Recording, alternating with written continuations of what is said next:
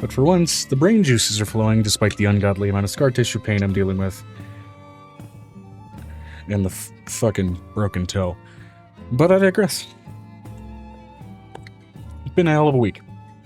Welcome, everybody, by the way, to session 107 of Forgotten Genesis, Season 2. How do you feel about... Oh my god, Joe.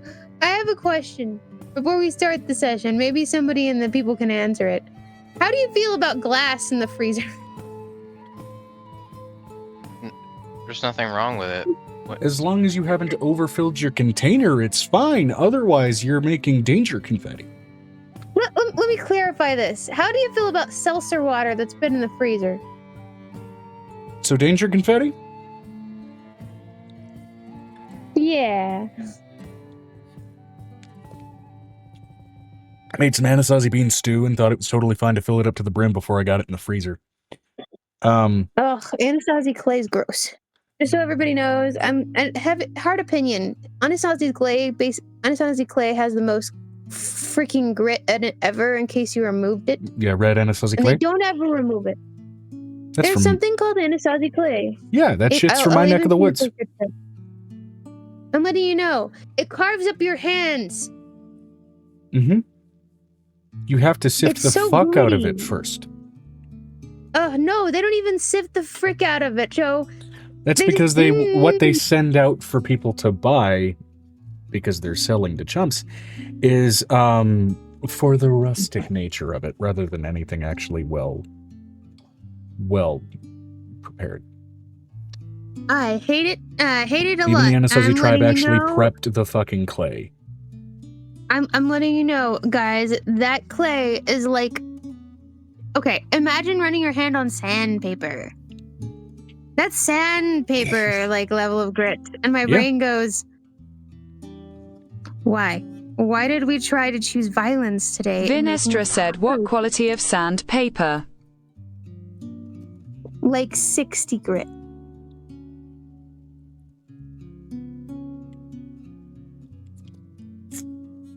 By the way, everybody's camera previews are going to be a little bit smaller than the example I put together last week.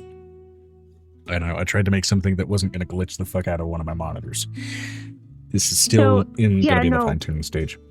But I'm trying to show Anasazi clay is the worst clay ever. I'm just saying right now. It's like... Unprepped Anasazi clay is a nightmare. And the people who are selling it know that. Okay, so I'm going to say this because New Mexico clay does this. They harvest the clay, right? They make a clay, right? But what they do is they get the different, amount of measurements for the different types of dirt. And then they put grit in it to make it like the original place it came from. And my brain breaks every time. Am I weird for this? Vinestra said also, thanks, Joe. We'll follow up on the final item idea later. Absolutely. All I see is green screen sauce. Sorry, no, this was caramelized onion dip that I was slowly but surely eating blue Takis with. That's why it's green. You'd think it's a weird flavor combination. Okay. No, it's fine. Bro, but my question still stands. What is it with Anasazi clay, and why would you put seltzer water in the freezer? Because I just had a friend basically go, hey, tourist trap material. That's what. I'm going to let you know something about that clay, Joe. It is very good for structural building. Yeah. That's what they used it for when you don't sieve it. You can build a house. That's what they used it for when you don't sieve it. I'm letting you know, Brick is like, really? I'm like, yeah, no, you can build a house. No, Brick's just waiting for us to get to D&D. He's playing with his cat until we start playing D&D. My question still stands. What in sweet Jesus did these people think that clay was going to do to your hands other than break them and make them so callous that you couldn't do anything other than... The people who are selling it in modern times didn't give two shits. I care. The people who were actually using it back then. But I'm using it. When there was an Anasazi tribe around, that based on some theories either died from disease, fucking left, got killed by another tribe, or apparently disappeared through a portal, depending on which school of thought they disappeared by, whatever. I hope it was a portal. Sifted their clay. My brain. My brand. So let's get into Brick D&D. is looking at me like, what the hell? Yeah, no, let's go play D&D and not think about the fact Your that shock I'm going and to have awe to go does put not my relate hands to into the it. actual tribe that used the shit. Vinestra said my beanie babies. The unsifted versions of the clay were used for structural use in mortar. When using it for pottery, they sifted the shit. They don't sift it. I range his bricks. No, the current people That's how don't it sift beans, it. though. The Them are ancient good. people did. And then, but you know what New Mexico clay does? They make the clay that way on purpose. They put the grit in it. That's because it's On New Mexico. purpose. New Mexico hates me. I'm allowed to say that. My brother lives there.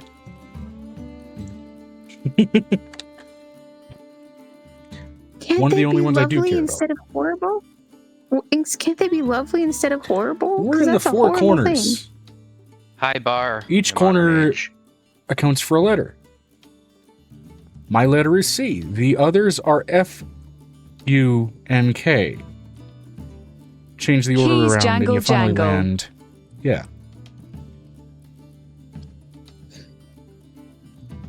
My brain is so fried. Why do people do stupid? Your brain is fried because your brain was fried from going to the studio last night. To the point where you couldn't Yes, DM and all and they fell had- asleep while trying. All they had was Anasazi clay. There were like 20 On boxes topic, of let's go. Anasazi clay. So,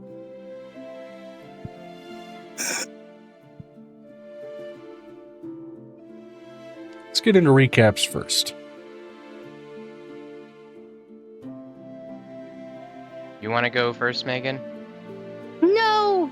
I'm Okay. still boggling why we bought 300 boxes Yeah, of Anasazi clay. I figured. That's why I asked. Okay, All right, Megan, I'll you start. are going to go second. All right. So, we opened to dragons flying into Mercast. Not just Mercast. The whole Everywhere. world. Okay, yeah, we entered to dragons re-entering the material plane. There we go. And the dragons that they've been sealed away for 2 centuries. Angel had taken one of the keys that sealed them into herself. So the fact that they are back leads us to believe that Angel intended this to happen. Chromatic dragons are generally considered evil aligned. One of the moons, Felicia Menno, is brighter than usual in response to the dragon's return. Avery and Nestor received... Right, we retrieved the mithril from Divinius, and I stuffed it in the Magnificent Mansion. We met a skag in the middle of skagification. He was like in stasis, but we didn't like how they were keeping him in stasis. So we That's a horrible thing to do. we just sped him through skagification and then purified him with the god apple juice. His name is Peter McCready, and he's a chiropractic therapist. Thank God. We all need that in our lives. Then, coming near to the end of the session, to help Angel sleep, Avery tries to remember if he had picked up on any murderous thoughts, because Angel was kind of anxious about someone trying to kill her, understandably. And he did manage to remember that one of the lieutenants at the meeting was off. He was a fae, a shadow lurker. And then after, not quite, after we pinned that down, then Avery shared in some of Angel's lung pain, because that was also keeping her from sleeping.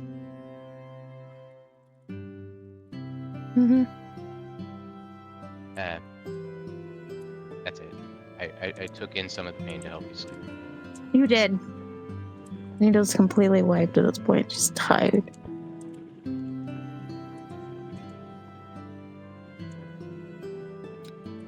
So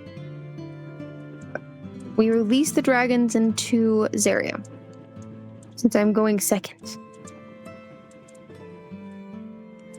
Angel is also kind of still reeling from the fact, I don't think that she's given Avery the concept of what happened to her family, but her father died. And so basically the whole thing is that somebody, because her father did not change any of the people that were kind of helping her out, there had to have been a coup somewhere. So Avery was helping with that. She's trying to figure out which one of the stupids, other than just the Shadow Fae, is causing the bullshit. Because it's more or less, that's one. We have one. I need to know how many there are. I need to know what's going on. So Piper and Nick were supposed to interrogate the Fae, but we didn't have a mini session outside of session this time for that. So that's still going on somewhere. Life happens. Angel had a wedding. It was getting late, if I remember correctly. Yeah, Angel had a wedding, and Angel got a bunch of people together to help her kind of find out what was wrong, and so that she could basically go and still continue adventuring, find people that would actually do their fucking job.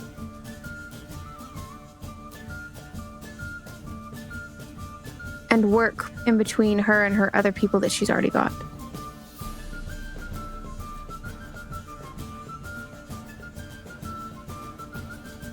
They're trying to make mini hospitals for the war so that when people start to get injured, they'll have a place to hide and people will be safe.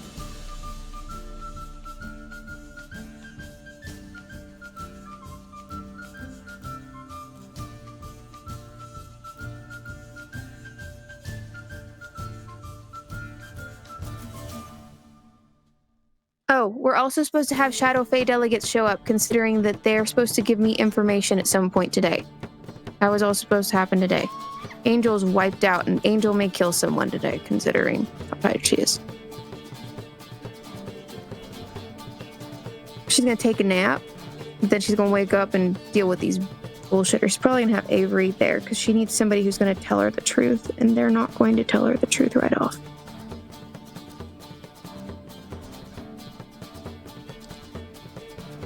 The what uses a psionics sorcerer that can't do interrogations? So we like the interrogation part. We do like the interrogation.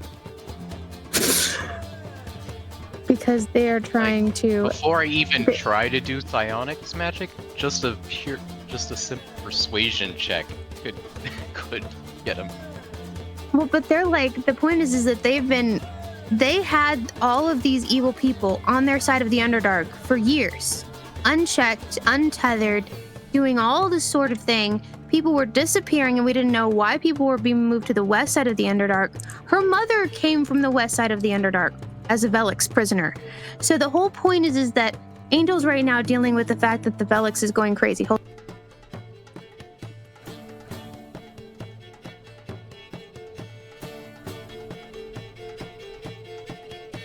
Let's stop. Whoop, can't hear you. No, I think she's talking to someone on her phone. My grandmother called because there's a box outside and it's guinea pig hay, so I need to go get it. Gotcha. Yeah, I heard her phone vibrating when she muted, so... Yeah, no. So Angel basically is at the point of, I would like to be able to go to the Rusted Peaks and investigate this bullshit because my friend Avery is basically suffering cancer. Essential cancer is what it is. I'm not having this bull. Kind of. And I'm too tired. Life is too fucked up. And I'm going to bring back the dragons so they have something bigger to fight than me. I think the next time we're together as a party and have some kind of downtime is when I will run that Speak with Dad spell. Speak with Dad. Sure. I've also found a few more documents for some smaller downtime activities, including a document that's literally just 1 day downtime activities to make things simpler. They also make pottery in this town. Yeah. Speaking of pottery. They have a pottery festival. An arts festival. Oh my god, there's hay and food for the small children so they won't complain for 7 hours. So, yeah, but And Violet and her grandparents are Violet is currently getting laid outside of the castle. And then her grandparents are also doing the same thing outside of the castle. And then they're going to be back this morning. They're probably already back. Violet's probably already just curled in a corner, exhausted from her escapade. Mm-hmm. The So lights are doing a weird thing to my eyebrows, and I hate it. they're invisible. Normal? Invisible. This one's fine because it's in the shadows, but this one's in the light, so it looks like I'm just going. I know, right? I had a roleplay question and I realized it would be entirely redundant with most of the party. And what is your question? Get to that once we get through the rest of the recaps. From Astro, what you think might have been posted? Let's take a look here. So, Dragons return to the material plane. Ministry Namira got asked by Angel to go deal with the village getting attacked, resulting in the duo getting 8 whelplings who had no parents. Namira helped repair said village. God, if they showed a lurker, Namira also did things I discussed with you, Joe. We also got a mermaid dress. Violet also got a mermaid dress, yeah.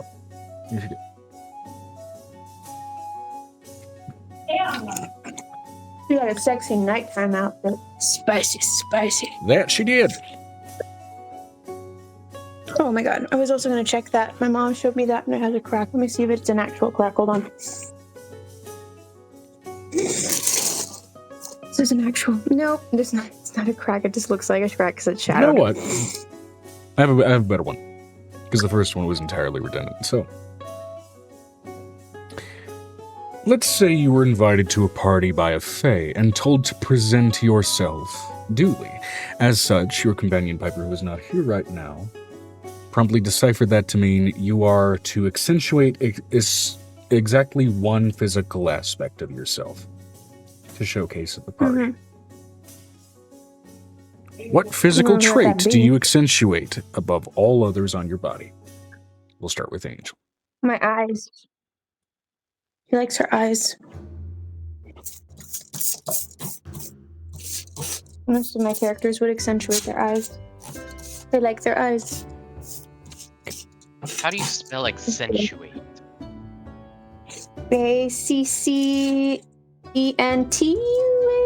Yep. For breaking down the word, it is accentuate. Oh.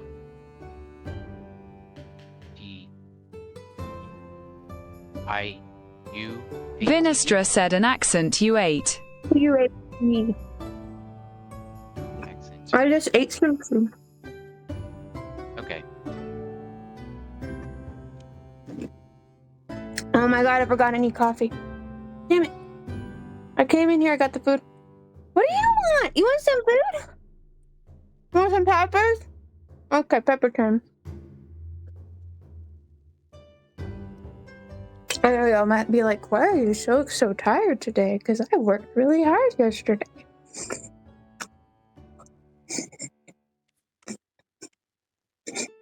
Probably also my eyes. I like my eyes. Eyes are my favorite feature on a person's face. Fair. That and lips. Lips are also cool. The answer for Violet, then. Brow lines are a bonus. She's not here.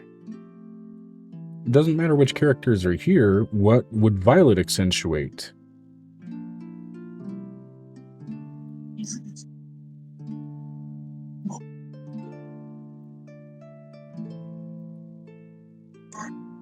Violet would rather cover her entire body in like a tarp because she doesn't really care about how she looks. I don't know.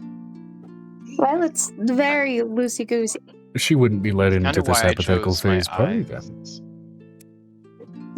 Violet actually does like her eyes, but the problem is she also finds people's faces fascinating. As we're making coffee. They're seeing me in my most lazy state where I don't feel good. I really don't feel good today. We feel like crap. We feel like crap. Okay, sometimes we feel like garbage. feel like garbage every day. I just want to be able to live my life. Yeah. What the hell is that smell? Oh, it's the drain. I gotta fix the drain. So, In which case, then, the question for Venestra is what? My bad. Vinestra said Vinestra would accent her horns. That's a good one. Hell yeah. You had more than one. And for shits and giggles. Avery doesn't have a whole lot to work with in his, like, preferred form. Like, he's just a small dude. Kendall. Small little guy. Yeah. He's just must protect. For shits and giggles, what would Amira accentuate? Fluffiness. Mira has fur? I was thought she right. was an imp. I was right. They all technically have fur. Have you seen Mira?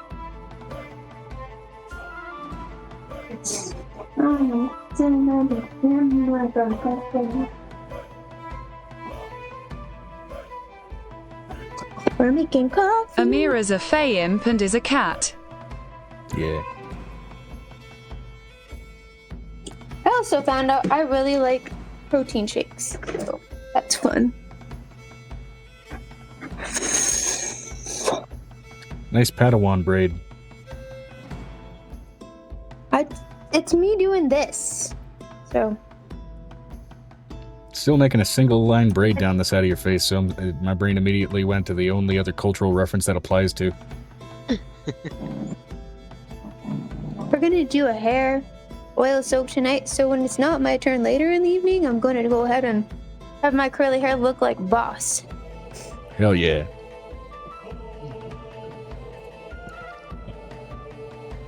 Okay.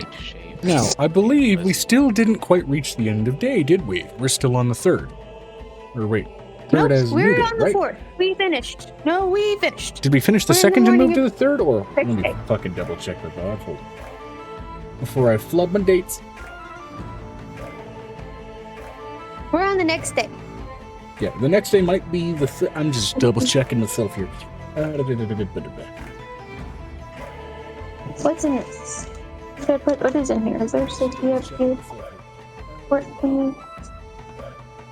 Got a probiotic though. We'll put some of that in there. Content video producer 106. Episode. What about that? Right, because diffusing it always. Such. Wouldn't she not be feeling such? Shadow thieves. They are often. Yeah, no. Okay, yeah, no. Today is the third because the majority of last session was getting through and finishing the second, and then finally we arced back around to the morning of the third, as people were coming together. Okay. Yeah, and that was when the investigation was happening because Angel woke up and was like, I can't sleep. Okay.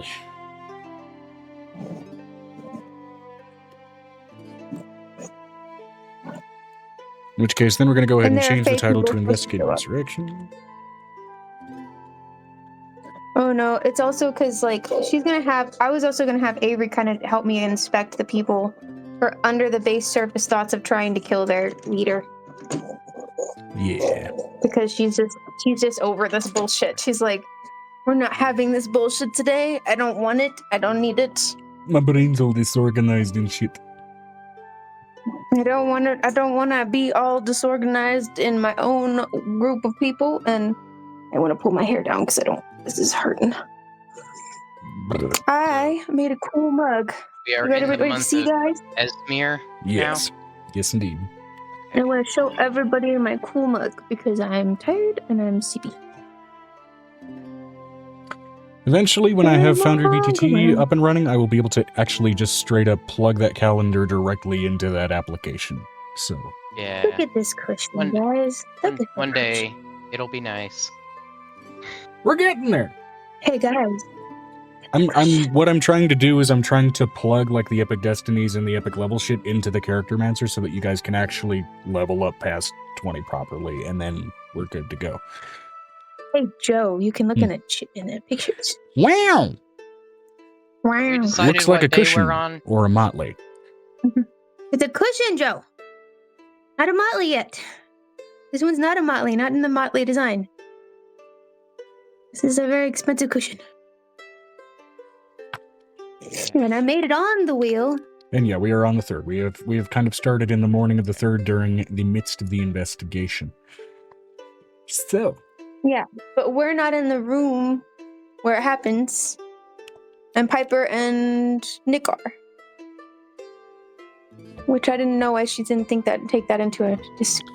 Piper and Nick separated. So right now we're going to go ahead and kind of cut away from that event to kind of... Well, on year 196, or is that just the default it goes to? That is the default it goes to. Right now it's year 198. There was some... one thing that I was having issues with trying to push forward on this specific calendar organizer is when I tried to push it forward a few years, it completely erased all of my notes for holidays and shit. So... Oh, fun. Yeah, this is kind of a dinky little program. Yeah, we're keeping it on 196 mechanically, but narratively it's 198. So she's gonna look over at Avery. And she's gonna look over at Vanessa because she's still sitting next to her. If Angel's still there, Angel's still able. Oh, I was supposed to get peppers. Not gonna forget that, because the children will be angry. I don't want to be weak. Sounds like protest sometimes. Not protest, you're okay to do things. Don John has a nice suite of useful D&D tools, but its calendar leaves some shit to be desired. We could fix it. So, Angel is sitting next to Avery and Vanessa, right? Yes. Okay. So, she's gonna look over at Avery, and this is the first time she's going to share her mind with both of them if they're both connected to Avery's linkage. Is Vanessa connected to Avery's link? Open your mind! Okay, that's interesting. So as yesterday 𝕲𝖓𝖓𝖊𝖓𝖊𝖓𝖊𝖘𝖎𝖚 Vinistra little brighter said than sure. normal for the Return of the Dragons, today, at least as far as the celestial calendar, 𝕲𝖓𝖓𝖓𝖊𝖓𝖓 is now a new moon. And so it is disappearing from the sky for the next... for the next week. She looks over at, so Vanessa is connected. Okay. This is the first time she's ever, this is the first time she's ever gotten serious about this. I know that I've barely mentioned this. I know I've probably mentioned it. But my father was murdered by an Abishai. And Abishai infiltrated our family in order to get him killed. All of our people underneath us something a little more suitable for this. May or may not be trying to kill us. Come here, come here. Come here, I got yours. Calm down, my love. Don't fight Carmen for hers. That's annoying. And here for my girly girl. Come here, baby girl. It's for you. Right here. For you. Got her. Sure. So my father was kind of murdered, and I don't know which one of my lieutenants under the Whisper is still kind of trying to plot against me. We checked out That this should guy. make me... I thought we already went over it. Yes, no, but she didn't tell him why. She's telling him why now. Okay. I need to figure out before we decide we're going to move who's against me and who's for me. And I need to figure out which ones underneath me are going to be a problem. And that's the reason we spent so much time here yesterday. And she apologizes. I apologize for this, but if we're going into war, I can't leave my house unguarded because that's just unwise and that's just bad chess. Makes sense to me. I don't think anybody's going to try to hit that chrome dragon underneath us, and if they do, good luck.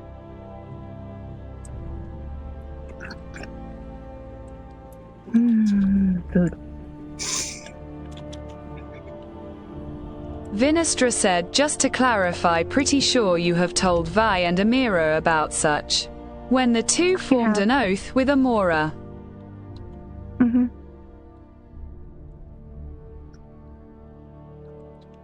But it's also the reason she says for Avery that I'm so close with Piff. Piff saved me. Piff seems like a kind fellow as far as they go. He's possessive as crud, though. He doesn't like it when his kids get messed with. Nor would any father. I So would much do so that sometimes they'll worse even than call him a murder god if themselves. someone fucked with Runer Haven. They're currently playing with their new siblings. / adoptive friends, bash siblings. Step siblings. Basically what it is. Or god siblings. We're a big family like. here. Well, it's more like sisters and brothers from another family. It'd be like cousins. I don't want this, Reese. Oh, no. Here he comes again. He's like, Daddy, you're sitting in the spot I can reach. Love me. Brother, I demand affection. Affection achieved. Little cuteness aggression to scare him off. So, I would like to, before we leave, investigate what I can, or investigate the people I can, so I can sleep at night, so my kids can sleep in a safe house. So let's go. Because even though they don't... She's going to call a meeting of all of her generals and all the people this morning that are underneath her, and especially the new ones, so they can get acquainted, considering she also brought in another enforcer that would help her find who's the bad guy.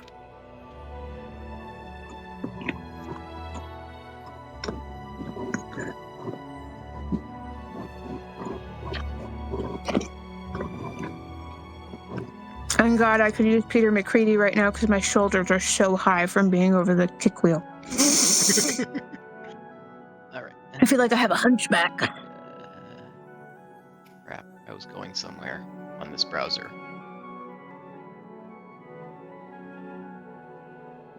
That's right, roll 20.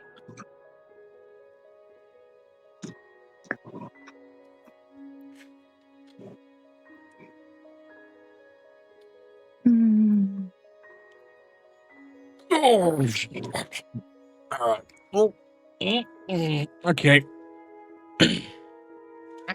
We're fine. Joe? You good there? Oh, did you do a you did a thing you did with the Good job, bro. So Vinestra said, the revenge of the chair. She looks over at Avery and them, and she sits down in basically what is the war room, and she's bringing as many of them as upstairs as she can.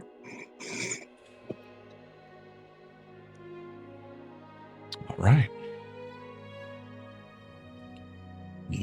And what she's going to do is she's going to put them through the fear of what happened to her as a child, and she's going to feed them the information. Force feed these people the information, see which ones can either smile at the situation of her father dying in front of her,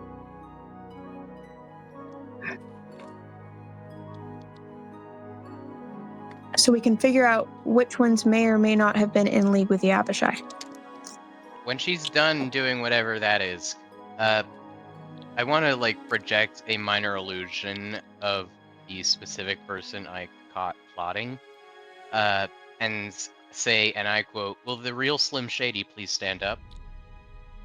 Oh my God! Okay. Hell yes. You know what? Providing a guilty party on top of this imagery, I will say that will provide a disadvantage to anybody's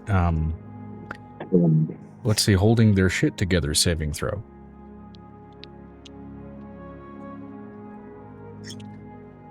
Or disadvantage on keeping composure. We'll put it that way. That's the better way to phrase it.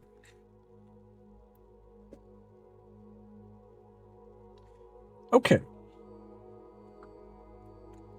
Let me grab this bitch. And she's going to bring the Hobgoblin generals in on this because they don't like betrayal. It's one of their biggest tenets. Loyalty is extremely important. She's bringing that big hobgoblin burly man. I can't remember what his name is, but he's like this strong buff man. He's super hot, like for hobgoblins. He's a hot hobgoblin. I'm just saying.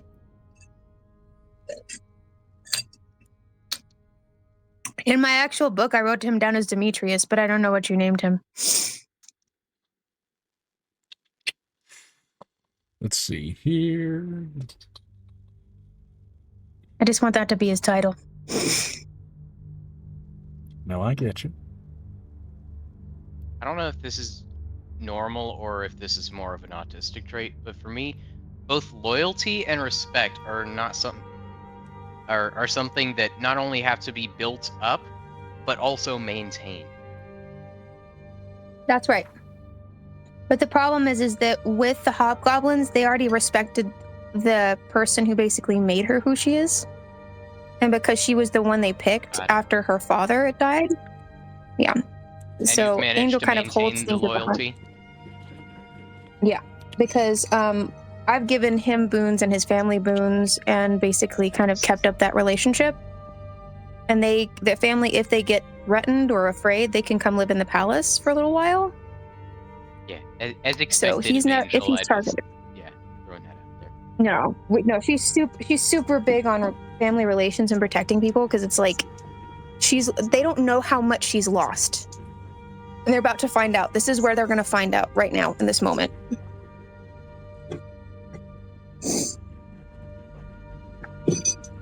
She's not holding back anymore, as she's going to look at Avery, and then she's got her little baby on her back, and she's looking over it. She whispers into her neck for I think her name is Josephine. She's one of the older kids, and she's like in her 20s. She's one of the older babies, and she's I'm talking about the later stuff. Okay. So let's see, with her wisdom save bonus.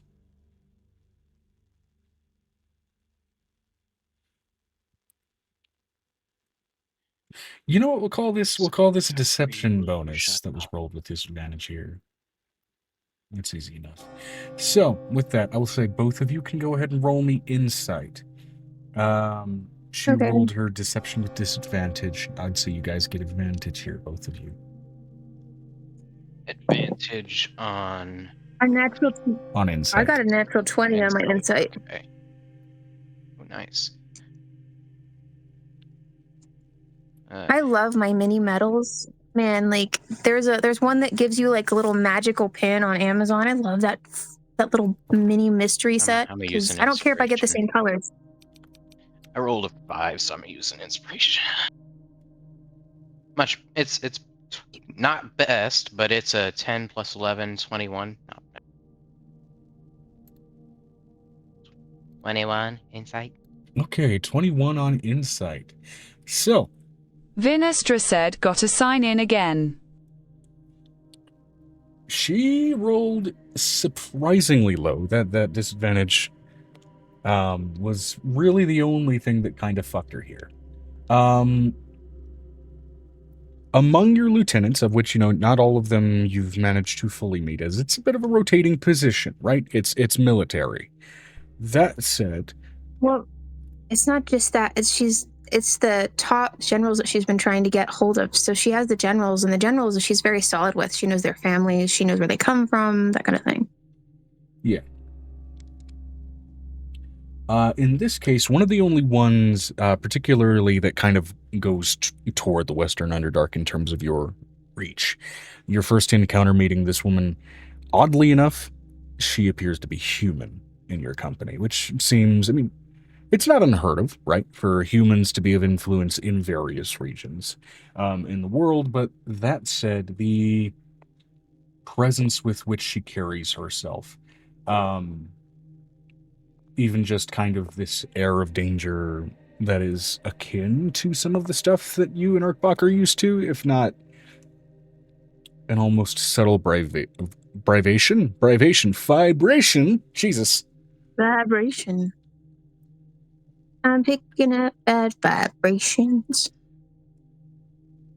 Of something deeper and better practiced.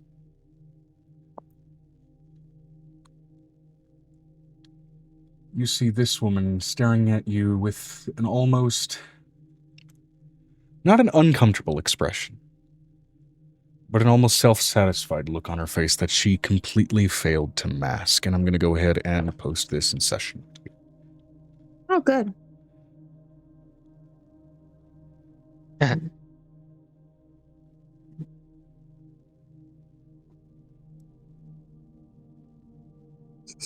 Session art. Session art. God, she looks evil. Why is she... How did you let this person in? They're in the Underdark. Some people are not Underdark necessarily militants don't nice exactly looking. look righteous. They don't look nice.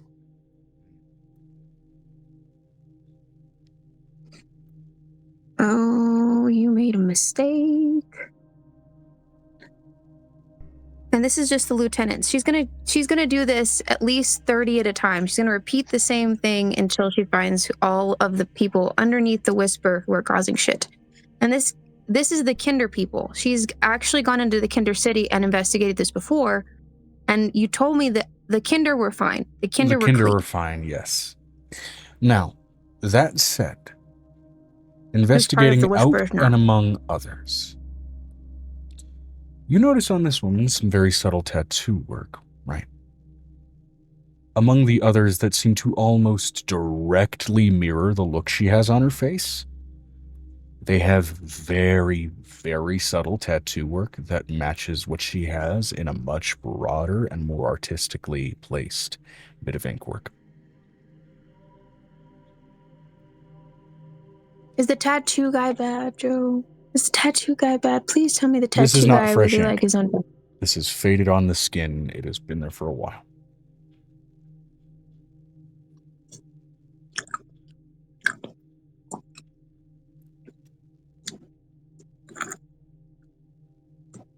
And I'd say this is all in like the seconds of realization that you guys are picking up on this visual. This is not like you are taking the long, pregnant moment to gauge everybody. This is, you are realizing this in those split hairs of seconds.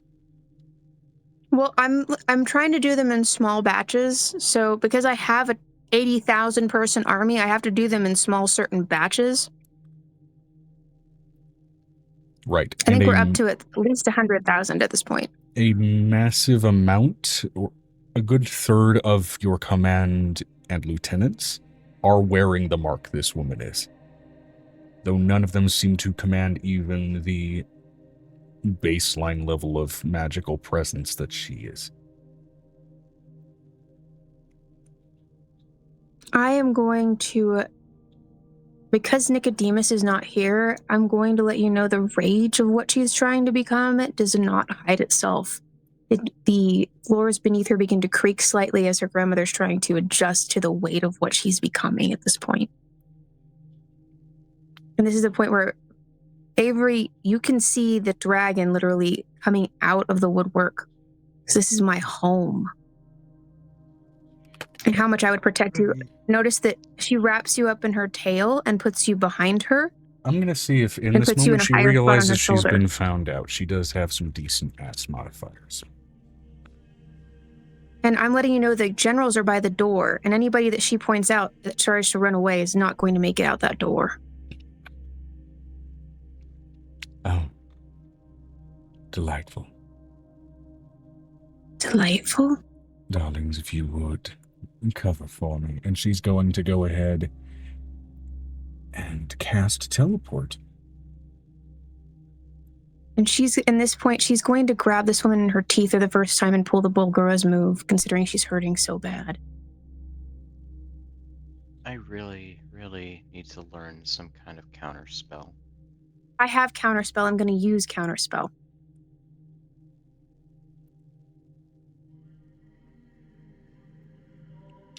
Do I have the ability to use counterspell? I believe Venestra is in whom as well as was mentioned. Venestra, do you have counterspell? I have counterspell. You do. Okay. Great. What level at which of it are you casting? I have a level 8 counterspell up right now. You are casting it at 8th level. Yes.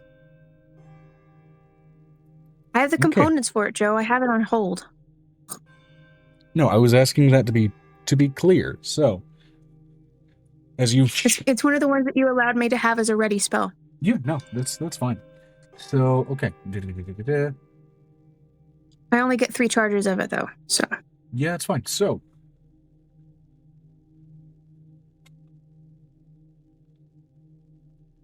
as you cast that out, immediately her attempt to teleport and her hand's attempt to kind of smack against the ground is just met with a hand thudding against hard wood.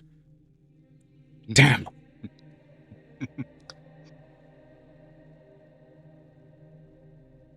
Right. Well, boys, do your duty. Right.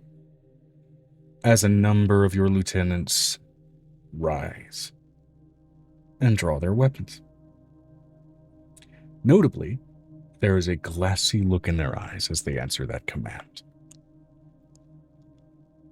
It's command. She's using command. I'm going to basically use Zone of Truth around her so she can't cast outside of it. It's not how Zone of Truth works. Zone of Truth just means you cannot lie. If you fail the saving throw. Oh, it's silence. That's what I want. That's the one I'm looking for. Wait, she has to concentrate on command, doesn't she? She does. So really, we just need to target. We just have to target her. Well, we'll get to that in a second. Everybody roll initiative. Vinestra said no. Command is a one-off cast. Roll initiative. Okay. Now, this is a theater of the mind combat, because I wasn't exactly prepared for this, and for not only you guys to come together on finding her, but also her to roll so shit. She's not the only one. There are more than one woman in this situation. So there's more than one of these ladies in this. Am I rolling? You just said that. My initiative or Aegis's initiative? Because doesn't initiative scale off dex?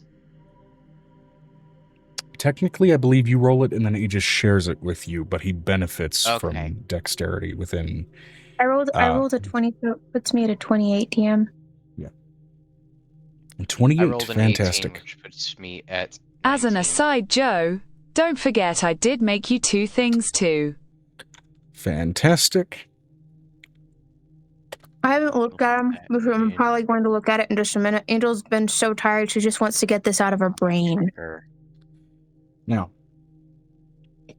to be perfectly clear, with the amount of your lieutenants that are wearing this woman's mark, who don't seem to be doing so willingly,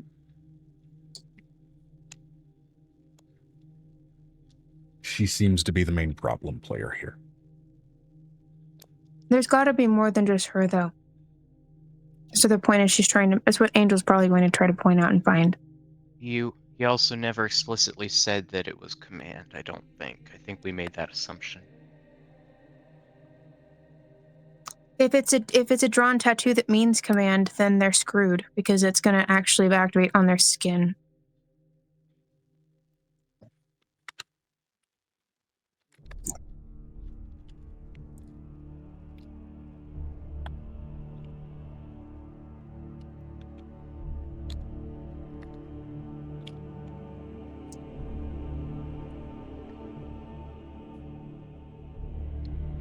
Rolling initiative for her. She did not roll very badly. Command doesn't have a great attack command on it. It's just a single word. It has, oh, okay. One word command. Got it, I see. Attack is a word, but if she has command up as like a thing that she can cast with multiple people, that tattoo can be used as a command spell. There is another spell that may have this grand of an effect on multiple people. Starts with a D.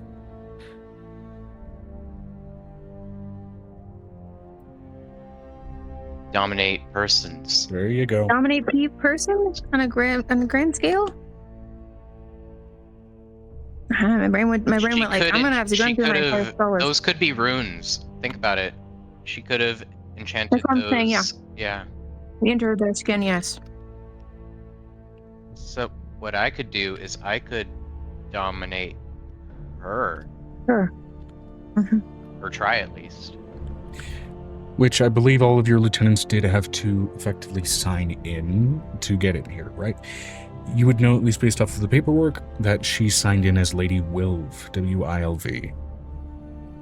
This is a smaller group of people, so how much is in this room? I have 80,000 members. I do not have that many in this room right now. You haven't done this in an amphitheater, right? This is just a smaller grouping of lieutenants, of which a third of them are present here. And your other lieutenants, who are not down with this shit, will also be rolling. They're going to be basically rolling as...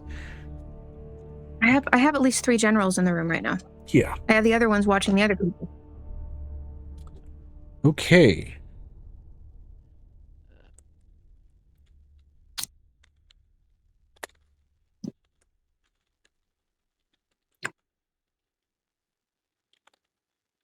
At high levels, when you cast it, it's 6 spells.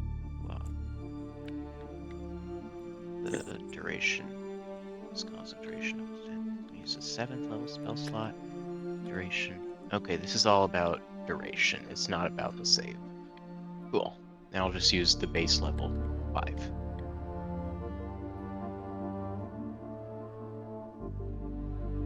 Whenever it comes around to me. Okay, everybody rolled really well. So for the Benester to be at the back end of that initiative is a shock. I'm letting you know, Angel with her AC up, like this is at 31.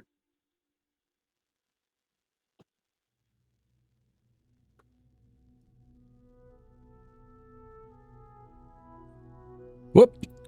Forgive me, Amira. Yes, Amira's on the list. Edit message.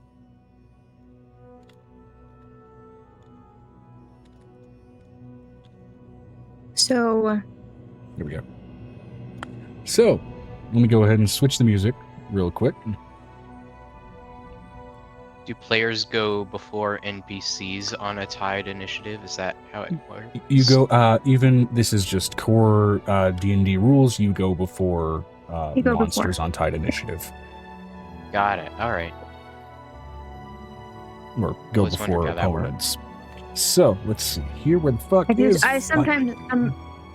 I on my table sometimes have a bad guy gets like 1 round to be if they got a surprise attack and if they're like monologuing for a minute, but like I mean, surprise always grants you the first move. Yeah. Yeah, I know. I also grant an exception on those tie rules specifically for boss monsters, but all right. With her, at least in the state she's in, she does not count as one. So, there we go.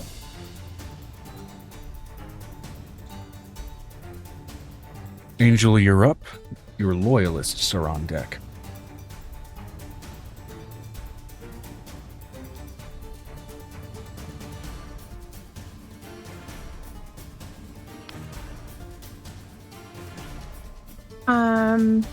How far is she from me?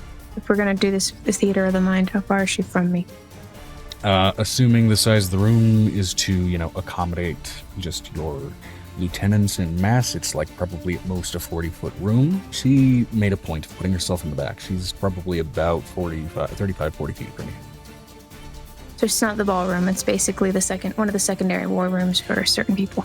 Given the nature of this engagement, I doubt you would have put it in the ballroom, but hey, I could be wrong. No, because the ballrooms are supposed to be multi-purpose rooms, especially if we have overflow for food. They're supposed to be used like the grand ballroom in Harry Potter. Like that big giant room of like 1,000 feet by 1,000 feet.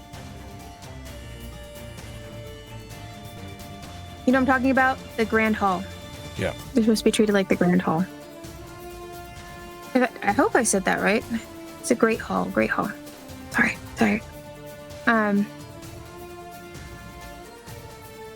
She's 40 feet from me. Yep. I'm gonna Misty Step. Misty Step, okay. I have one per day.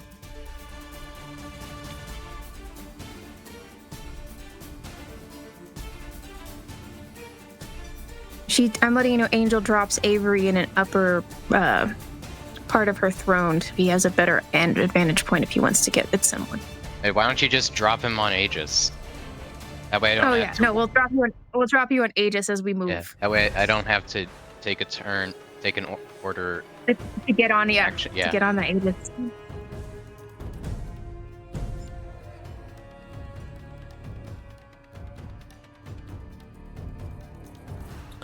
And let me go ahead and put this in as a note for myself to remind me of kind of what's going on.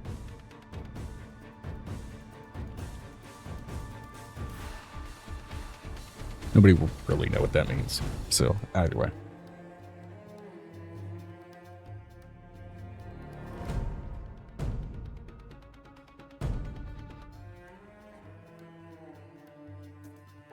So I'm going to Misty Step behind her, and I'm going to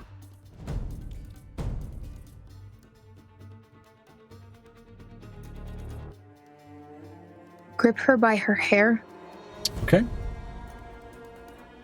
I'm going to take the turn to grapple her and throw her to the ground. I need to know if I can.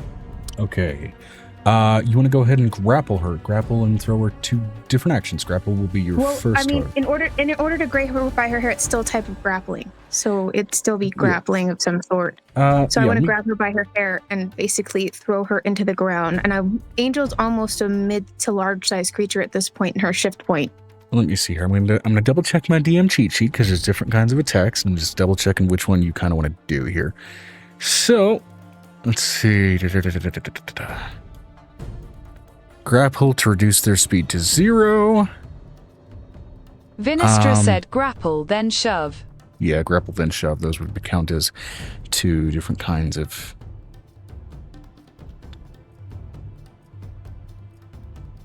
Shove technically counts as a type of grapple, though in lieu of doing grapple, basically you can try and use your action to push them 5 feet or knock them prone. So, narratively, that said, you can be knocking her prone but getting on top of her. It's either that or I step on her, Joe, because she's not taller than a dragon's foot. Well, so we'll count this as a shove attack to make it simple. So go ahead and give me an athletics check.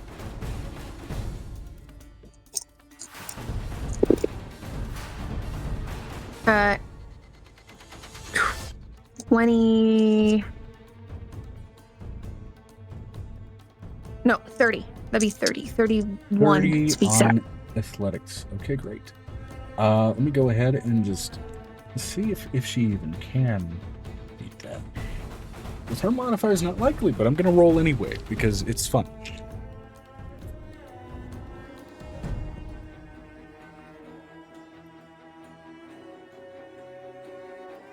That's a modified 0.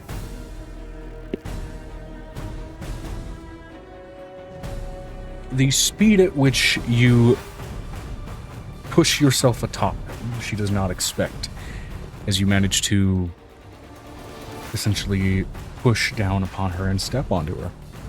All right. It's more or less, and then this is what she's going to whisper in her ear. I was trained by someone who wasn't my father. You made a mistake.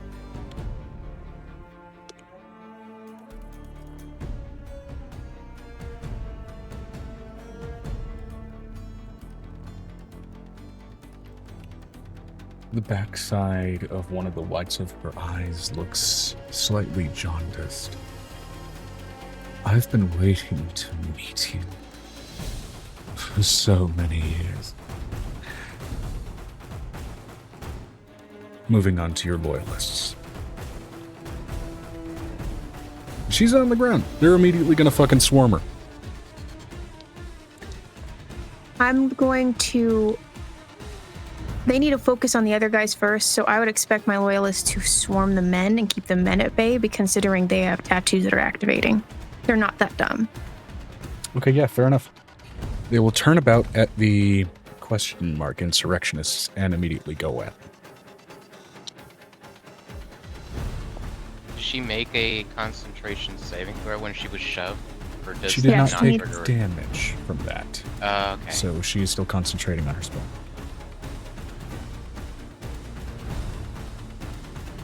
The stipulation for it is being damaged. How would she have not have been damaged with a dragon claw going down in her face? Wouldn't there not have been force damage or shove damage? In this case, since it was just a shove attack to knock her prone, you have knocked her prone and put her under the prone condition. You did not specifically. Vinestra said shove damage deals 0 damage. God dang it. Okay. You've got her in a disadvantaged position still, nonetheless. Any further attacks on her in this state, as long as they're melee attacks, are a lot more likely to hit. Advantage, because she prone. But either way. Which means that Avery can attack her and create a prone condition if he wanted to break the concentration. Yeah. It She's gives not in a Avery great the spot. time. Loyalists are break immediately going after the It'll be fine. insurrectionists, so Avery, you are up, and so while the insurrectionists are going to likely be occupied, we'll call Amira on deck. Right, so I'm up and Mira's on deck. How far away am I? I'd say You wouldn't since be far. 35, 40 feet, since Angel basically teleported from right next to you to the back of the crowd with this lady.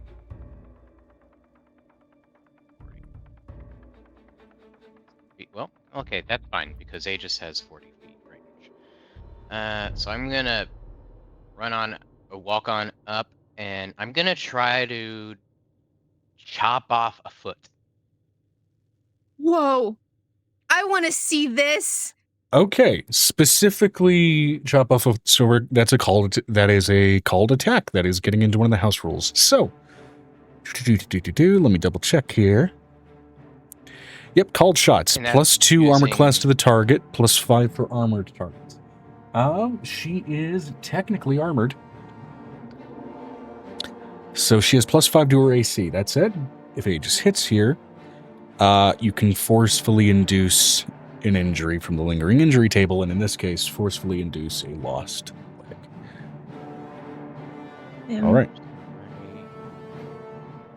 What's my attack roll? With my bardic ability, can I give him advantage? He has advantage because she's prone. Oh, okay. Yeah. I forgot. He's prone. Spell attack modifier to hit. Okay, so that would be on Aegis's or on Avery's sheet. It's a +14 to attack. So I'll roll my flat d20. 19. 19 plus my attack. 19 plus 14. 33. Yes, Yeah, 33. that absolutely hits. And now I'll roll 1d8 plus proficiency bonus force damage. 8. Here. Yeah. That is 4 plus proficiency, which is 8. 4 plus 8. 12 force damage. 12 force damage, immediately blasting down onto her leg as that limb immediately Great sword. blows Basically apart like from the sheer force and weight of the guillotine weapon action. slamming down on it. With a gout of blood that soaks the both of you. Because that's slamming right down on a Aegis' massive ankles. artery area. I'm going to say that this gives her disadvantage on her saving throw against concentration. That said, she has Warcaster, which originally gives her advantage, so we've leveled this out to a flat roll. Still, Make that roll. her DC is half of the damage taken, or 10, whichever is higher. She only took 12 damage, so she has to make a DC 10 Constitution saving throw to maintain concentration after a leg got cut off.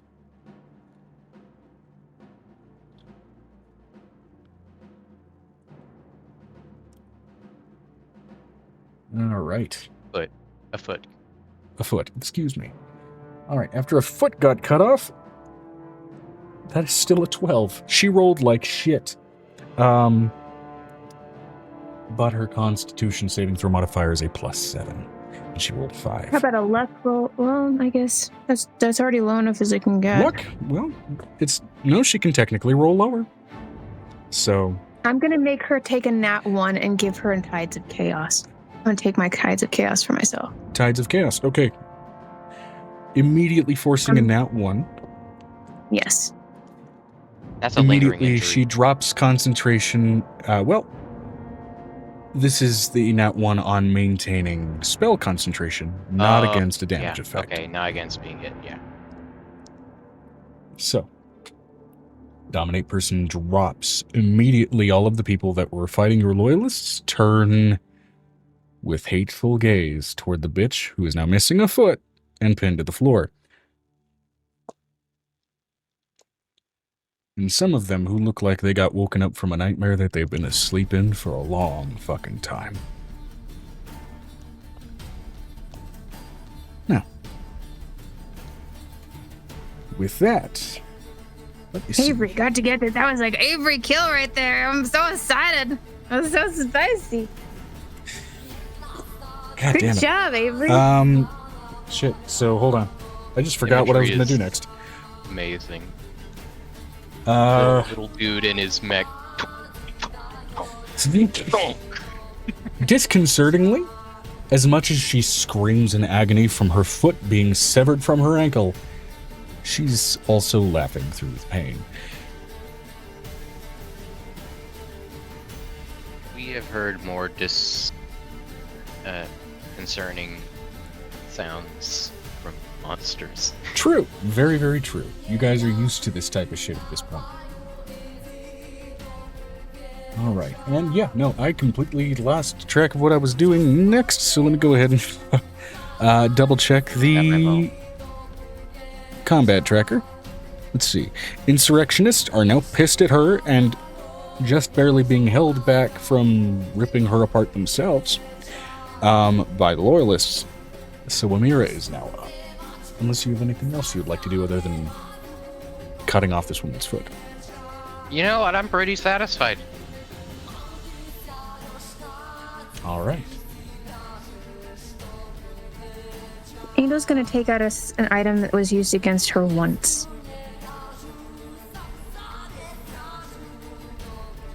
It keeps the user from casting spells or enacting. Vinestra said not angels go. I know. That's what I'm going to do next turn before the DM, though. You thinking out loud? Good enough. All right. That's fine. Mm-hmm.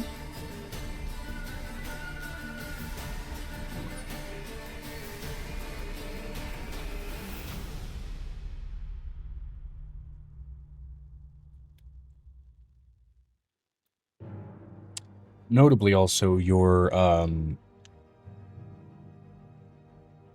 have effectively a, what's the word I'm looking for?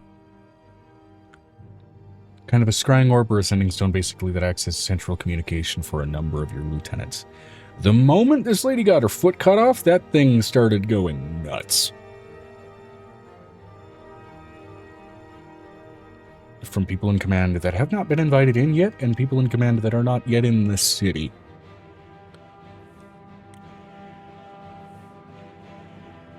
Which means they're going to make it back there by way back. They're going to bring everybody back. Yeah.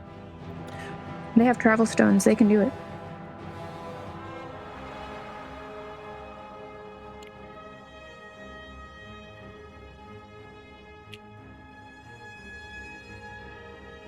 Vinestra said Amira is going to flit out of Vi's shadow, lazily floating her eyes obscured by a mask and witch hat.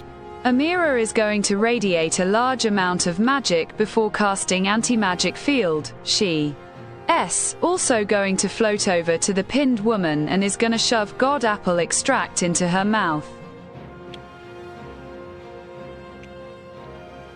Okay, shoving god apple extract into her mouth. Now, namely, this will remove any runic connection from the 5 Lords of Chaos. Nothing on her body dissipates.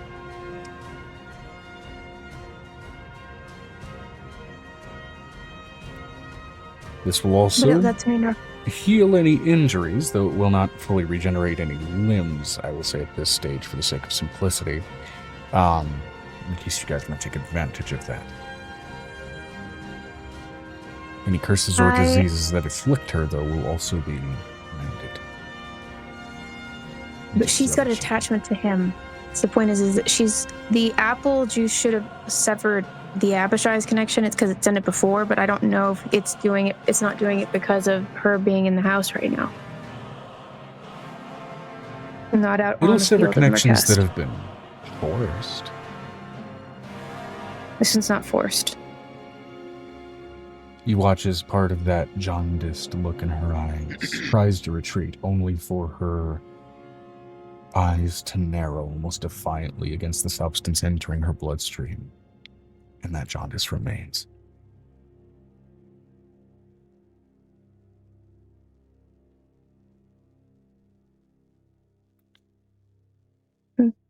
The whisper that goes into the lieutenant's thing is, I need everybody back. I told you this morning we would need to do something. With anti-magic field, though, that cuts off a lot of shit she's wearing. I know. Strip her bare. So much of her stuff just got fucking crippled.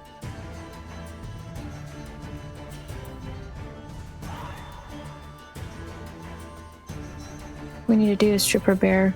She's going to do something stupid.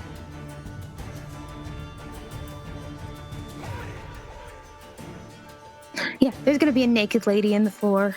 Don't care. Don't give prayer. Okay. 𝕲𝖓𝖓 said, I mean, she can only do physical things. I know, but the fact that if she gets out of the anti-magic field, that could come back into effect, I want those items off of her. It's pretty standard when dealing with prisoners. You are fully stripping her, I'm assuming, for posterity and safety's sake, given that you are 3 intensely powerful mages, you all are identifying what the fuck she has on her as you're getting it off. Am I correct in this? Yeah. Okay.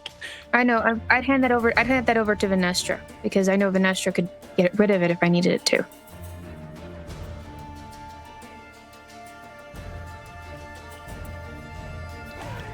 Let me see here. We're gonna go ahead. I think 𝕲𝖓𝖓's still in play. She's still got a turn, so if she wants to take her turn to do the apple juice on the rest of them, then that would be good. I don't know what she wants to do.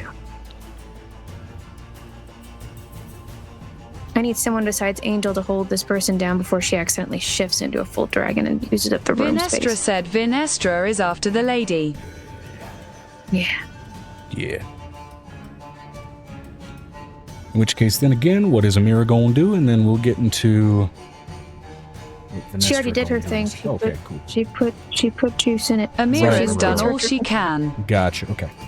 So it's 𝕲𝖓𝖓's turn first, and then or it's the lady's turn, I guess, and then 𝕲𝖓𝖓's.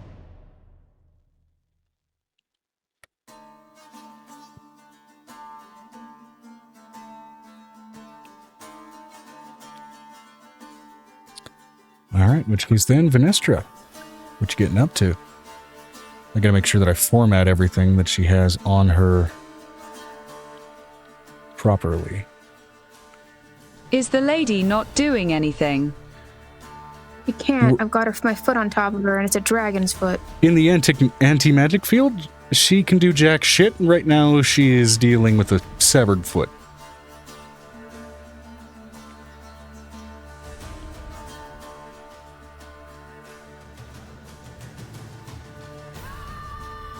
Angel's gonna have to leave the field because her body's half transformed. And then shift back.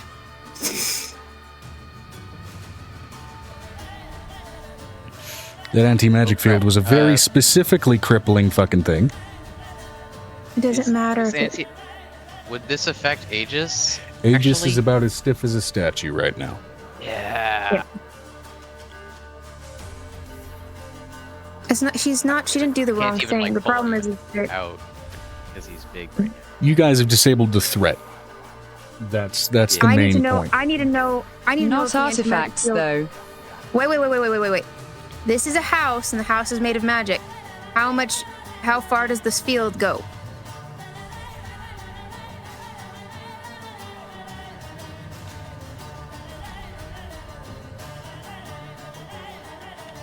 Because we've met anti-magic fields. 10-foot radius, and it doesn't affect artifacts. Okay, well, it doesn't affect when will it artifacts. dispel? Or If that's the case, deities. I think Aegis should be safe. Let me double check. Okay.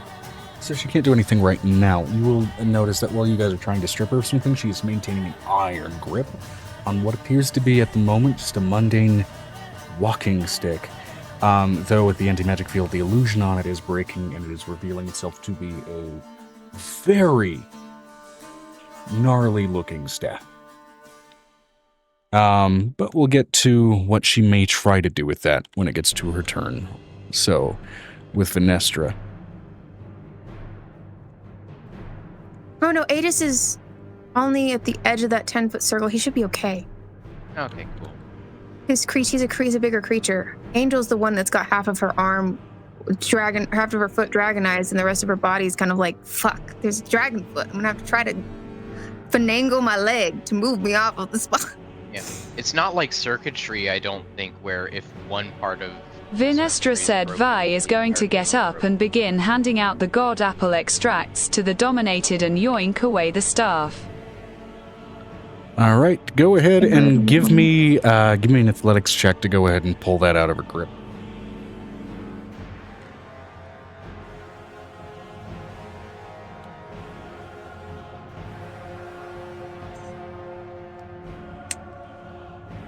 I have a question. How much did my... apple didn't do anything, right? It will help them with any runic work left on their body. The tattoos won't be able to affect them. The tattoos is what right. we're worried about. Because all the tattoos on the bitch were 40. the ones to the rune bags, 40. but that's not the case for the dog. Yeah, that'll do it. She does not have a good strength modifier. You managed to snatch it out of her grip. Speaking of artifacts being unaffected by anti-magic fields.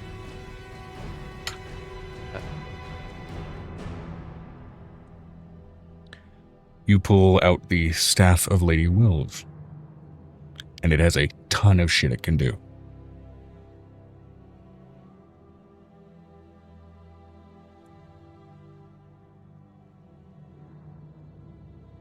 Okay, so are we done with the turn? Unless there's anything else you would like to do, Venestra, you did just spend your action to go ahead and do the athletics check to pull that out of her grip. And she's also handing off apple juice. That too.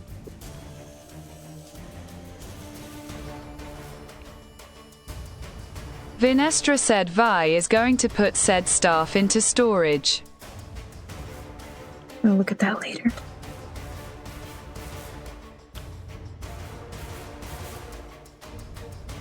DM, I have a question. Would that take us back to the top of the order? Let me double check here as I'm trying to also paste the loot you're getting off of the bitch. Do the loot after we finish the part, Joe.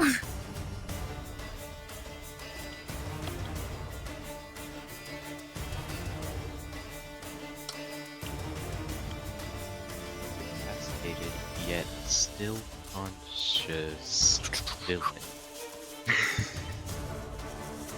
Where the fuck is Combat Tracker? There it is. Okay. Yeah, we're back to the top of the initiative with Angel. If that ends, Venestra's go. She's gonna take her butter knife, slice all the way up her clothes, and make sure they all come off. In which case then, the next thing that comes off of her person is this.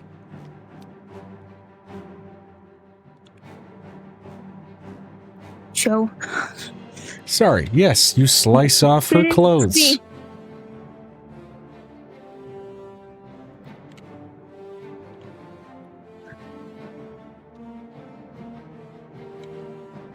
My character literally has a foot that's like 3 times heavier than her actual body in the middle of an anti-magic field. So she looks like Quasimodo right now with the way this thing is going.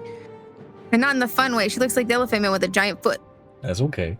Vinestra said who knew Bigfoot was actually a gnome. I know, right?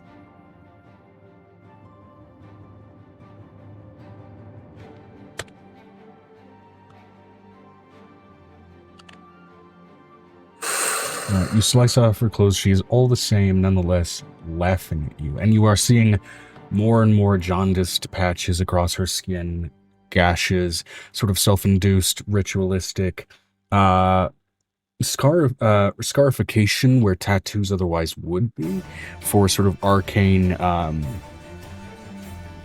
additions unto her person that are currently not lighting up and in the presence of an anti-magic field are now freely bleeding. She does look, even still, despite all of this damage, fairly picturesque and gorgeous for a human woman. Though notably with the presence of that anti-magic field, she is, you're noting steadily, second by second, starting to, well, actually no, her connection is not being severed, so the aging is not a problem. Vermont.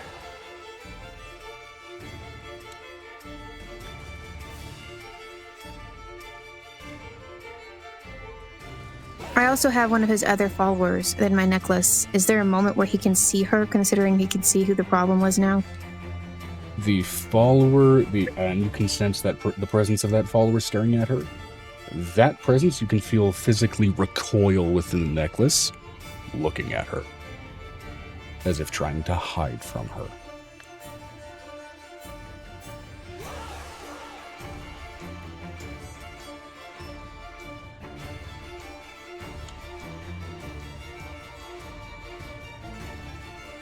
She's going to have Vinestra hold this woman in an anti-magic field outside of this room. I still have to do this to the rest of the groups.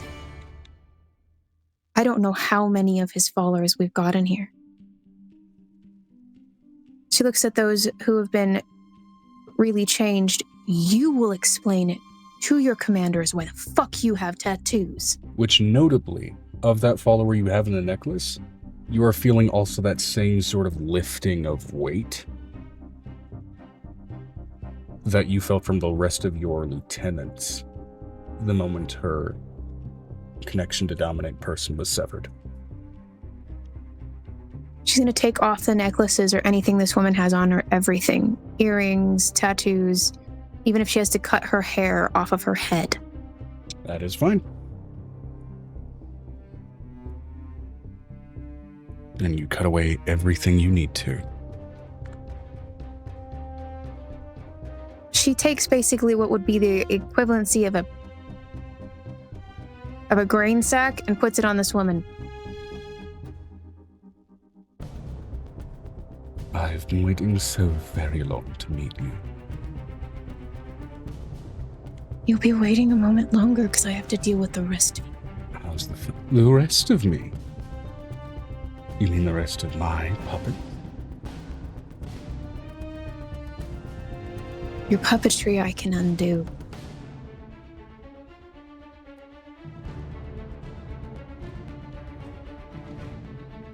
I've met bigger fish than you.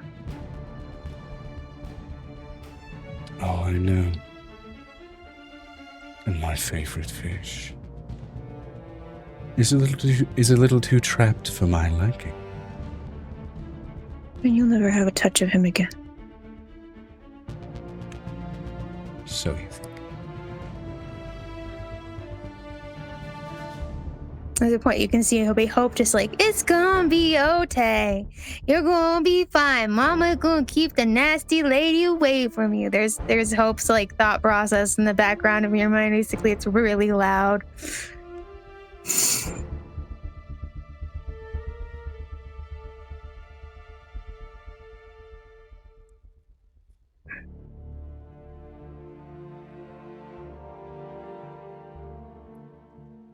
So then.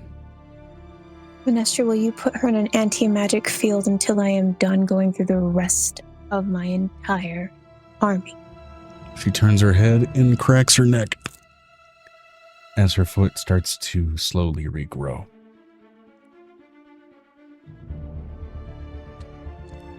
Do we want to stop that? Maybe She's in an anti-magic field, Joe. She can't really use regeneration. She's not using a spell.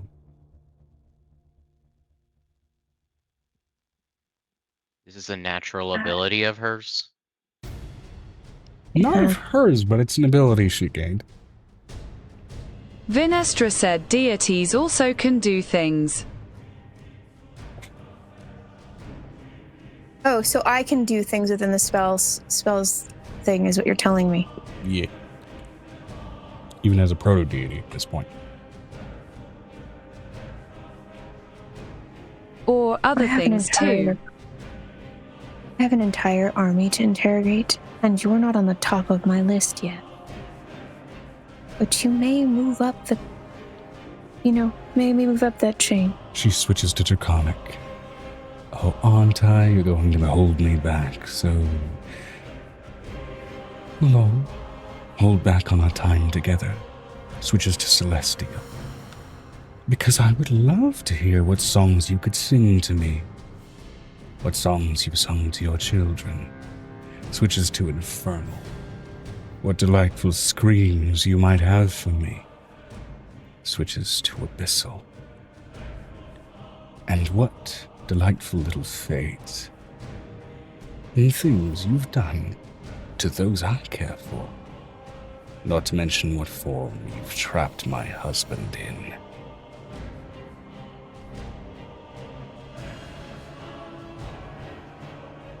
That explains a lot.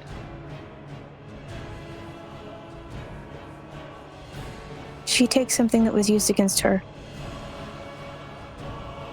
and it's a band that basically cuts off all ties to magic or regrowth or the ability to cast curses. It was something that was tied upon her when she was put in jail. It was like episode 7 or 8. It's a level 20 item. Yeah, no. We had a moment where we weren't allowed to cast. And it was a day. It was a bad day. We were captured. No, it was a I'm saying, bad day. Jesus Christ, about the fact you remember anything from 100 sessions ago. 200 sessions ago, 300 sessions ago. I don't care.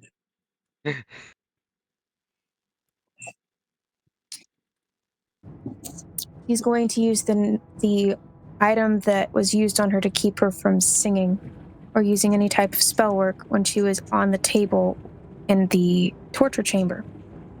Someone was trying to carve out her child.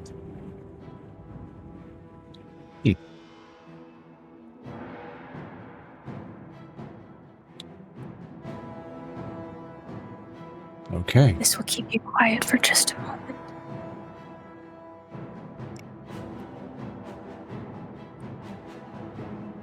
You put the mage's bridle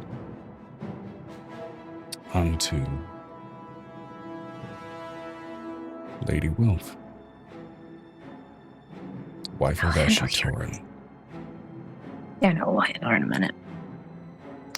Oh, and by the way, his maker might be joining us for this interrogation.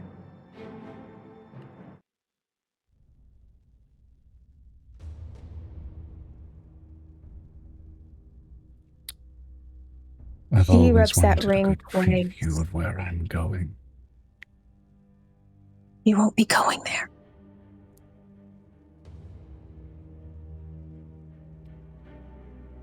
Not if 𝕲𝖊𝖓 has anything to say about it. It's funny. If he had his way with you, we might have been sisters.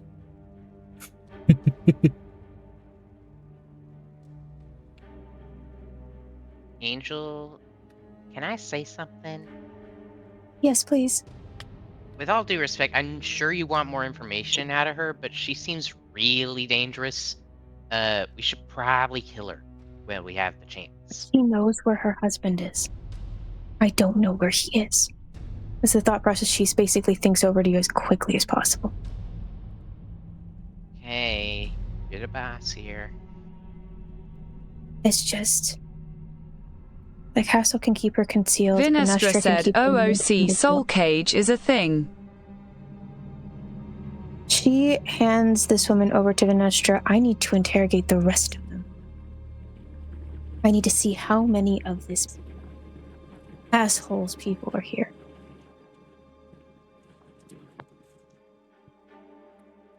Because he's not the only one who had it out for me.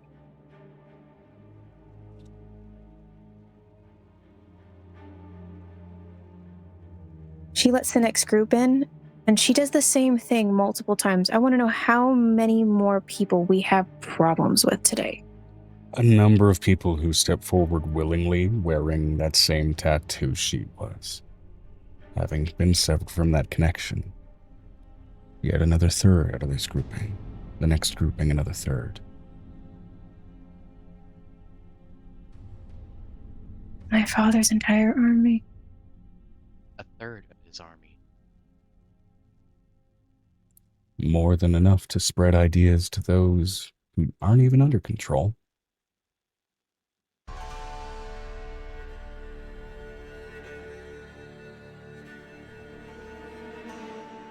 And this is the thought dream that she shares with them.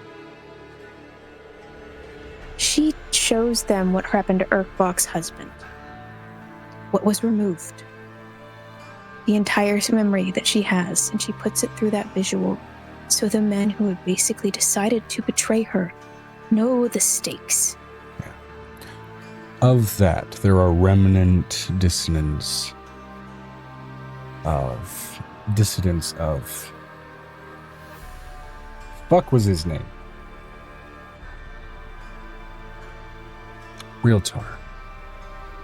That do step forward that weren't under her control, but were going along with it because it sounded like things they wanted. And now they're realizing they are horribly outnumbered. When I say this, those people who have betrayed me, she goes, not only are you outnumbered, you are outclassed. I was raised by 𝕱𝖓𝖓𝖓 and those who are loyal to 𝕱𝖓𝖓𝖓's original father and the original basic people who were here. The loyalty, I will not be the ones to sentence you. I will allow that to the commander who basically gave his life for 𝕱𝖓𝖓𝖓.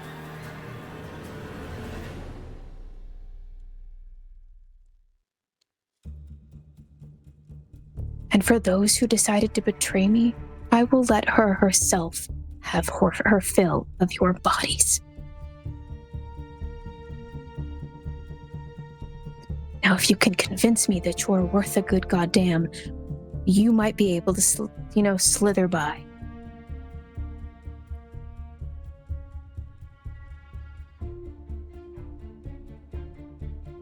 But for the rest of you, we're going to be playing something we used to do in the Underdark. We're going to fight in the Colosseum until I say you live.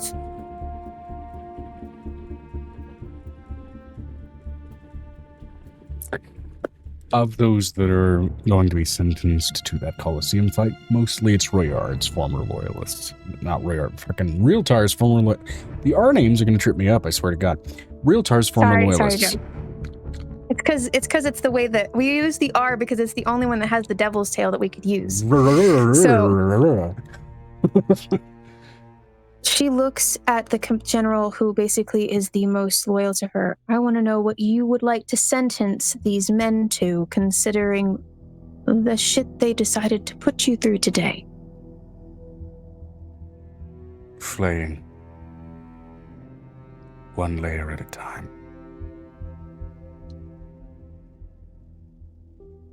It will be done in the dungeons, and it will be done in the quiet. It will be done in public. But it will be done in the dungeons, so I don't have it in front of my entire guests. All due respect, you are a warlord or lady. I have the military extension. This, for as much goodwill you have fostered, your role requires some modicum of fear, at least from your enemies. And we are now actively in a time of war. They need to know that you can show consequences for crossing you. She's going to section off. She's going to float the castle into the sky, is what's going to happen.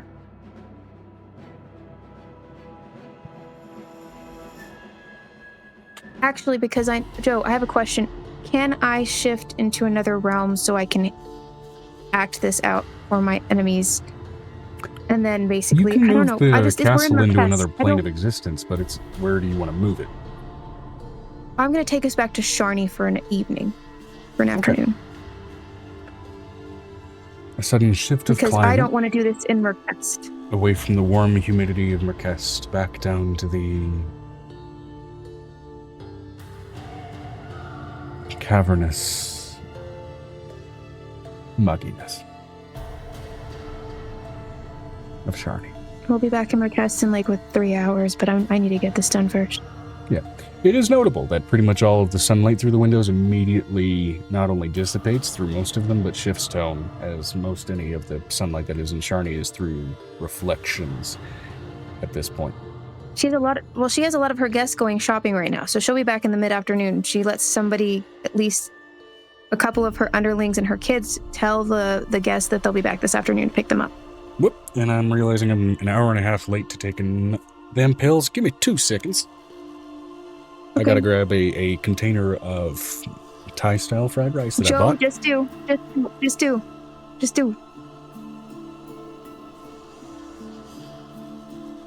She looks over at Avery. I hate remnants.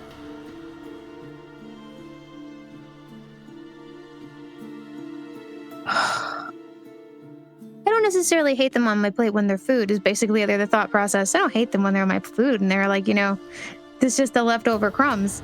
But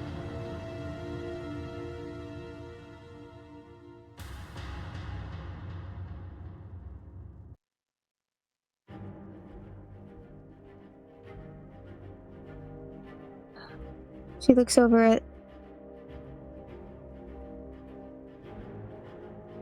We're all going to be moving over to the military section because I will not also have this in my happy part of the house.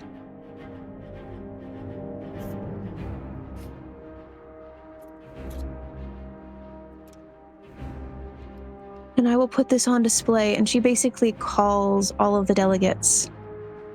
And she makes very clear the stance that she will basically put people through.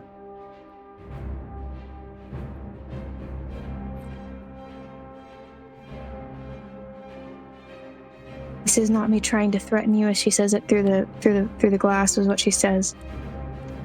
But this is what betrayal gets.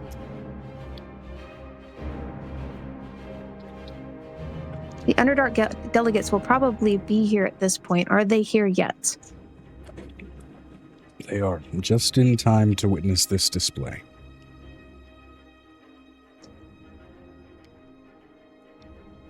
I want you to burn the flag of Realtar that ended up in my home.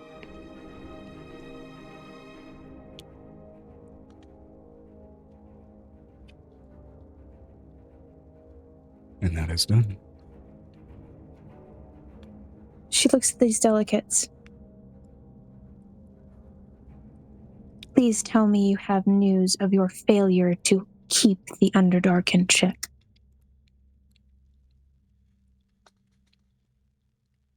They have a It is number. the darkest look she's ever given them.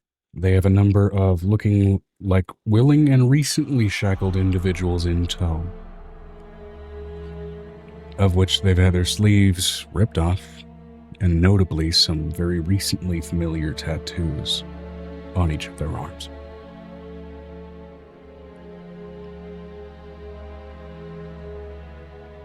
Do you have any information about the changeling man from your sales?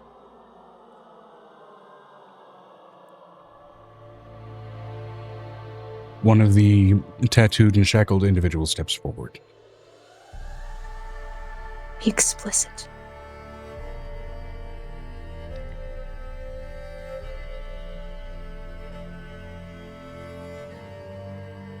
Ashi Torin's network needed money in subtle places. Where better to get it than from relics from it. You used my father's money. Selfish. He used us to use it.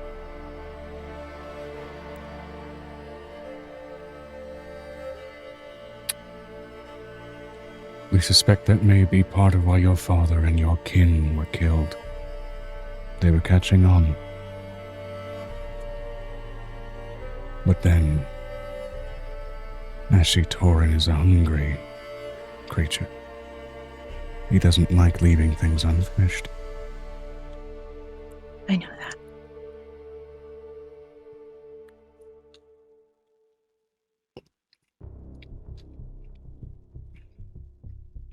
For those who think you can prove your loyalty, I think you should try. For those who have been flayed, the skin will be healed and you will be made to work in the field or work as underlings. And if you decide to have an uprising, I will then remove your head with my teeth.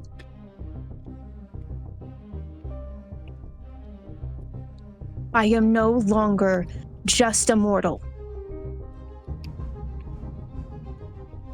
For the love of this country, for the love of the people that you have decided to destroy, I have to think carefully on your lives.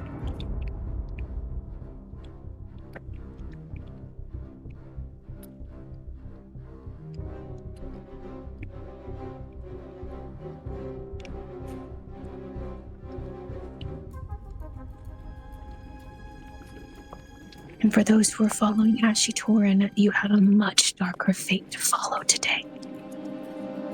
As she taps 2 fingers onto the bottom of the stone near the house.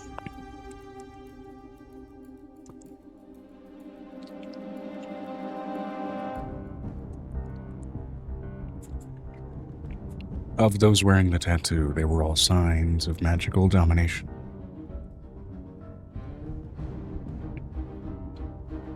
Of those who try to mask themselves in that population, a selection of about 13 promptly turned to ashes. As the protections around the castle come alight. The secondary part is just like, we're going to need to go next door so I can have this interrogation. She's going to take that woman next door and she's going to summon 𝕲𝖊𝖓𝖓. And she's going to have all of the men with 𝕲𝖊𝖓𝖓 marks and let 𝕲𝖊𝖓𝖓 decide if they should survive. Because he can see the good and evil in them and how bad it can go. Mm-hmm. And he will let me know if something's going to go terribly wrong leaving them in the my vast care. majority of them were under effects of magical domination. I know. She's doing this on purpose. She wants them to know what the stakes are. Mm-hmm.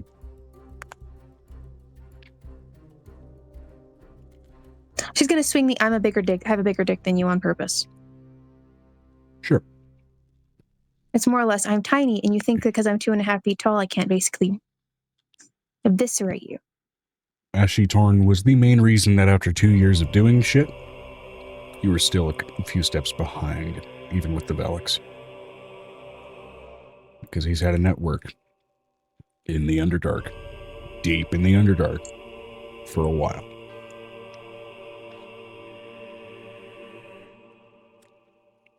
But 𝕲𝖊𝖓𝖓𝖓 has a score to settle. You will all be joining me through this door as she opens basically what is a door to the hells. She looks at Avery and Aneshna. You don't have to come with me if you don't want to. But they need to be interrogated, and she needs to be interrogated on his terms, not just mine.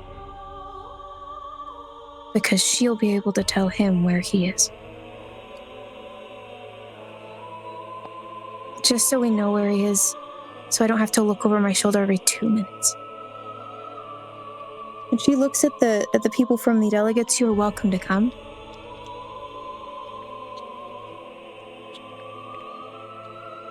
But I suggest you stay up here and have a good drink of mead. A number of them do turn to alcohol, as they are very much, a lot of them, catching up on a lot of the horrible shit they did.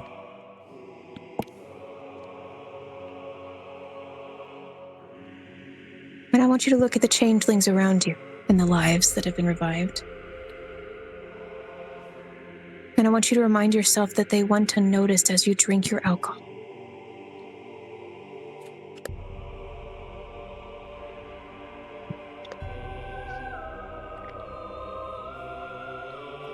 She has her lieutenants shove these people through a door and basically attach them to a chain where she can pull it down a hallway. Mm-hmm.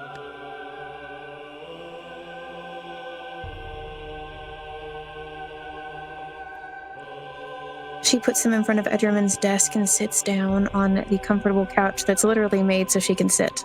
Mm-hmm. The comfortable couch. Avery, do you come with us? Avery, do you come with us? Are you going to come with us into this hellscape? Because it's literally It is hell. a magical artifact made of cotton and human leather. Sure. I would leave Aegis behind in case you don't want any room work on that beautiful body of his by accident. We are going to hell. Things that go down here sometimes don't do well. Okay. If you say so. You're probably It's right. just my experience. It's just my experience. One of the, my pens came back to life and then started looking at me like, die, die. And just it was ridiculous. It was a quill. Okay, do you want to offer to bring was like- Venestra along as well for that? Yeah, he did. She offered to Venestra. Do you want to come Okay. with? I know it's kind of scary down there, but he's a nice guy. He's just got a lot of shit.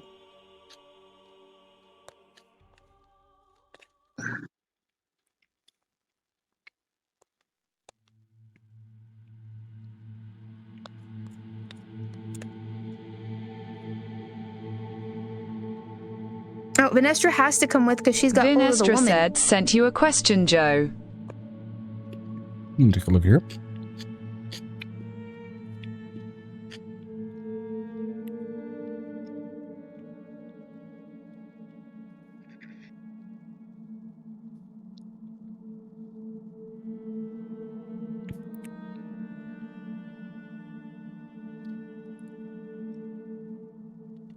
Well, notably, it'll given what you're trying V to do. will come along, as will Amira, having returned to Vi's shadow. She's going to have you carry that woman off of the ground. Like a fish. She does not want that woman touching any part of the abyss, like the hell's ground at all, because she could possibly disappear or do something stupid.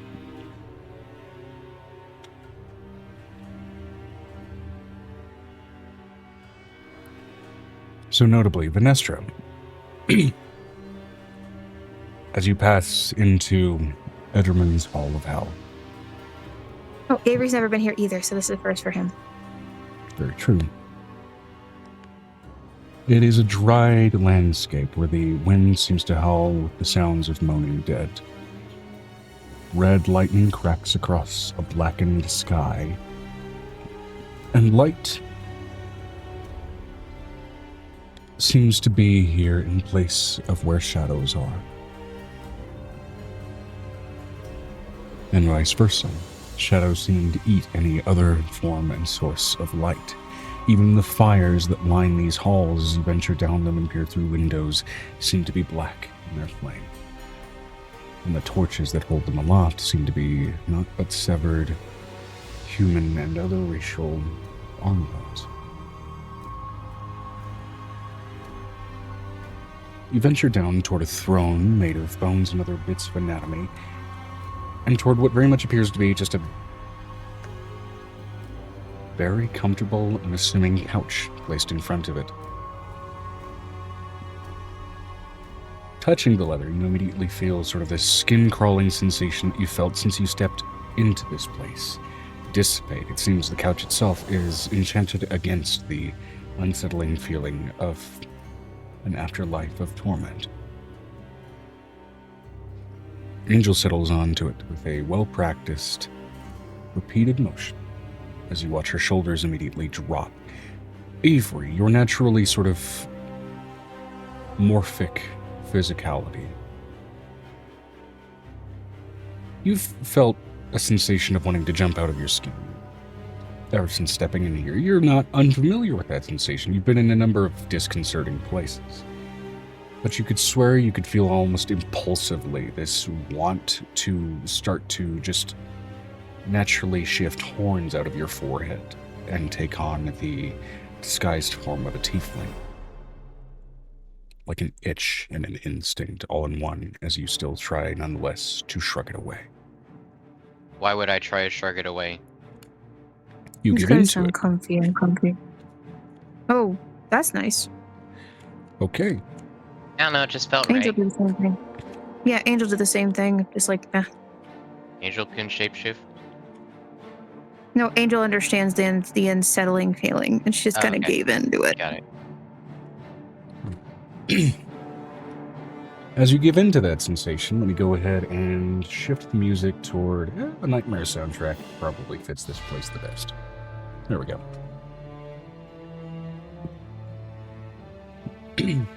As you shift into this form, notably your skin takes on tones of this almost deep royal blue, flits of black kind of moving across your extremities, your feet, your hands, elements around your neck. Horns of sort of bright gold begin to push out of your head, whether they take on a sort of normal ram's-like shape or straightened out seems entirely based off of whatever instinct clings to you in the moment. Even a tail begins to form out of your backside with that same sort of tracing of deep blues and gold. And you feel That's that cool. discomfort immediately dissipate. As you feel wow, almost that's like a cool. chameleon embracing an instinct to blend into your environment and what it asks of you. That looks really cool on you. Angel's like Oh, really thank you. impressed. That looks awesome. What, you think it fits me? Should I wear it more often? You Notably. should. That's terrifying but cool looking. Well, I'll Notably. make And this also my really battle devastating. form. Battle for. Notably where that gold kind of shows on the edge of your horns and kind of at the end of that tail that's formed out of you. Notably also at the end of some more strikingly sharpened teeth in your mouth, where that sort of salt-like craggling texture happens in your skin. The deepest and driest parts of those cracks seem to also fill in with a tone of gold. Oh, it's like that Chinese art where you Mhm, glue together mhm. with gold. A little bit. Now, Vinestra said V is going to adjust her mask slightly. The eye slits glow, intensifying. Now all you need to do is learn how to use your tail. Such cool tail. that is something notable. It's pretty. I would imagine it'd be pretty natural, no? As a You've when I made tails shapeshift, before. yeah. You don't have always that full inherent instinct of having it as a prehensile appendage. As of course it's not fully natural to your physique. That said, it feels almost like a relaxed extra limb on you at this point. You can flex it freely. It's kind of how this works. Though you suspect by the nature of this place, if you stayed here for too long, perhaps these changes to your physiology may prove a little more lasting than you'd prefer.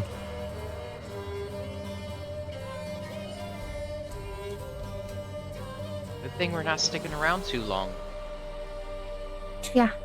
Now, Vinestra, notably given what you've been attempting in the background and working on, you've been in the hells. Well, you've been in the abyss, I believe. Yeah, they've been in the abyss. Yeah. The hells are a little different. There is that sort of natural skin-crawling feeling that immediately, of course, naturally reaches out to you. However, unlike the other two,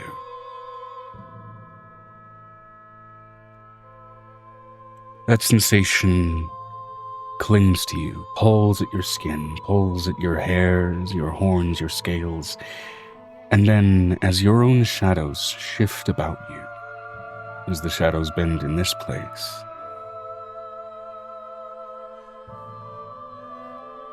something of a natural seed of defiance, with recent experiments, seems to almost lash out at that cloying feeling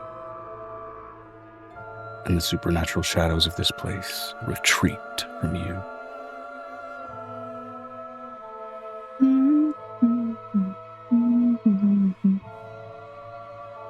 This place is a place of finality and laws.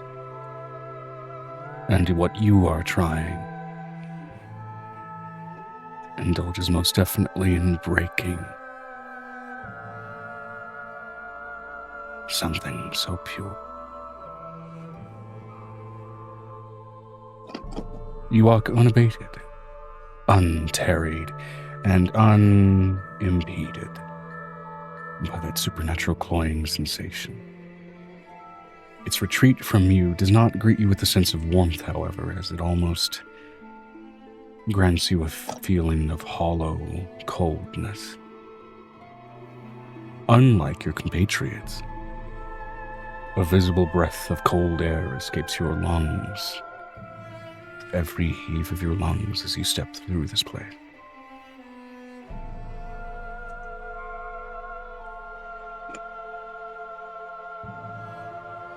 A mirror seems to be matching that same sensation.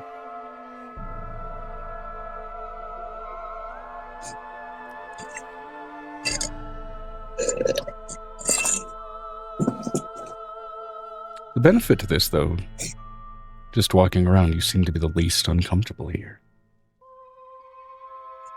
She pulls out, Angel's gonna pull out her offerings for Edgerman, which is a refined brandy. Like a brandy and some fine cheeses, basically, and a charcuterie board for him and his girlfriend. He's a long-term girlfriend that they've been together forever and don't think that they need a marriage. They don't see it. With all the people that they have in their bed. There are valid reasons for marriage, and there are reasons to not get married. So, well, theirs is basically not hurting Elizabeth's feelings. Yeah.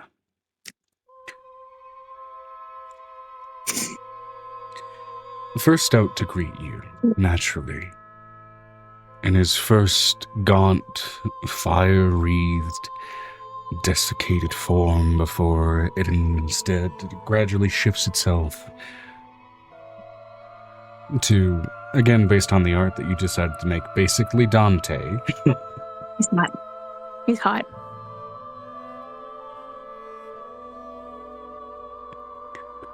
What do you have for me? The followers of your fallen. Of my little mistake. And the wife of your little mistake.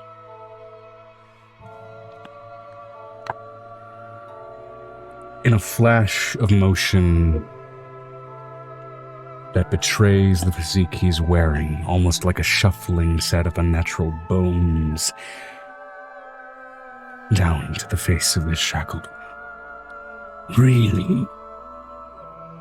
That insipid creature got married. She was in my house. What lies did he tell you to convince you of such a bond? I'm betting that the guy that's in my necklace might be one of his children, which is another thought process. Lies? He took a page out of your book. Not alive spoken. Not really, nope. And I adored him for it.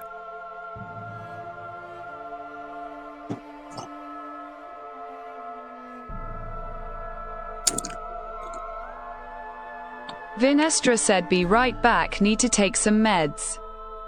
Okay, be careful. He looks over at this woman. He looks over at Edgerman. I think the guy in my necklace might be his kid. Or one of the ones that was attached to him. Really? Possibly. Do you mind Apparently he if can't find it. She reaches her hand in. You can trust him. As you reach your hand in, Edgerman's hand reaches past yours. and pulls forth the disembodied soul of the man trapped within your necklace. I don't think he wanted to do anything. His body's But he still wanted him to alive. If there's not a lie on his heart, I'll return him.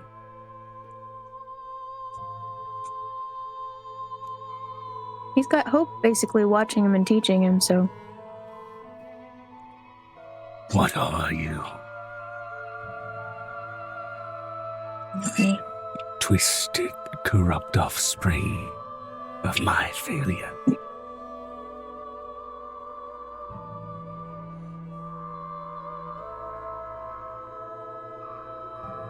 The soul recoils, can't respond. As once again, betraying the physique he's wearing of Dante, these skeletal black fingers rake across the disembodied head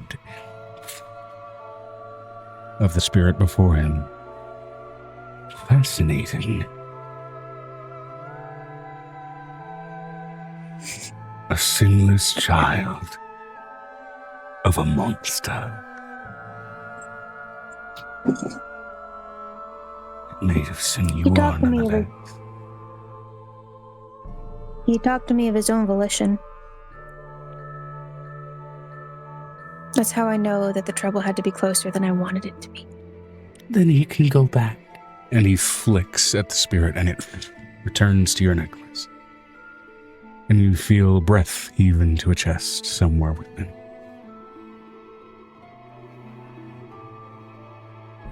You hear Hope going, "Did you lose your teacup, Mrs. Nesbit?"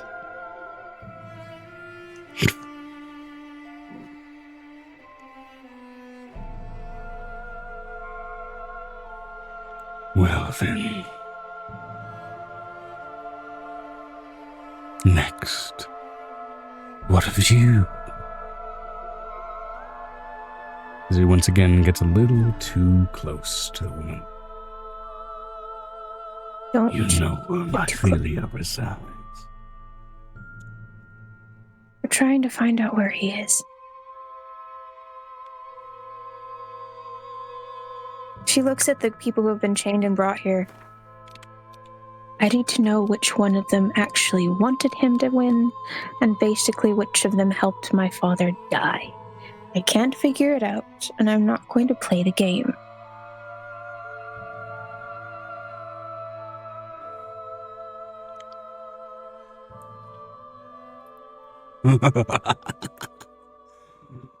Oh no.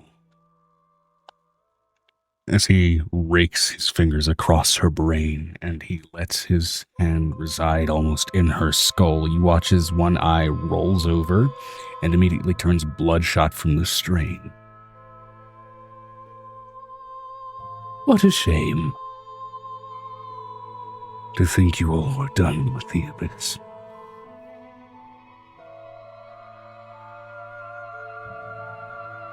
Of course, that's where you would hide. Well, that's where you are keeping him hidden right now. He has no thoughts of his own, does he? Not yet.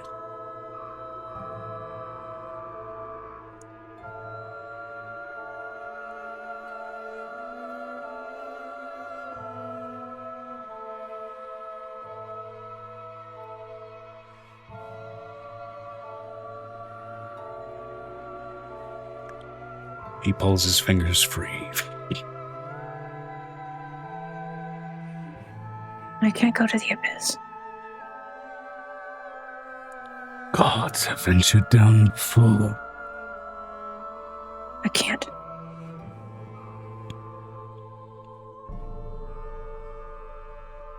Then who would you send in your stead?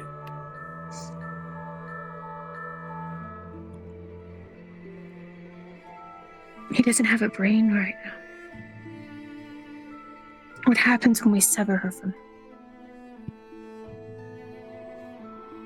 You already tried and she refuses.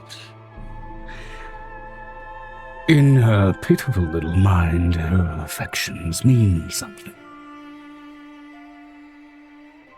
And if anyone should know the amount of weight that carries, it's you. It's me.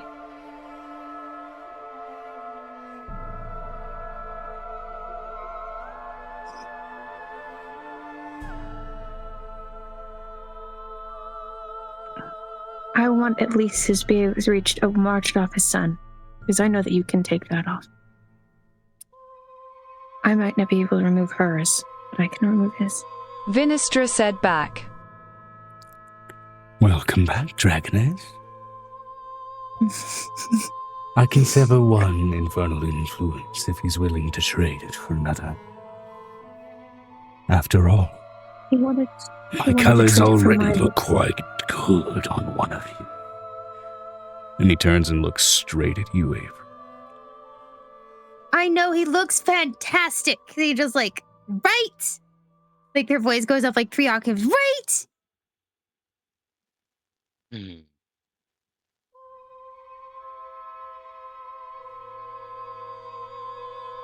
Stick around for a little longer and we can arrange something a little more permanent. Yeah, we'll pass. Moment I start feeling this start to stick, it's going away. It's going away. Fair. You might want to get rid of the other thing stuck to you first. We'll get there. We'll get there. Right, that's our next thing. He looks over at Drummond.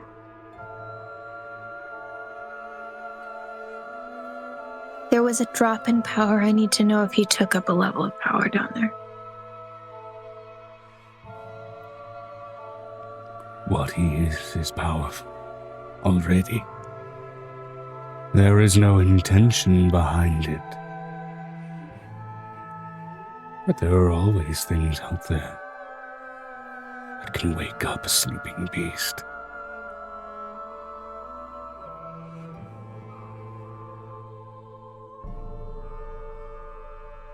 If he can see through your eyes, can he see through your eyes?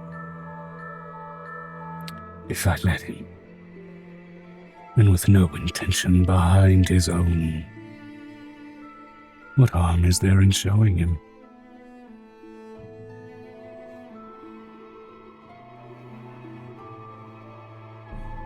She puts her hand. The hollow, blackened eyes of 𝕱𝖓 shift as one turns a jaundiced yellow, as he allows the gaze of his former servant through.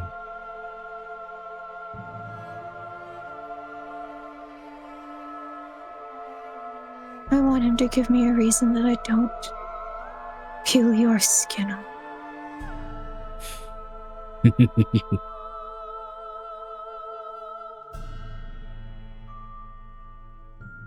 I'm afraid it can't respond the way it is.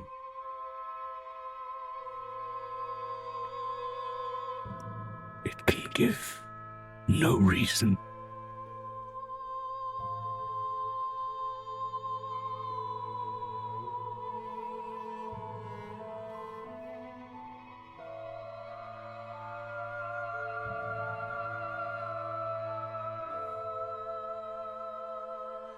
He looks at the woman.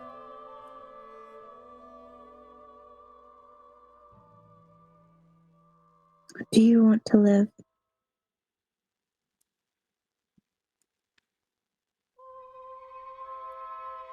What sort of a question is that? I am asking you a question. From one person leaving behind mortality to another who's already left it behind.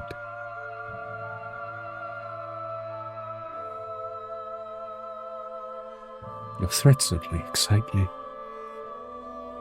I know.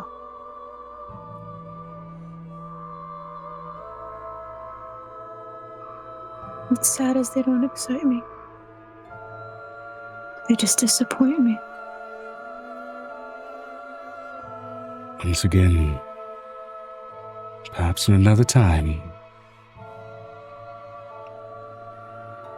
we could have been sisters. Can I take that to a literal sense, Joe? What do you mean? I want to know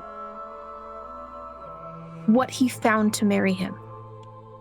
She keeps saying that we could be sisters. in Roll an another world, insight another- check. I need to know. Vinestra said, sorry to interrupt. Could I get a slight recap of what we're doing with Edgy Man? We're trying to, we had to get rid of a bunch of souls, basically, that we had gotten. A lot of those people, we needed at least them checked over, and I don't have the energy to mess around with 𝕲𝖊𝖓𝖊𝖓 because it's just too much mess. And it's his mistake by letting this guy basically kill a god and do it under his nose. Which Can I pisses him off also a lot. roll insight? Yeah. Yeah, I got a natural 20 for my insight. Anybody who would like to read into what the fuck she said can roll insight. Natural Fun. 20? Fantastic.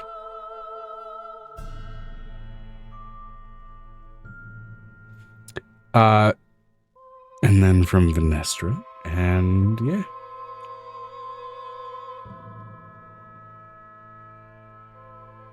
Insight. Yeah. Yeah.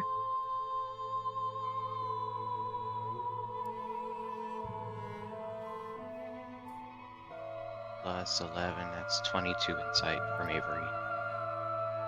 22. The look of forlorn yet twisted, joyous longing that she's staring at Angel with.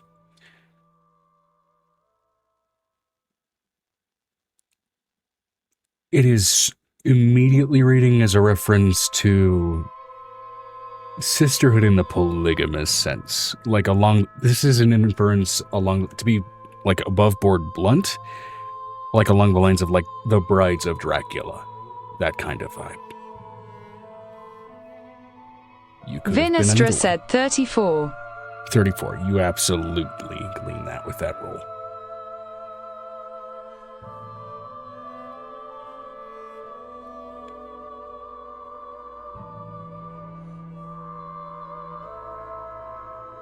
I have a question. With the way Amora has been so closely tied with Angel, how hard does it her to stamp out the god feeling that makes her uncomfy down here?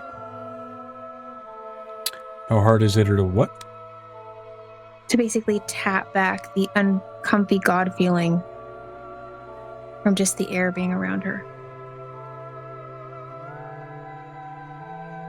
Considering it's 𝕲𝖊𝖓𝖓𝖊𝖓's wife, considering Amora was never able to get married. It depends. Would Amora, from a cosmic scale, feel envy for something like this? Not for what the truth of it was, but for the mockery of love and what it is. She might be enraged by it. He always left one and took the last. You were always his prize, just as I was. No one's prize. And 𝕲𝖊𝖓𝖓 is still a dragon devil. They make their hordes of something, don't they? Thank you, we didn't have to bring that in here. I'll be there in a minute, okay?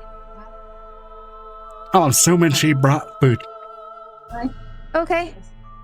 Wayne is supposed to get in about an hour. Okay, thank you, Amu. Vinestra said, or a guinea pig.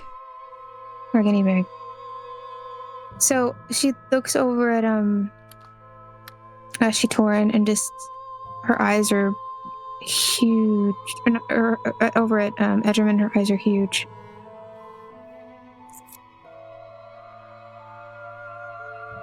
I am no one's bride to be used.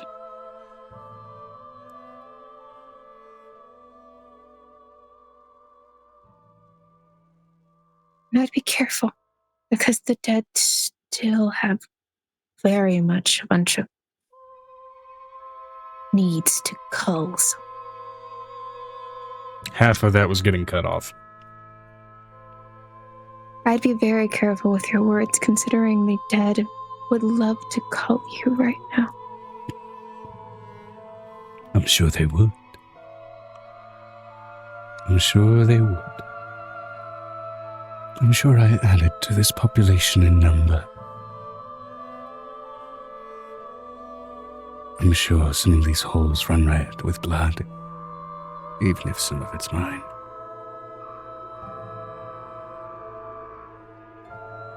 She looks at Edgerman. What does she mean by that? Roll an insight.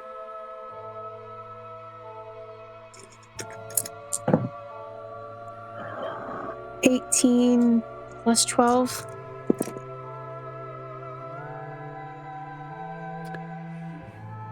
Your stomach drops with that realization. 𝕱𝖊𝖓𝖓 slaughtered your entire family. She slaughtered hers.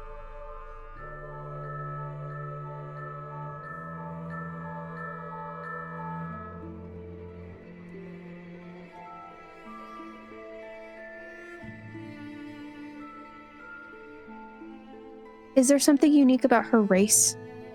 Because 𝕱𝖊𝖓𝖓 likes unique things. She seems entirely human. Entirely and completely. But what makes her different?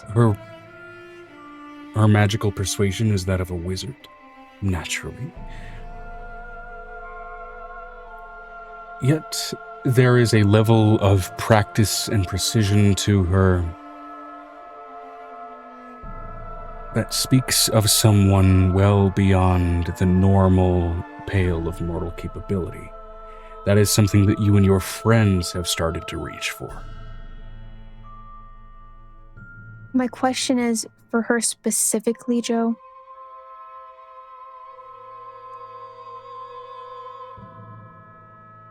𝕱𝖊𝖓𝖓 wouldn't have picked her for no reason.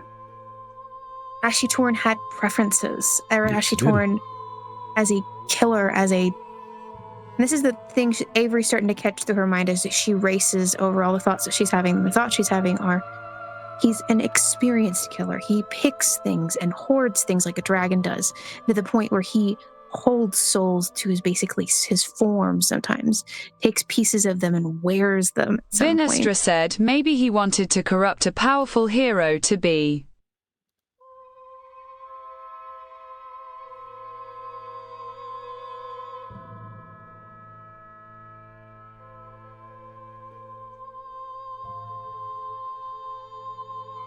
Why did he pick you? It's a simple question. Why did he pick you? Me?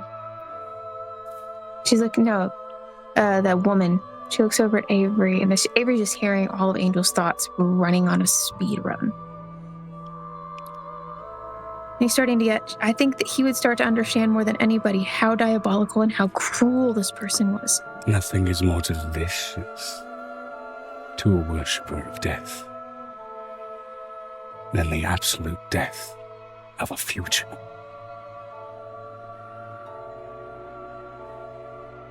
I'm going to let you know that would be where Amora starts to cry. It's not Angel that's starting to cry, it's just tears, gold tears running down her face.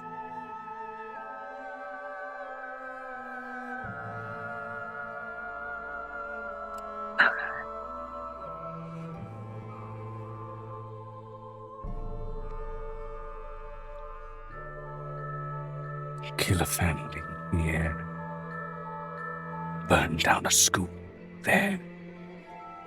Render its records to ashes after I've cherry-picked every little bit of it that I've wanted for myself. She looks over at 𝕱𝖓𝖓 and she asks a question. There's one person that's not. Make everything of me as unique as I can for a She death looks over at dragon to 𝕱𝖓𝖓. be. 𝕱𝖓𝖓, I think you should ask,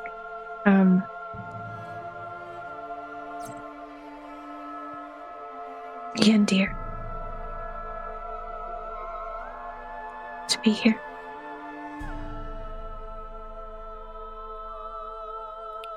You want me to summon the god of magic into my hall of hell?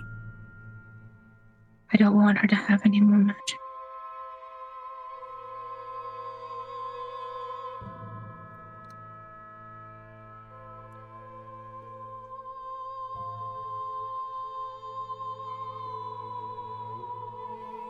Her husband is responsible for the death of his sister. She should suffer.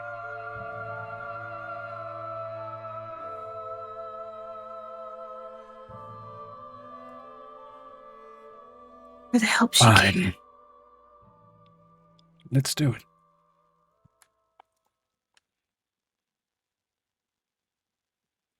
And she needs him right now, and she doesn't need me right now. She's getting mad. Magic boy, are you interested? Get your ass down here. All the way down here, if you're interested. In what? Vinestra said, just to make sure, is Amora waking up? Amora's rage came from the fact that he said that life wasted was her joy. And Mora could never give birth because of her husband. So she never got to have life or give life. Her specific phrasing was nothing is more incredible to her than the death of a future.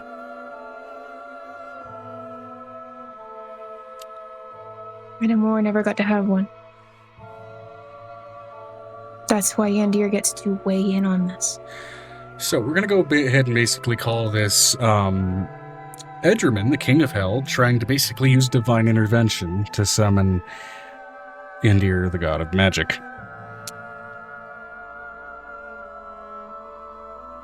We'll see how that goes. Divine booty call. Divine booty call. No, that's, I mean, the idea of divine intervention is you're rolling kind of in a low range. That's a natural 3 on a D100. I can't ignore that. Okay.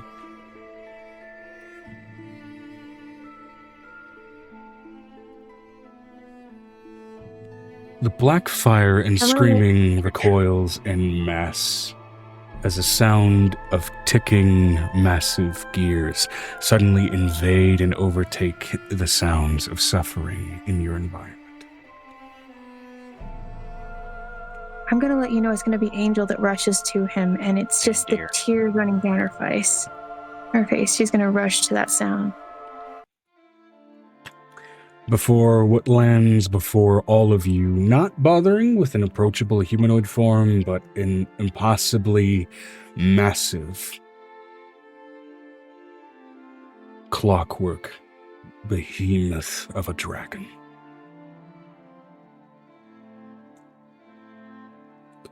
What have you brought me down here for?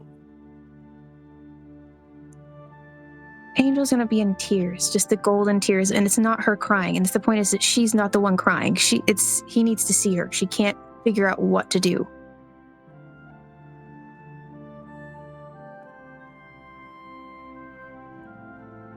What is it?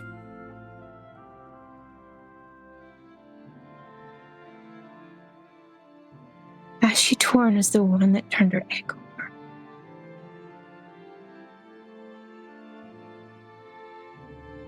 And I can't make her stop crying.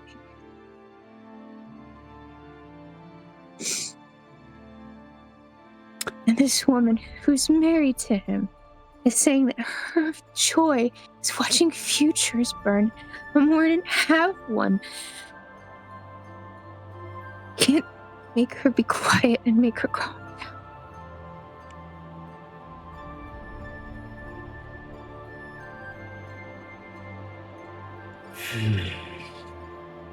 This dragon leans its massive head over you, toward this one.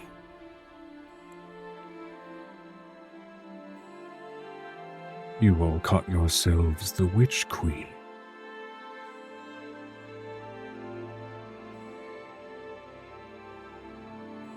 She was in my house. She killed my father. Killed him together.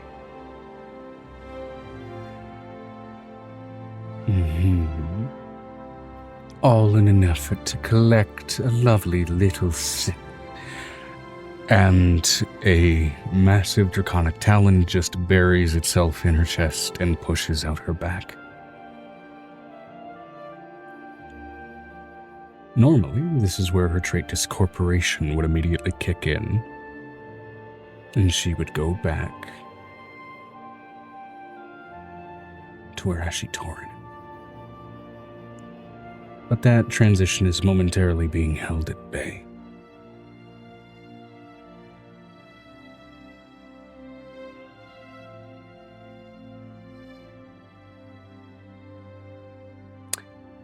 And it is quite something seeing just a fingernail being able to spear her with that much relative scale and size. I think because it was Yandir, it wasn't Yandir, it was not even, Yandir didn't come down and stop the magic from Amora itself because he didn't know what was happening. It was Timur who came the first time, the last time we had this happen. Yeah. Because Timur was more in tune with it. This is the first time she's letting him see what's left coming through.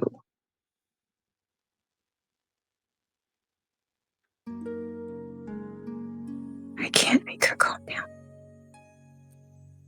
Vinestra said, sent you a question, Joe.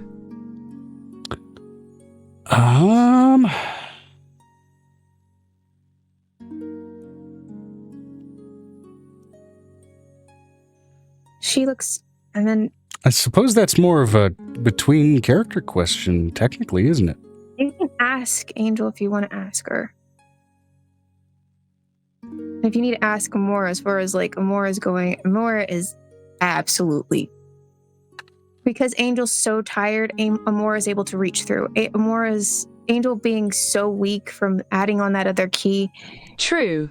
Question would Vai invoking her oath with Amora, that all Amora need to do is rest and leave it to her and Amira to handle 𝕲𝖊𝖓𝖓 help in any way.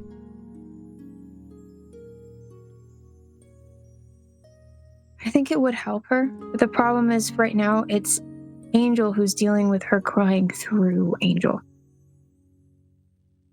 I have a question. Isn't Amora dead? Yes, but the essence of what they're becoming, she's The way divine reincarnation works is if it's a slow process happening through a mortal, then the divine soul will be kind of effectively offering its essence up to convert that mortal soul to a divine one. 𝕲𝖊𝖓 is delaying the process. Of Amora's soul is within Angel in the process of that transition. Okay. Sort of steadily converting and her. 𝕲𝖊𝖓𝖓 is slightly the delaying the process because Angel and Nicodemus could have transformed earlier, but 𝕲𝖊𝖓 was still alive. And they weren't going to transform with him, even his soul still being present in the world itself.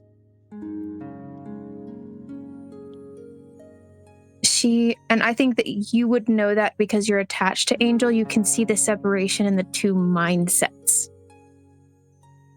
You could see two auras, and Angel can't stamp out the other one because it's bigger. Okay. Even though she's got strong will.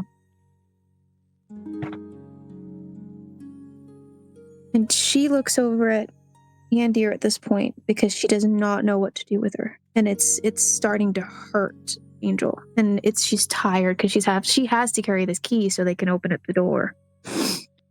Simple solution.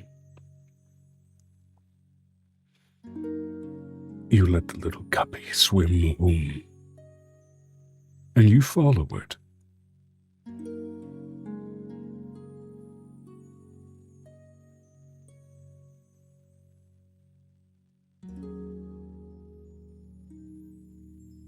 You kill it.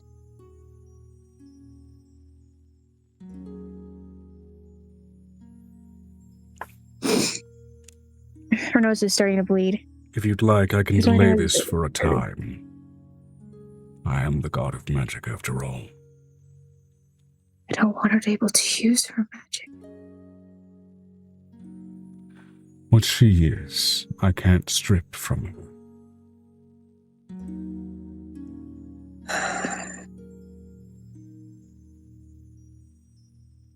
That would require the death of the one who gave her her boons.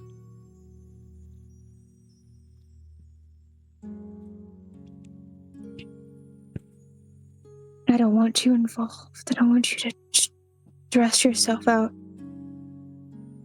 any more than we already have to.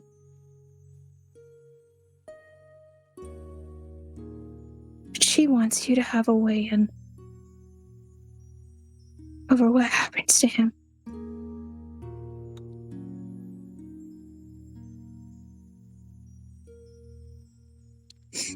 This isn't about vengeance. It's about justice. And justice is not a god's job. Justice is something the gods hand to mortals. The loss of life made her so angry. Then help her temper it.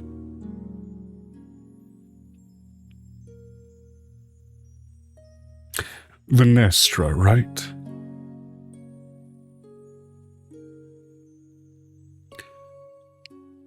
Because of what this thing is, your soul cage will only be able to trap her for a time. Once she breaks free, where she goes will be a beacon toward that mutated creature.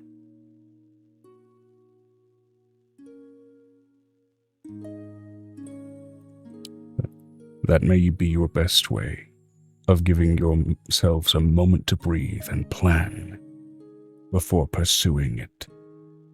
Can't pursue Ashley. We've got the war going on at the same time. And more hands than just yours fighting for it. You have more mobility than you think. Okay. The thing is that Angel likes how you say that, but with this many kids, I'm a fucking target. That's what her thought process is. Understood. Little Miss Worrywart, I am the god of magic. You have more mobility than you think. Okay. Listen to the words coming out of my mouth.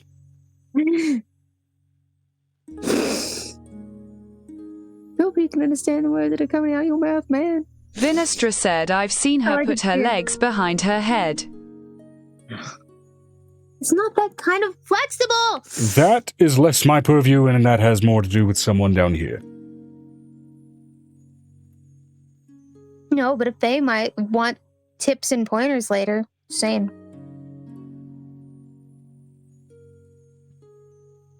She looks over at him and she understands.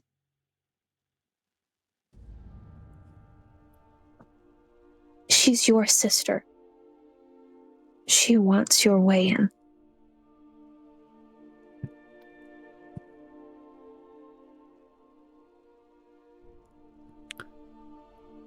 Let mortal hands avenge immortal life.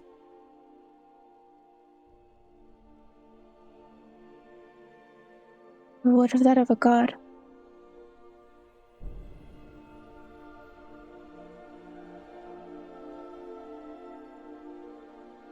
Letting mortal hands do it gives the justice of it meaning.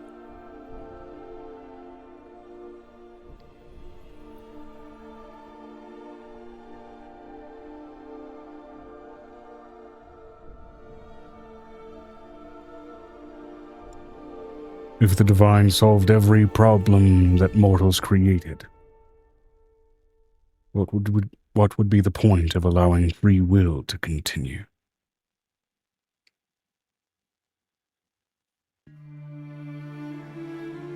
And there's a point where he can hear, I think he would be able to hear her thoughts. I couldn't even solve my own problems, even as a god. Many of us couldn't. Mortals have this fascinating way of thinking about things the way we don't, because of the risk of death.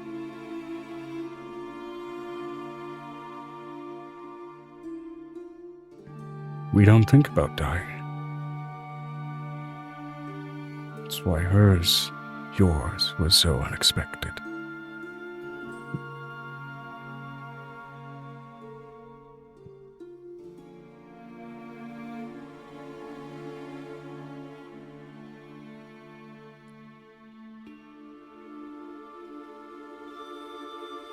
I am not going to repeat that.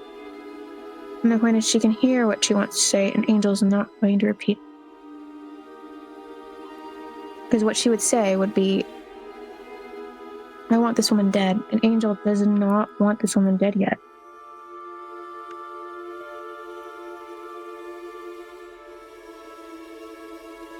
And I'm letting you know, Avery, you hear, I want this man, I want this woman dead. I want them all dead.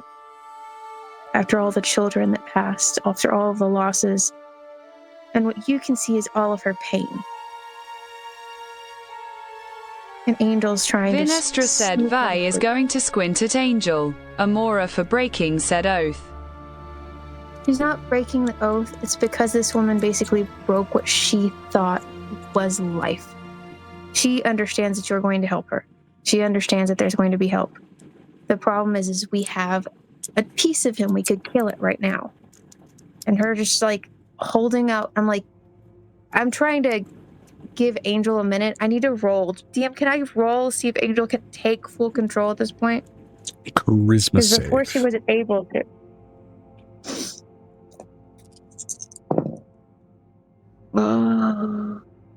Fuck, can I roll a little higher than a 2? You have a shitload of inspiration die. You can use them if you want to.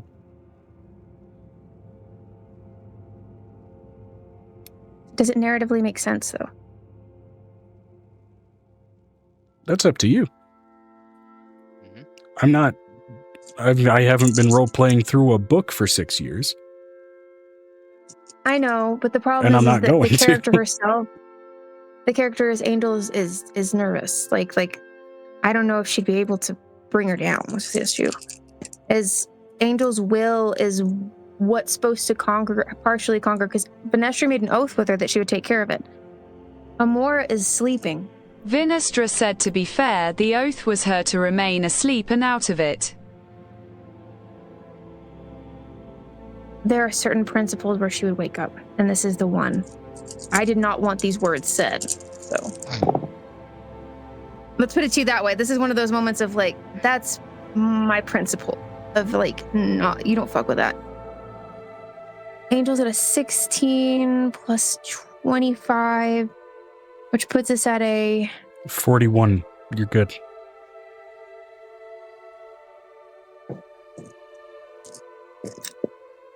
She's gonna push Amora down, and these tears are gonna stop.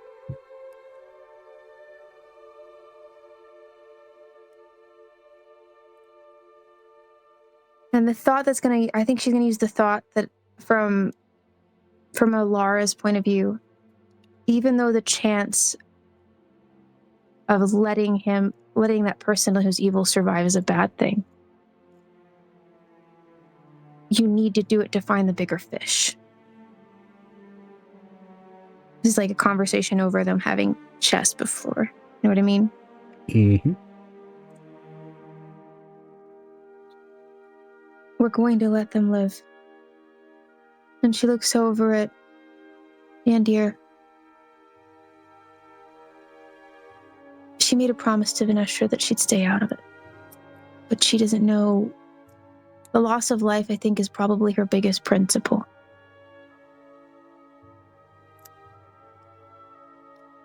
And she asked this to Yandir, was she always like that? Yes. Objectively, yes.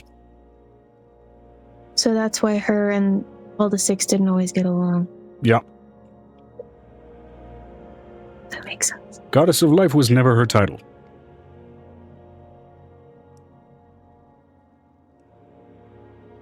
But she still acted like that with 𝕲𝖓.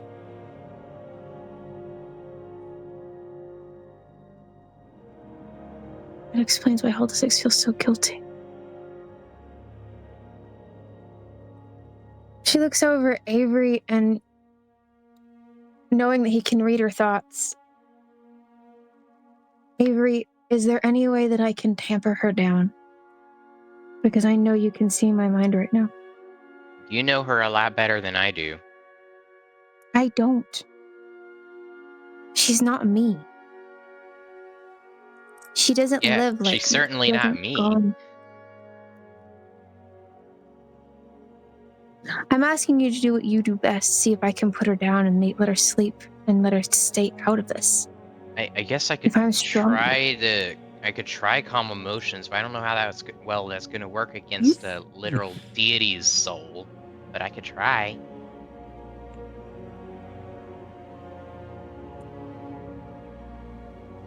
I'm gonna give you advantage on this. You don't roll for calm emotions. Your target rolls against calm emotions. Well, I want her to roll low, but I can't. Okay, I'm gonna have to roll again. Dead souls, dead calm. Ugh. I knew that this was gonna happen at one point if we found Ashley Torrance shit. Well, she failed. Vinestra said she rolls 3. Haha, she extra fails. You rolled a 1. Oh, well. Keep your 3 for later. So your calm emotions works, apparently. Oh, cool. Okay, you can She's a compartmentalize dead her. soul.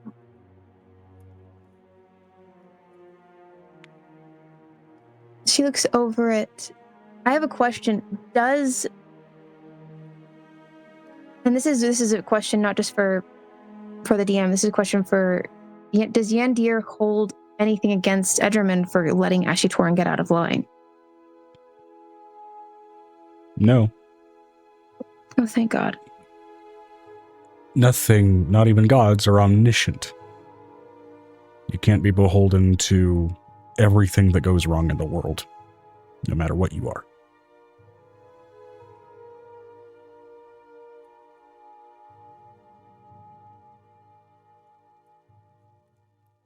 She looks up at Yandir. Thank you for weighing in.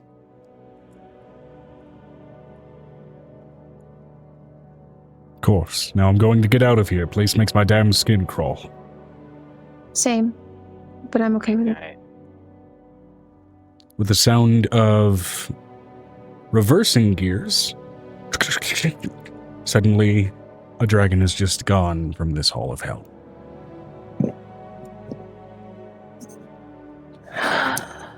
She looks over at Ederman. Why was he so hard to kill? What made him different from all the other Abishai that you have underneath you? Nothing. Not a damn thing. And everything. And everything. Even devils have some semblance of free will, free choice, and free ambition.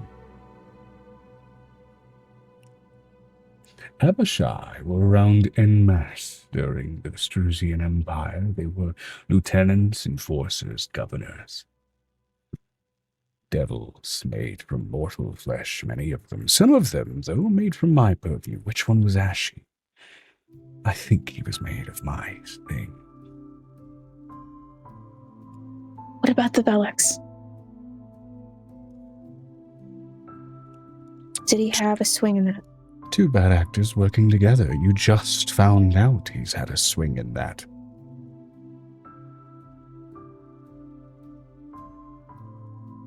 Now, was it Ashy making their stuff better? Was it him being the smoking gun? No, he was taking advantage of their mess. But she would have the locations of the 𝕲𝖓𝖓s. Maybe, maybe not. If she had the Ashley was locations of always my a chaotic father, she would. Yes, but she would have the locations.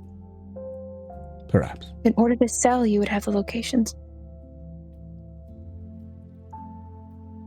Which, by the way, now in Yandir's absence, she is now sitting momentarily in suspended animation with a gaping bowling ball-sized hole in her chest. That's hilarious. She looks over at Ederman. That was not for the point of a joke. That was for the point of... Ederman, can you peel through her mind and find me where she keeps that information? Because I don't expect her to tell me the truth.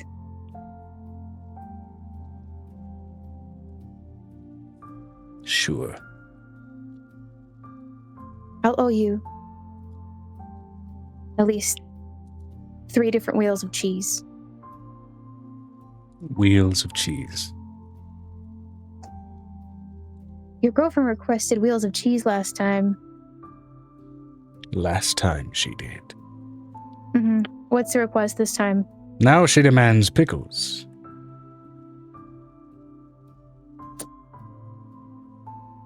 Pregnancy pickles.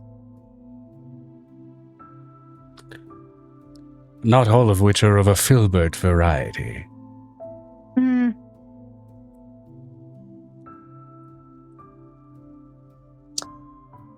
Alright, I can make you some pickles.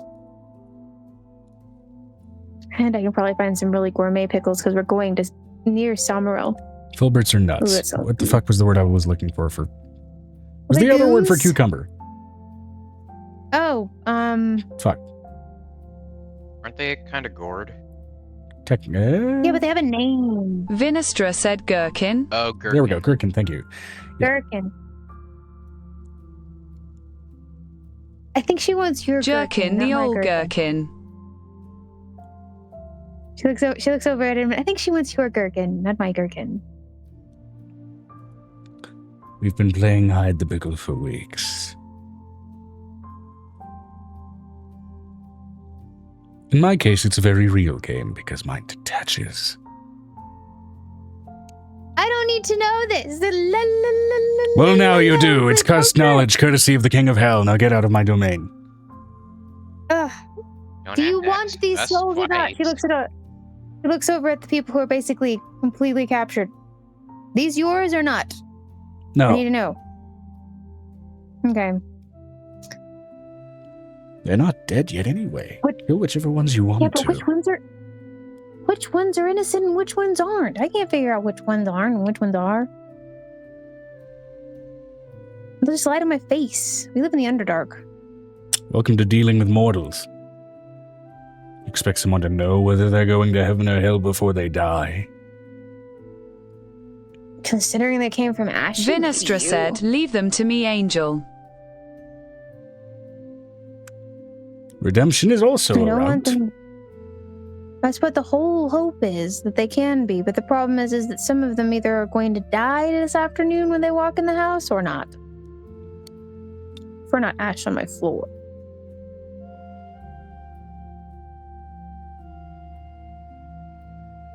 Because then they'll be dead anyways, and they'll be here with you anyways. The base of the whole thought process. I was trying to cut out the middleman. But the middleman needs to get paid. Let him do his work. Okay, fine. Okay, fine. She basically takes everybody out. And she's at the point where she's going to look at them and you're going to have to walk through the doorway.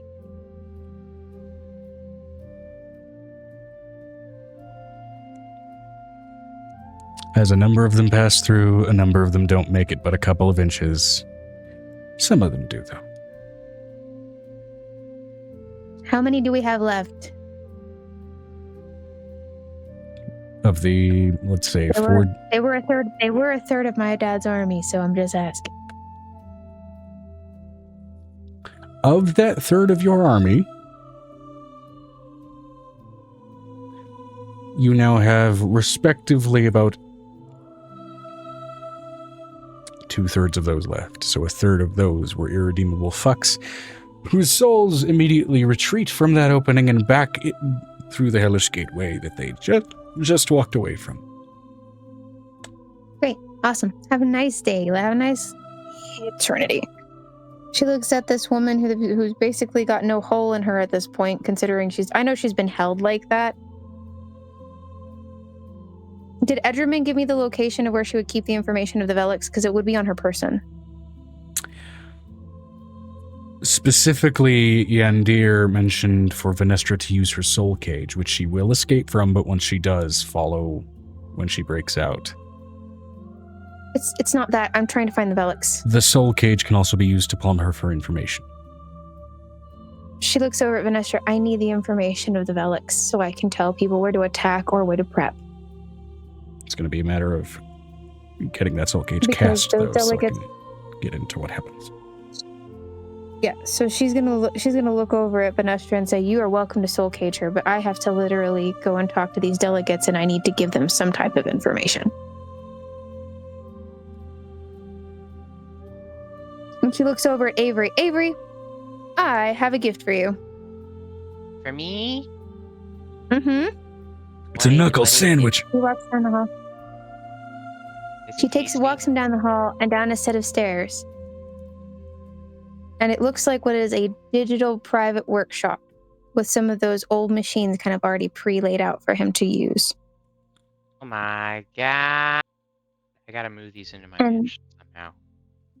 And this is a Fae phone, so you can keep track of me or anybody else. All you have to do is say your name of whoever you want to talk to. But I gave you a list of scientists that I have from the past couple of years who might know how to upgrade Aegis the way you want. And it also has Farrah's Fae phone on immediate dials, so you can have somebody help you with the small circuitry. Oh. And small rooms. That's awesome. Thank you. You're welcome. And that furnace, I had your set up, and you can move this into your mansion, but if you put the door on the front, I think you can move all of these items into it. To put the door on top of the door. I think you just broke the player's brain. What? Because it has to be a door that you can open. It's a doorknob when you use the Magnificent Mansion. Yeah. If you open the doorknob, it might take all the items in here into your mansion. We would have to carry him through the door. No.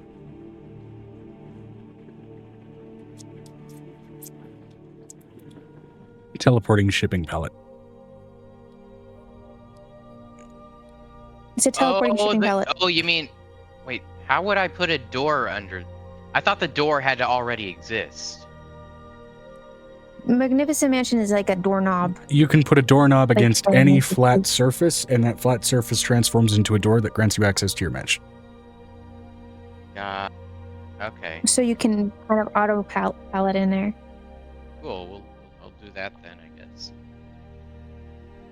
I wanted to give you your own room, and there is an extensive bathtub if you just want to use this room for what it's used for. For Aiko's request, she wanted a bigger bathtub. Got it. 𝕬𝖓 said Vi is going to, with practiced ease, plunge her sword into the woman to kill her before absorbing the soul to a soul cage. All right. Pushing the sword into an already made fairly large gap, and just going down until you hear a crunch. Suddenly you feel a soul retreat into the cage, though notably it is done so with an amount of volatility that you are not used to. Something about her being seems immediately and inherently resistant to the very nature of that spell work. So, as such, I'm going to go ahead and roll a few dice here to see how long she's going to be able to last inside of that object before she immediately, effectively escapes, and you guys will be able to chase after her soul. It will not be fast, right? Because Yandir already kind of presented some restrictions on that himself. He's not able to pretty much give her a lot of magic. He's not able to strip her of it at all. Mm-mm.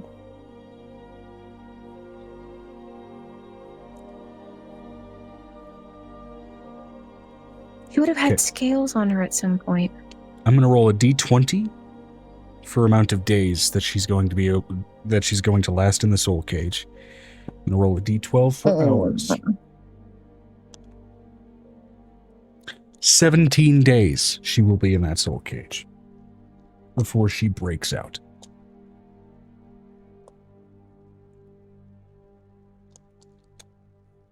I should have just used disintegrate.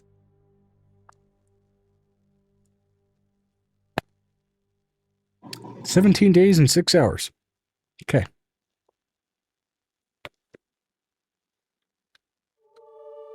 Nick's gonna hate this idea. Nick would have taken her soul and eaten it. Split it in two.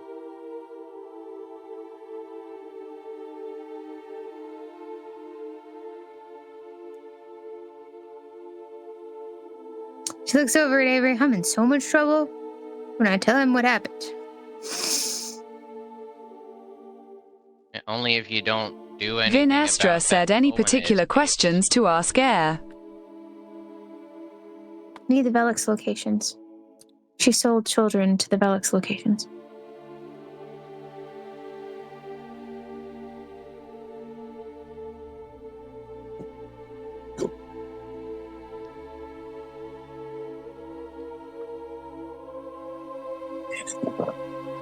I have a question. How quick did 𝕱𝖓𝖓𝖓𝖊𝖓 get here after that flaying incident? Yeah, pretty goddamn fast.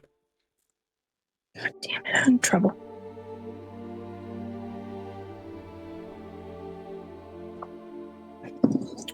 Oh, Avery, your siblings are still upstairs, by the way. Oh, forgot about them again. They're here. They've been drinking and having a good time, and I think they played like 7 rounds of cards, and one of my siblings helped them finish off their quest line and came back. I will say on the subject, I think we are now, since we're past the 3-hour mark, we just got through the health section. We're going to go ahead and call the BRB here. It'll give everybody some time to get up. Because the BM has to go take a butt. Yep. It'll give people an opportunity to use the restroom, get some food, maybe discuss what you want to do next, that kind of shit. Well, we've got to figure out the 𝕲𝖓𝖓 locations because I have to talk to those other delegates, and I want to at least work on some of the stuff for Avery and see if we can call Dad. Yeah. All right, is everybody back? Everybody good to go? Everybody feeling good? I'm ready to go when you guys are. Yeah.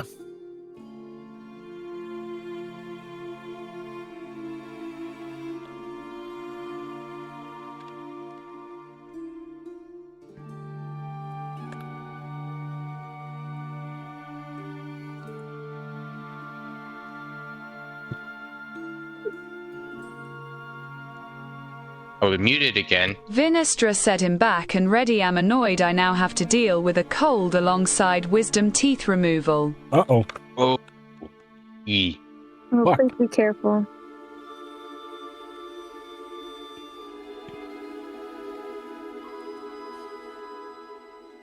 God, I'm just dealing with the fucking long it. They're giving me the meat slabs for the fucking jerky here. Good lord. Alright. Tear those up for later. Yes, because I don't want to overindulge myself now. Welcome back. Venturing back out of hell.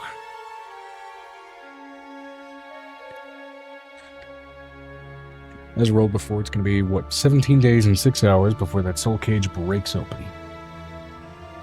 And you will have a trail to follow back to wherever it is. We need the 𝕲𝖓𝖓 locations. We need. Yeah.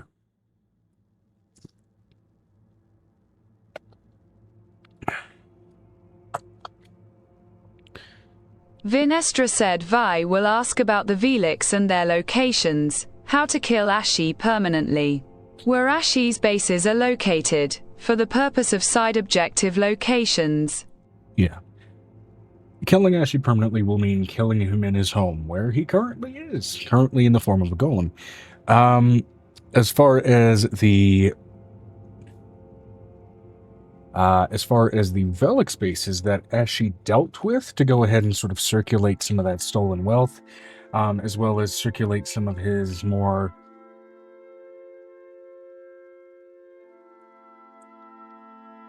aggrieved connections. Some of them are locations you guys already kind of discovered and disclosed, places that kind of already overlap. Otherwise, while mostly it's kind of like a spider web with very much kind of the epicenter out in, of course, the swamps of 𝕲𝖓, there are scattered places that kind of move out from there. Which is to say, mostly, at least as far as places in the Underdark that you could find, it's mostly going to be kind of more so Central Underdark, really, even than Eastern. Eastern Underdark is going to be kind of where like a lot of the more silent influence outposts are, but Central Underdark seems to be at least where the heavier, actually militant efforts seem to be taking place, which is in stark contrast to what some of the reports you've gotten have stated.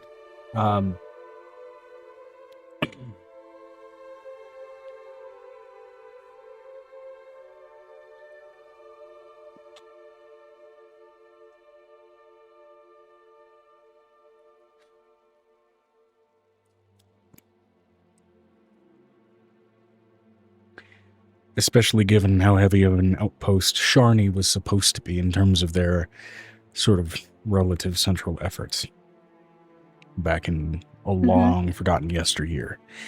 But as far as positioning for the Central Underdark goes, it makes insofar as it's not super close to any major seat of power in the Underdark. It's not super close to Sharni. For the Eastern, it's not super close to anywhere in particular that would have a simpler time trying to gut them. Which is to say, you would think maybe that would be the obvious place for them to go. And so then why would anybody think they would shack up in the obvious place? It's been a long-standing kind of effort of reverse psychology in there. But with that, you also kind of glean over her mind that there is a lot of obfuscation magic involved for kind of like redirecting attention away, and also even just obfuscation magic in regards to that same deflection of assumption of like, that would be too obvious. Reinforcing that on a magical basis, reinforcing that assumption. It's basically hiding in subtle but obvious places and just out of sight. In the same way, almost like that, for example, like the wizarding world from Harry Potter hid from like the Muggle world, for example. It's like, they're literally right next door, but for some reason, you just don't think to look down that alley. It's that type of shit. God.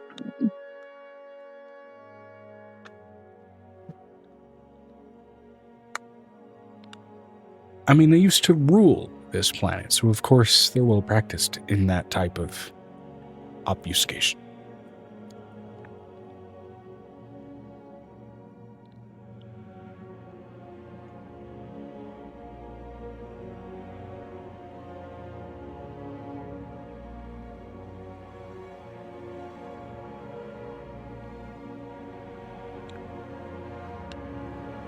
But as far as outposts go that you could physically name and physically track down, there is one supposedly Robin Hood-like thieves guild, which is referred to as the Servants of the Silver, which are entirely and completely just a front for 𝕲𝖓𝖓 remnant.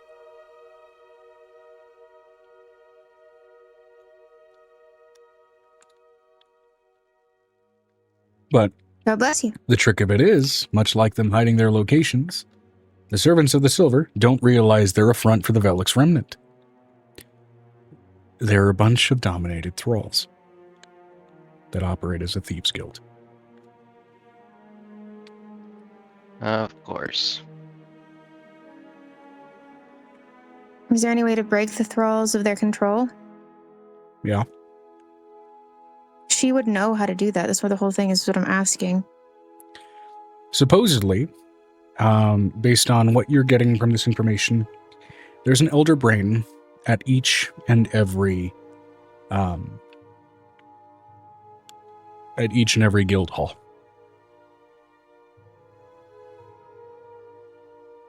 And there's a guild hall in every major city on the ring.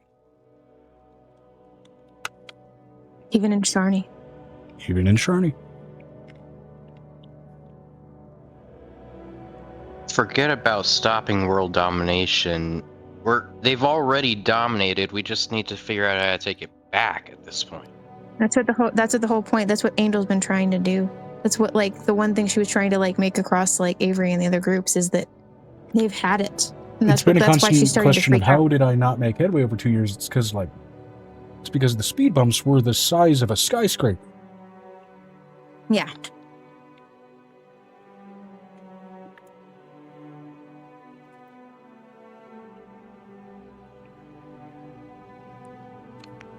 What are elder brains? Would it be an elder brain dragon or would it just be an elder brain?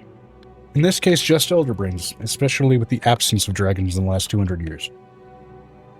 Just elder Okay. brains, he says. Elder brains, he says. Just possible elder brains. There might be some elder brain golems, you know, 𝕲𝖓𝖓𝖓𝖊𝖓𝖓𝖊𝖘𝖎𝖚 or something. Who knows? Oh no, you're fighting the Thieves Guild building. Oh no. He just can't grow to building I was saying that as a size. joke, but now I have to find a stat block. No. Continue. You're gonna have to share that stat block with with Avery. Like Gigantamax stages form. However, that does lend credence to perhaps a higher than what would be normal density of mimics in some particularly well-populated cities. An abnormality in aberrant activity can create such things pretty easily.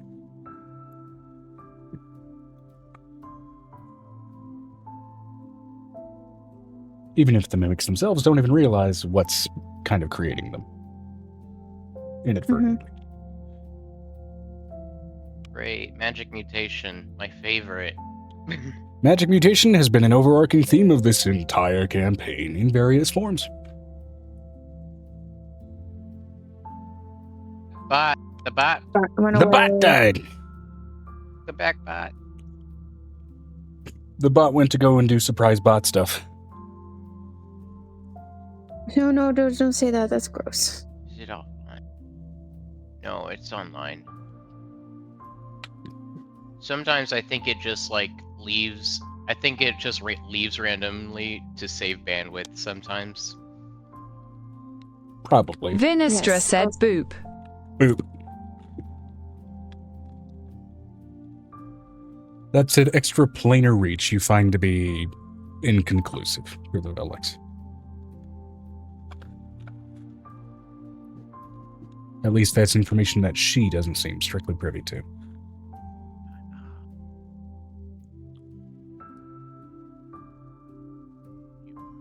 Do you make Angel aware of the guild in the city?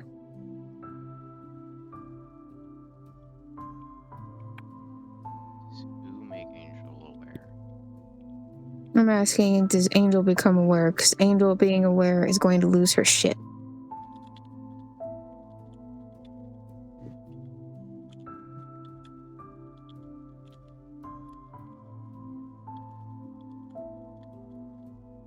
Oh my god, cat. Meow, meow, meow. That's exactly what he's been doing. He's just been meowing. Vinestra said Vi is going to delegate it out to Angel's subordinates. This is not an Angel subordinate thing. Angel wants to handle her own city first. She'll do subordinates later. This is my hometown, bitch. Which again, that guild being treated of as like fine in your hometown was because again, they're generally Robin Hood-like in their behavior. They steal shit from people who don't deserve to have their wealth. That said, they've unknowingly been thralls. The whole fucking time.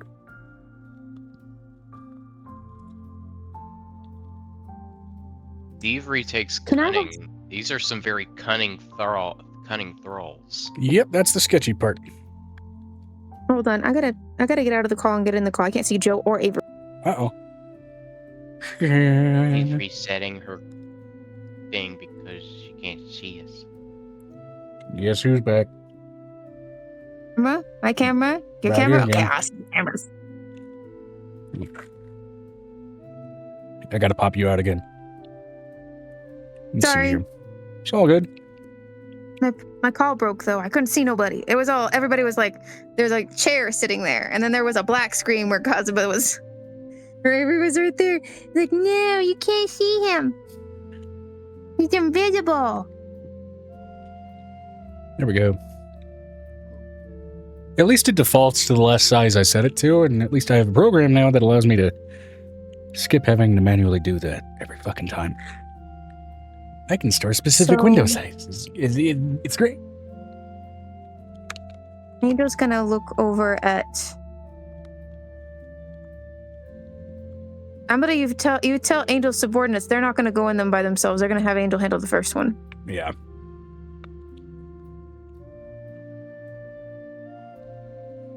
I have a That's question. Is Nicodemus out of the meeting now at this point? By this point, it's like mid-afternoon-ish. Yeah. 𝕲𝖊𝖓𝖓𝖊𝖘 will tell Angel then. Okay.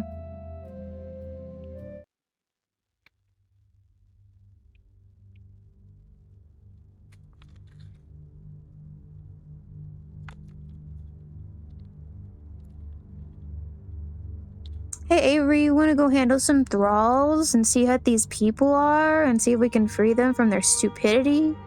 A silent panic attack is at least a little better when you get context for it.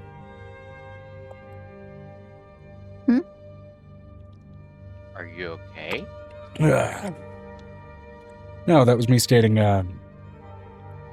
part of world building question finally getting answered.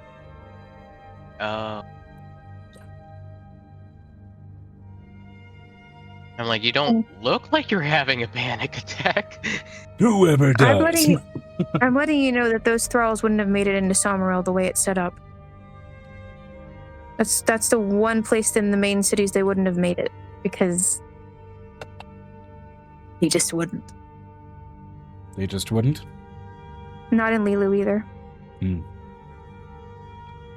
Alright.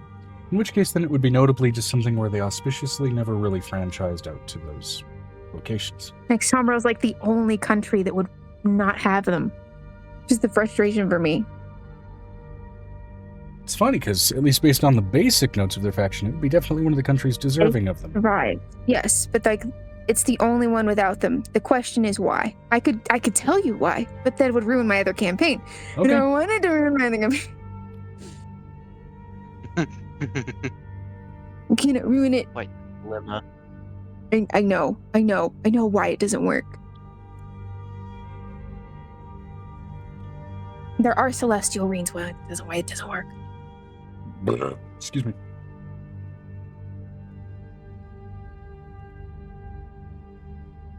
They have tried, but they cannot, and there's a reason.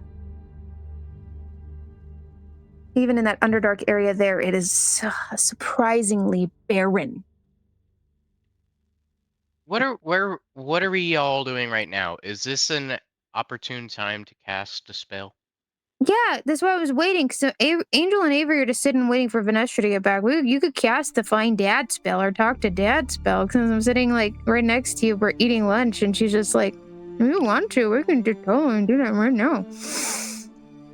Well, I read off the incantation from the misspelling or whatever the book was called. Speak with Dad. Speak with Dad. Yeah. Alright, you cast out the spell, and as long as he is on the same plane of existence with you, he can act. Are we in the middle of Avery's siblings? Are Avery's siblings eating please with us? tell me we are. Yeah, You can be. please. Yeah, because they're eating lunch, and all the kids are running around at Mach 4, and she has like 7 crystal dragons like leeched to her side right now. Yeah. And you cast out the spell. Speak with Dad usually requires a physical target to cast the spell naturally. Usually of a dead body. Now, of a body, whom do you target when you cast this spell? Aegis. Aegis. Can you use the Alright. robot? That's a Fair good enough. idea. And use the robot. Not your bitch sister? Fair enough, that's fine. I mean, we could also use the bitch toilet. I don't need to give her Vinestra more said reasons to Aegis hate gains me. a dad bod. Aegis is midsection and suddenly balloons out.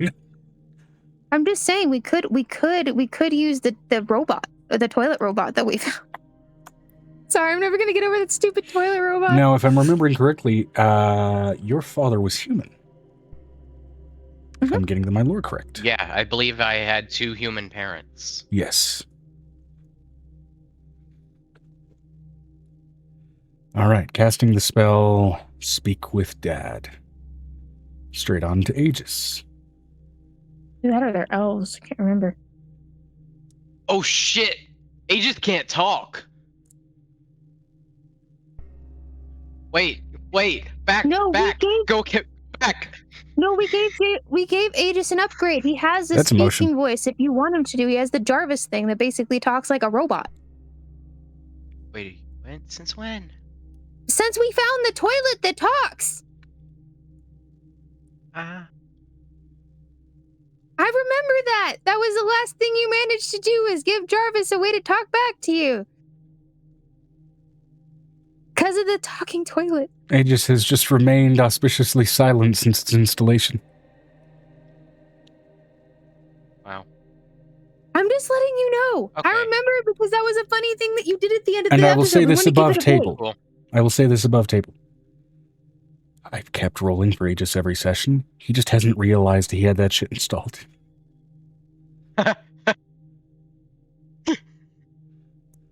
I guess he's not going to That's talk to us.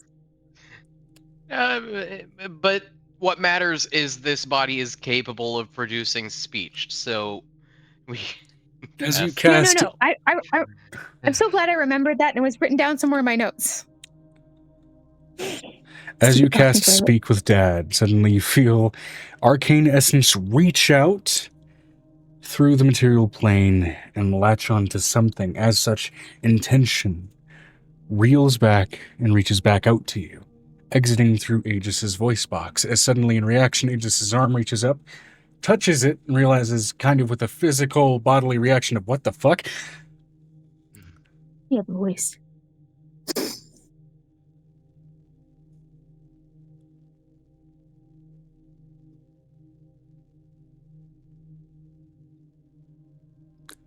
Hello, Avery.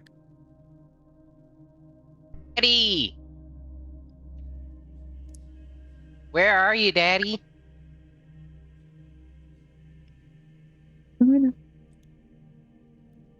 Searching through a network of ancient human ruins in the Rusted Peaks. Okay, cool. That's what we were hoping for. You stop Me and some friends. I'm sorry, what? Sorry, someone's interrupting. Like no, she's just like she's thinking over. Can you stop that? Stay in one place so you don't go any deeper and get yourself killed while we're not there. Her whole thought process. Me and some yelling thought friends process. are gonna be visiting the area very, very soon, hopefully. Could you just kind of stay in that region? Maybe attend a local popular tavern for a few hours every day. Just make things a little easier. I would if I remembered my way out. Doors have sealed behind me that won't open again. Okay. Oh, all right. We'll work with it. At least we know you're not going anywhere. Do you need food or water? Yeah. Do you need food or water? There I are would machines imagine. in here that have serviceable food that has not proven toxic or poisonous, and water that still serves as potable. You need food and water. It sounds like. Bring him some food and water. I'm down here for you, Avery. Great. Aw, well, I know what afflicts you. we'll talk more whenever we find you. We just wanted to check in before we came on over there because we heard from Mom. I think was it from Mom that we above table? No. Was it from my mother that we heard that he was in the? No, it was your sister who kind of hates you. Basically, he knows where he is, but just didn't know where he was going. Also mentioned that he was also searching for your mother, I believe. Who's in the Rusted Peak somewhere? Well, me, my siblings, and my friends will be there soon. Which it means, at Love least you. between what your sister has said and what your father is saying, the information is kind of conflicting. Oh, is it? Shit, I missed. He says he's Yeah, down here for so- you. Your sister said he was in the Rusted Peaks for your mother. Oh. Wait, that. Is it lying to him? What's the name of the sister that gave that information? I've already forgotten. Fuck. Where the fuck is my notebook? Hold on. I don't have that notebook anymore. I don't have that one. I wrote new ones, and I don't know if I put the sisters in the notes. I know one of them was in, like, Eva or something like that.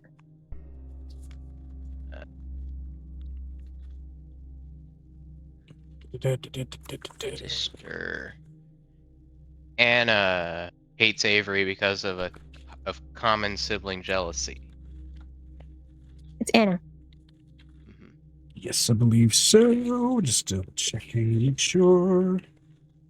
My fan keeps blowing my pages back over. This is why just phenomenal. I love digital notes. I can just type in the word sister to this massive text document. They'll be digital someday. Who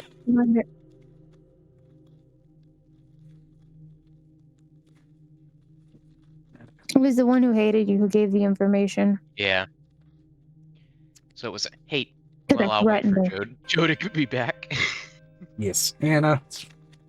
Just double checking so that because I know I wrote voice notes down next to the name as well. That's the main thing I'm looking for in case you choose to talk to us, though.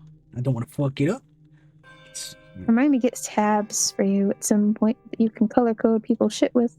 Eldoria, Ashley Starling.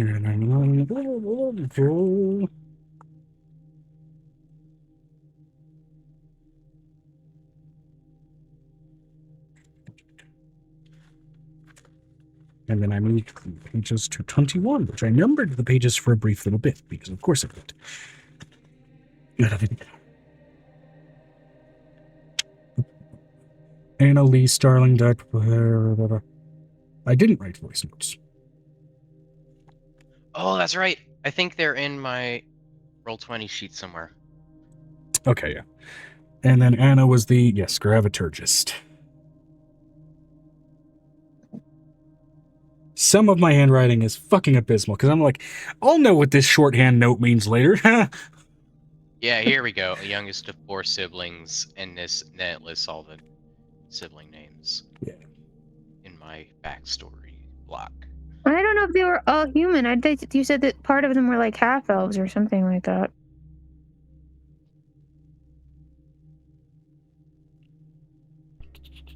But if I'm wrong, I'm wrong. I don't care. If they're humans, awesome.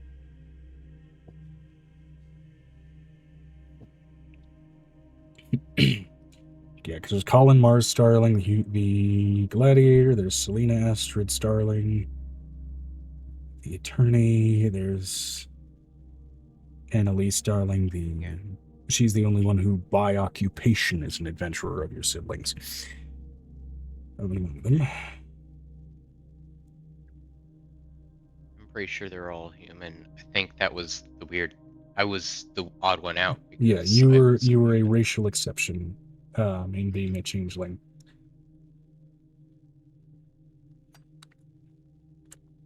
As such, a number of your other siblings took to some extreme occupational decisions to try and stand out. Given that, even though only one of them really hates you, a lot of them still felt left out when it came to. You ask about I thought you were looking for Mom. Do you ask him that? So I was waiting for Joe to finish looking shit up before we continue the conversation. Per the nature of also Speak with Dad also only allows you 5 questions. Okay. Anna told me you were looking for Mom. You say you're over there for me. What are you doing over there? Trying to do?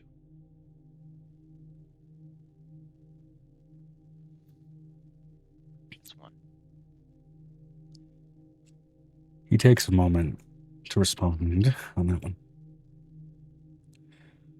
Originally, yes, I came here looking for your mother. She was down here, looking to find something to help you. I have continued that search. Do you have her body with you? Do you have my mother's body with you?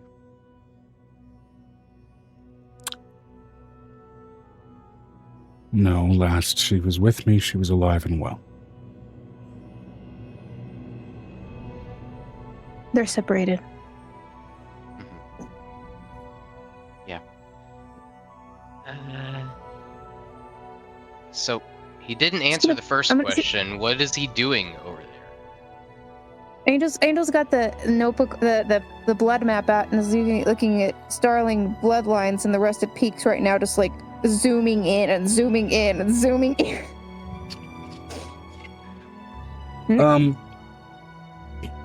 Weirdly, the motes don't show up there.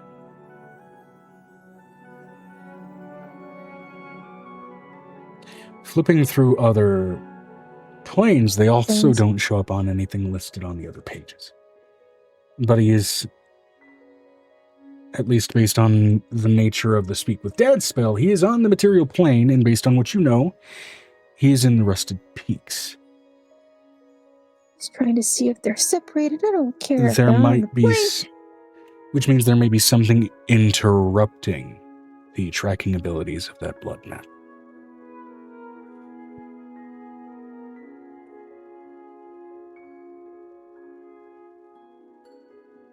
Something hunting them? Something interrupting the tracking abilities of that blood map.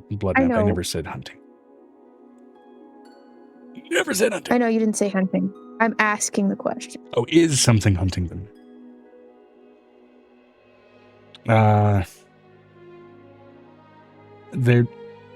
Avery, you're not really hearing any urgency in their voice. You are hearing sort of a baseline weariness in your father's. So I was thinking a tiredness is what it sounded like. I mean, I can get food to him because I have an item that can just transport to someone across the veil. It doesn't matter where they're at, it'll find them. The point is that I need to know if they're separated,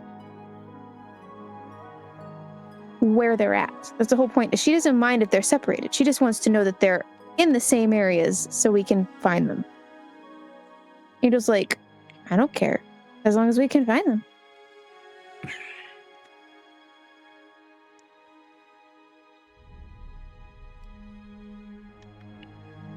Is there any way I could trace the intent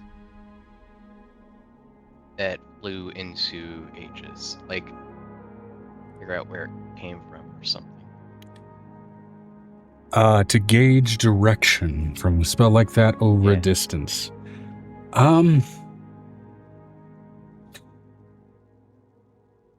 I will allow some flexibility with that, actually, given that Speak with Dead usually involves a target you can kind of see, something that's present with you. Give me, I'd say, just because of distance of sheer mileage, right? Give me a perception check to see if you can get basically like the faded lining of a beacon.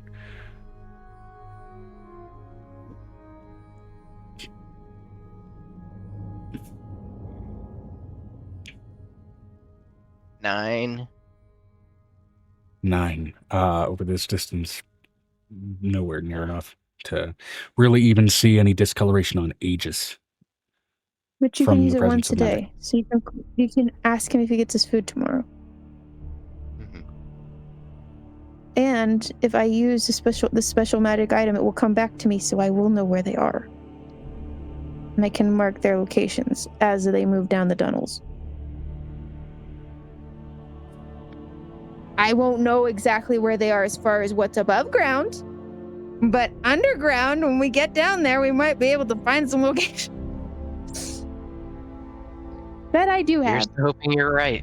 This entire campaign has been an exercise in, what if the adventurer's parents were active problem solvers? What if Angel's family was not active problem solvers? They were like, let the world happen to me. And I'm just like, God damn.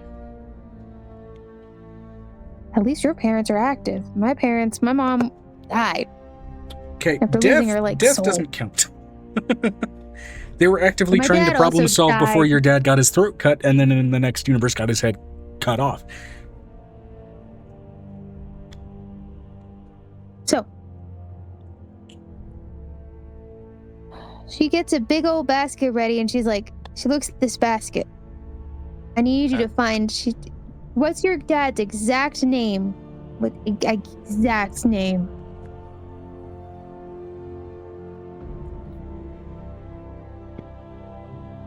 And she pulls out another basket. She's gonna make one for his mom and one for her dad, one for the dad.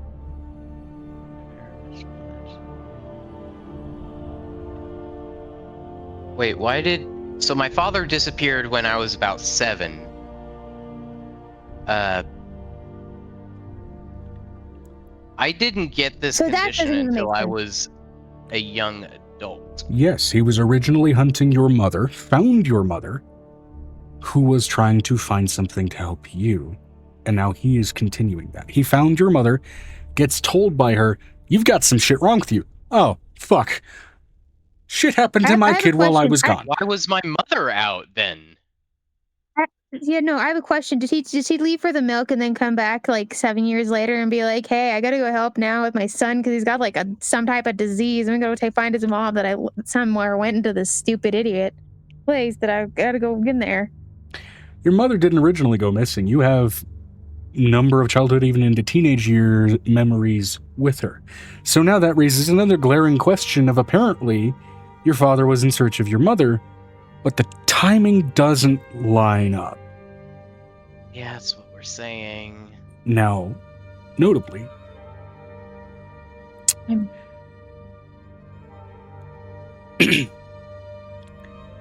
your family lived in worship of a dead goddess, right?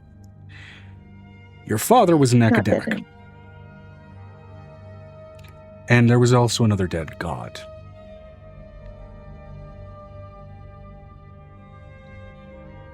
Okay, He was a god of time. Now that is just a theory poking around in your head a little bit. And I'm just going off of your baseline arcana and intelligence stat there. Okay, so I'm actively writing notes, so I'm gonna need you to repeat some of what you just said. So I have, apparently my father was looking for my mother, who was apparently looking for a cure for me before I was sick. What did you just say? Amora, which your family worships, was not the only dead god. There is another dead god who has recently been revived because of this party. The other dead god was Timor, the god of time. That could be a factor here. Hi there, little me. Hi there, Carmen. Hold on, I'll get you some food.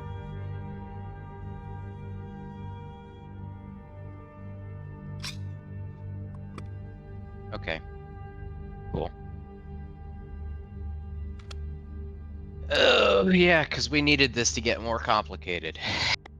It's always complicated. It's family. The siblings basically sitting next to each other. Do any of them point out anything? Did they realize something that they didn't realize before? Because that would have been helpful right now, sitting next to us, because Angel's sitting there looking at the blood map going, okay, get bigger, get bigger, get bigger. Immediately, There's Anna, being the there. other wizard of the family, the timing doesn't line up. Also, Dad should be in his, 60s? He didn't sound like it. It sounds like another Frozen in Time place. Like that one. Yep. From under the town hall. I'm letting you know, Angel's eyes get bigger, and she sits down and she puts the map up in front of her face and she starts to pack that box and basket. And she's like, I need a name, please. I need the exact name of your parents, each one of them, first, middle, and last. If they don't have a middle, just give me their name, and I need you to sign it there because you know what they look like and I don't. Okay, I don't think I ever got those, Joe. Yep. She hands it over to the siblings. She's gonna put them in front of their siblings. I need each name on the exact name.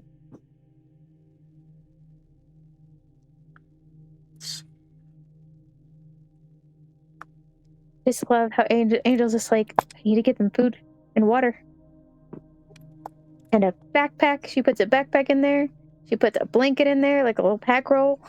She puts a rope in there because she's like, fuck this. We're going to pack them up with everything they need inside of a backpack.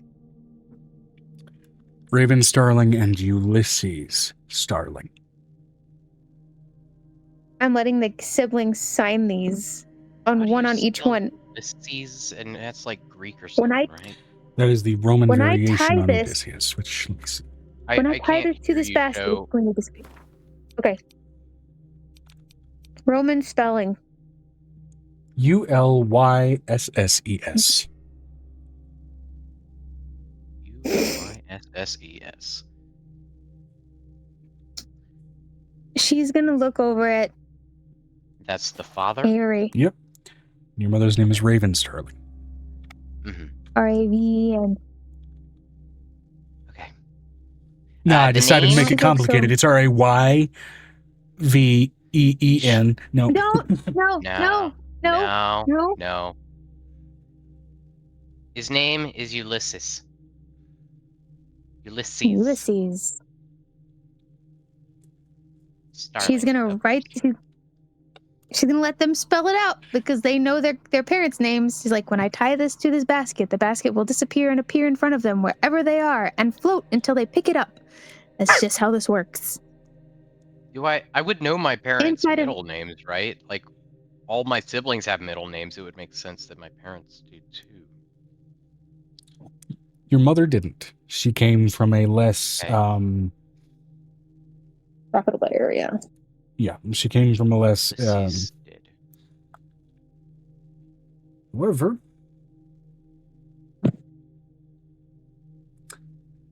Your father's middle name was Cordell. Ulysses Cordell Starling. Cordel. C-O-R-D-E-L. Either or K-O-R-D-E-L, but that's, No, let's see. Angel is currently, she puts in a rope, some water, and anything that she thinks that they'd need. And a Fae phone, so they could possibly message us back. Because I'm not playing this bullshit. And she's like, puts it in there, and she's like, this Fae, she puts the instructions on the back. This phone will basically access to any one of your children, so we can get your location while we get down this hole. And it may not work outside of it, so if you don't get any signal the first time, don't say that it's not working. It may just be your location. Wait till we get in the local location, and then it might activate. Because some places are finicky with time and activation. Like a full little booklet of this angel writing it out in common, and then like 3 other languages, and just doing this as fast as she can, and then getting this ready, and then putting it in there, and putting it in a little case and everything, and just... Okay. When this reaches them, they should be able to either give us a call back or something. I also put my name in there, so they should be able to reach me immediately. And she ends this, but they should be able to reach you or your siblings, because I gave them each a piece of clay. Bay glass.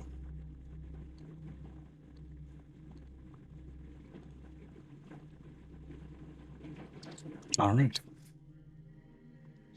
As the baskets pop away, no baskets return. I hate when this happens. It makes me feel like a concierge that doesn't work. I'm going to go ahead and roll to see if their Fae phones work inside of this area. Given that their presence through the blood net was obfuscated, there's a strong chance their attempts to communicate through it will also be obfuscated. They had to roll to even get through with the Speak with Dad spell, or he did anyway. I put my name in there so they could put another little tag on it. The thing that's supposed to send the baskets back is a return tag. It's a tag. Send it back. I can't really follow that passage that it went down, but I can send the return things. basket roll completely failed. It's a 4 and an 8. I'm sorry. What the fuck? How did that roll? I'm going to roll that a third time because I think the dice just landed rather than rolled. Okay. Hate it when that happens. With a disadvantaged roll. Unfortunately, a natural 2. is not going to allow the Fey phones to function. I'm gonna give it a At luck least for today. spell. Okay. I'm That gonna allows give it me a luck one spell. additional roll.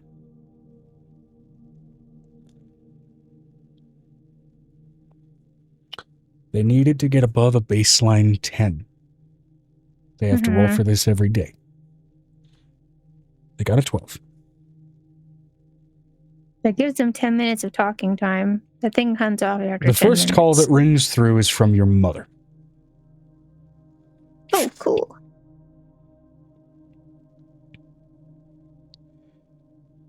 Avery? Mommy? Woo! How are you feeling? I'm feeling okay. I'm feeling kind of confused. I just spoke with Dad via some weird spell I found in a book. And he said that he left to find you, but I have distinct memories of growing up around you, and the reason you apparently left was for something that hadn't happened yet. So, do you have any answers?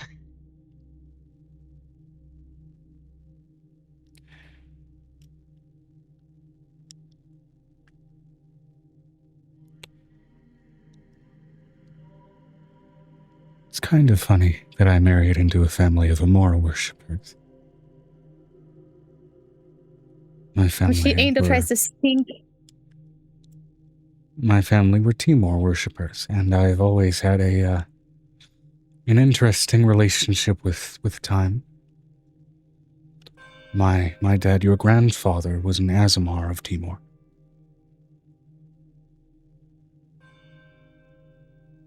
So time has always been a little bit out of sync for me. Angel, stop process. How old are your parents? Well, Aasimar can live upwards of 200 years. I get that, but that's Angel's thought process. How old are your freaking parents? There's a whole she knows how long they can live. She's like, you can see Angel on the side when you look over at her, just like, this face right here, Avery, look, it's like, wow, how old are your parents? My head. And that's to say, if your great-grandparent was also an Aasimar, which is possible because Aasimar can have similar descendancy rules to tieflings. Oh, then that would shit. then that would explain, at least from your mother's side, a descendancy from at least people directly influenced by the god of time.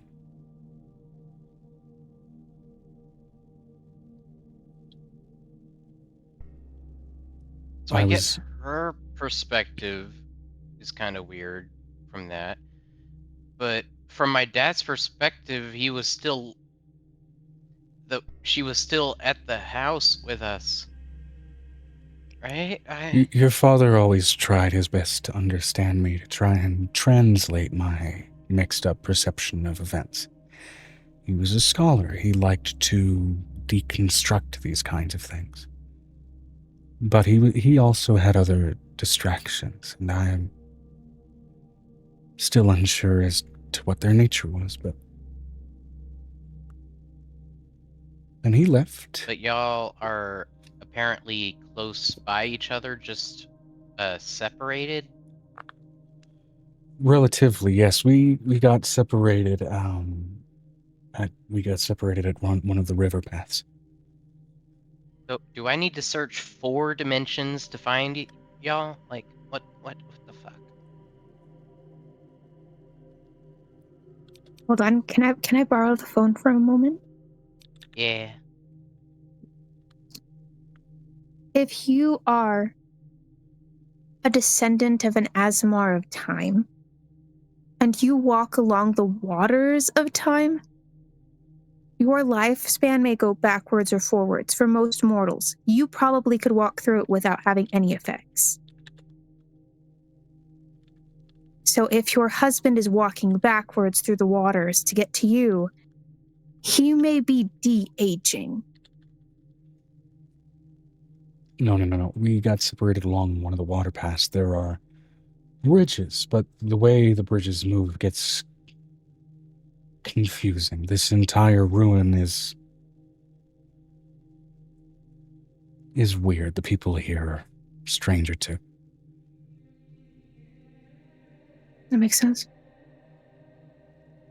Question.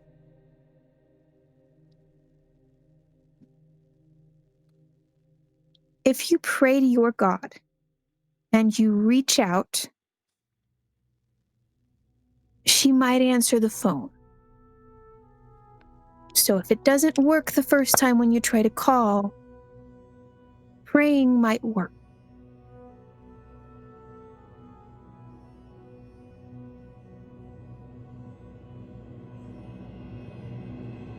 She says this as she hands you back the phone and then disappears from the visual. Said what she said. That was my friend Angel, who is the, I guess, vessel for Amora's reincarnation. I'll see what I can try and do. Try not to touch the shiny core in the middle of that machine. Yeah, I don't think I'll be touching any more shiny cores. You learned a lesson the first time. Well, you already did that, didn't you? Oh Lord, you are like years late, Mother. And years ahead. It's all over the place a lot of the time.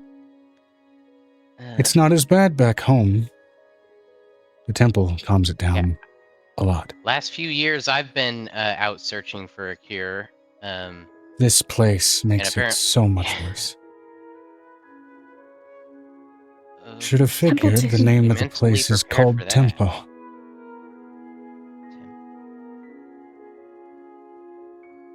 Place is called Tempa? Tempo. Tampa Bay, Florida. No. She looks over at her children and she looks at Grogo. Tempo. Question mark? Even he's a little confused.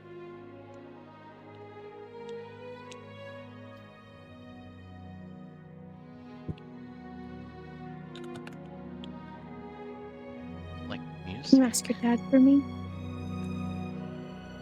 Your child nods and We disappears. have like... Oh, okay.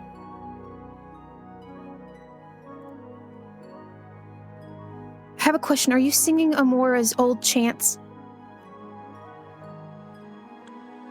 She naturally is, yes.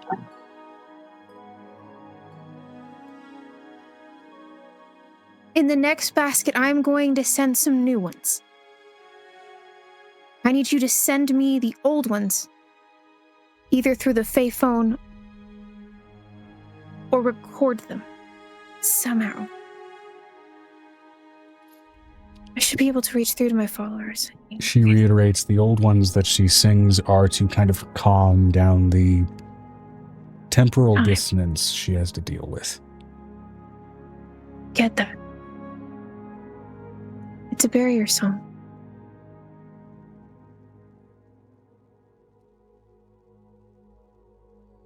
Do you know what the old story is between time, magic, and what you are? I'm not anything. I'm What the you worship. child of something, but... Okay, yes. I get that.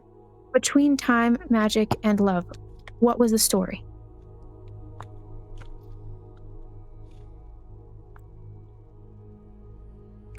The siblings intertwined, kind of intermingled in their roles, but never fully able to understand each other. That wasn't true for two of the children. Do you remember which one it is? There were only two children that fully understood each other. Because one could see forward and one could see back. A little could late see to be both. having this conversation with me, isn't it, Amora?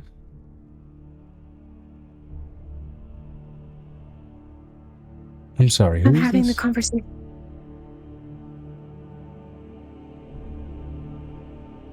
My name is Angel I'm getting Mochizuki. mixed up. I need to start praying again. Okay. You're just praying to me. Just pay attention. I'm trying.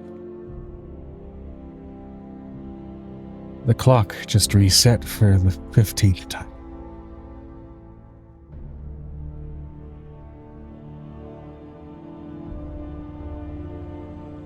We're gonna need to talk to 𝕲𝖊𝖓𝖓. You have to talk to 𝕲𝖊𝖓𝖓. I don't know all the old songs. I don't have a book of the old songs.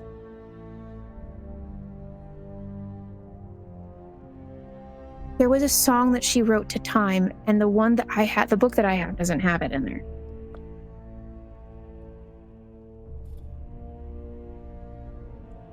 She wrote an ode to each one of her siblings.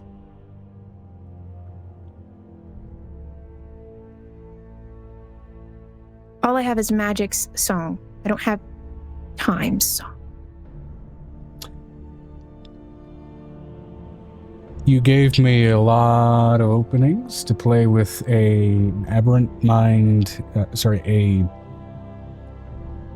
aberrant mind sorcerer, an aberrant mind sorcerer's backstory. I'm an aberrant mind sorcerer. And so I'm like, Yes, okay, the backstory's gonna get weird. or the quest content's gonna get weird. My brain's already fried from it.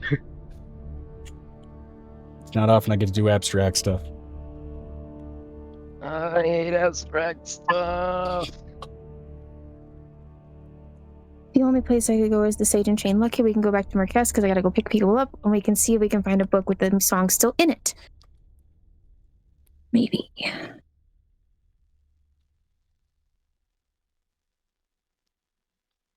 You receive a call from your father as the one from your mother severs, while she's in the middle of trying to chant and calm her mind.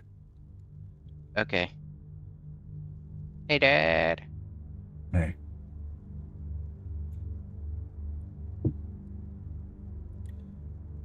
I'm in a, She's gonna look over his shoulder, seeing what he looks like. pressure moment.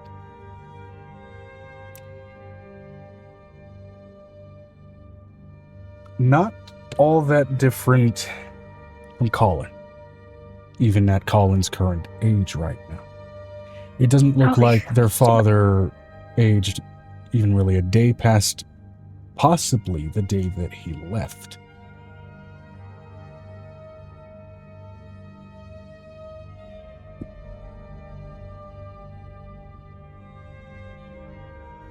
I'm gonna use See Beyond the Veil while we're on the phone. Trying to use See Beyond the Veil on something that you're already seeing beyond the veil is a little bit of a stretch. So I'm going to say give me a vibe check with disadvantage. The DC for that's going to be a little high. You're basically double layering something that's kind of single purpose.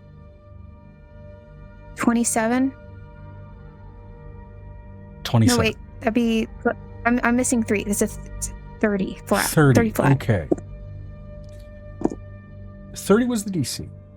First of all, there are ties to Amora on him. There are some slight ties to Timor on him. Also some somewhat strong ties to Volk. He was a scholar after all. So he's got a bit of a triumvirate of influence. The strongest ones are of course Volk, given his sort of scholarly nature.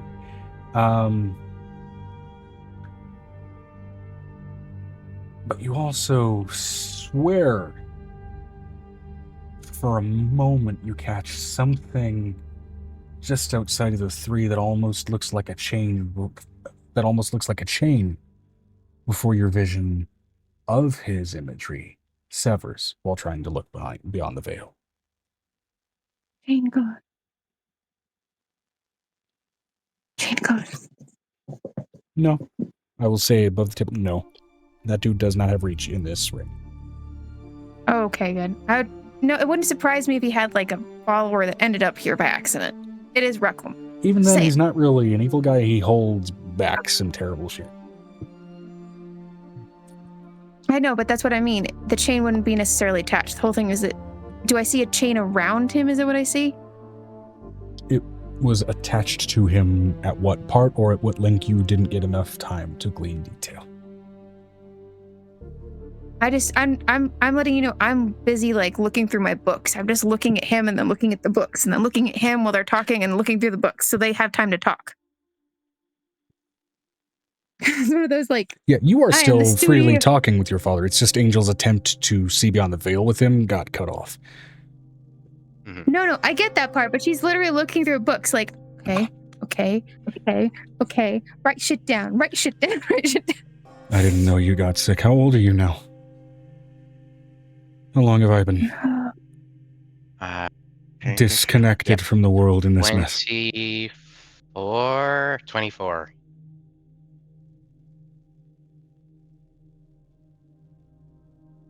What's up, It's been... I think.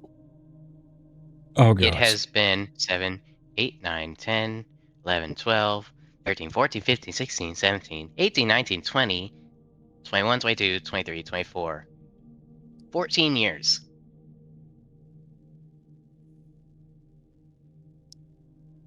Oh, God.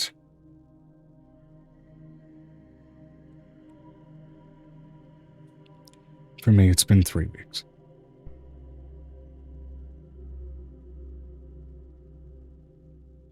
What made you think it was a good idea to chase after Mom through time?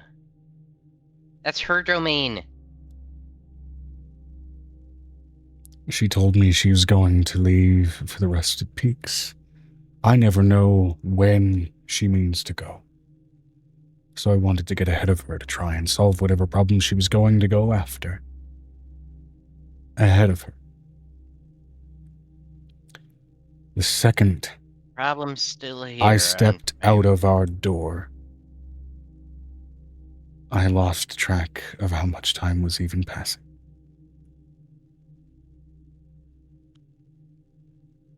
It sounded like I blame you. I don't blame you. I'm processing a lot right now.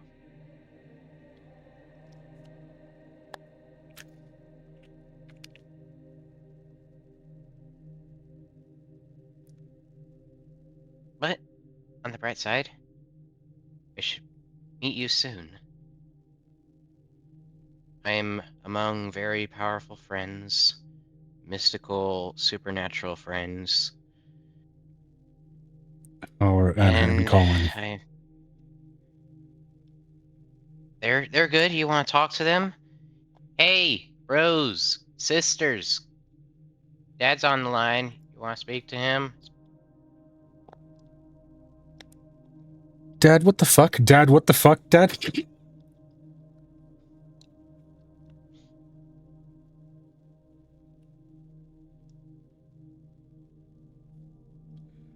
And they start throwing a veritable cascade of questions at him that are altogether far too many to properly answer.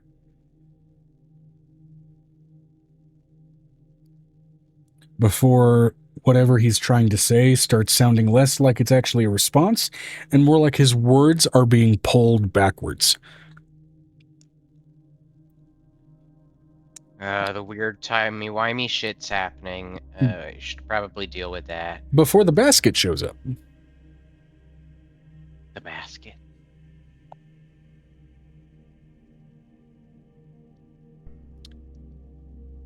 Inside of the basket is a Nokia flip phone.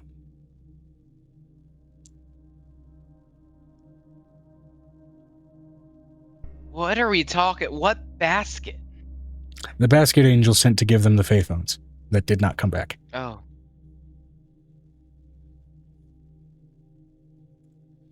Oh, it showed up back to us? Yes, with a Nokia flip phone sitting in the basket. Had sent a Fae phone to... She sent it to my mom, didn't she? She sent it to, she sent one to both of them so that they could both get a Fae phone and some proper food. Because it seems like their access to it was also just as much in flux as everything else there.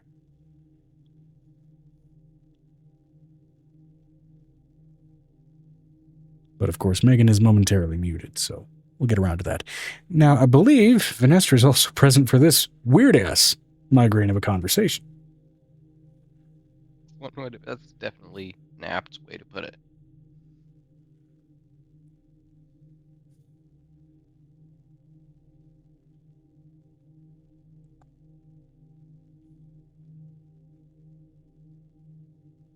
Vinestra said IOOC might need a brief recap. You and me both. So, in a nutshell, Avery cast Speak with Dad, the comedic augmentation on the Speak with Dead spell that he found from that weirdly misspelled spell book to go ahead and see if he could detect his father. It was not finding any locations for either his father or his mother on the blood map.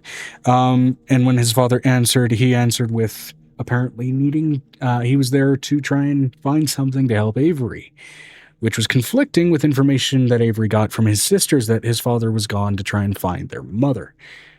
To which, after finally getting a straight answer from his father about that, he found their mother, and their mother informed him that Avery was diseased.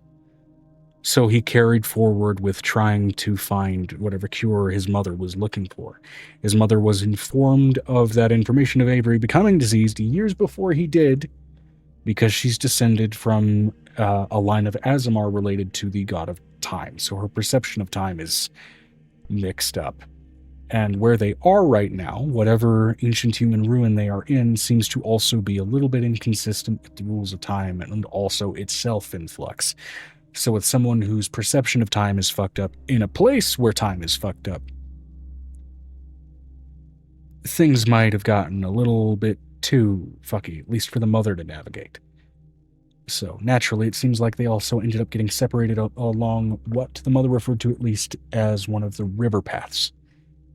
In wherever they were, which they referred to as a place called Tempo.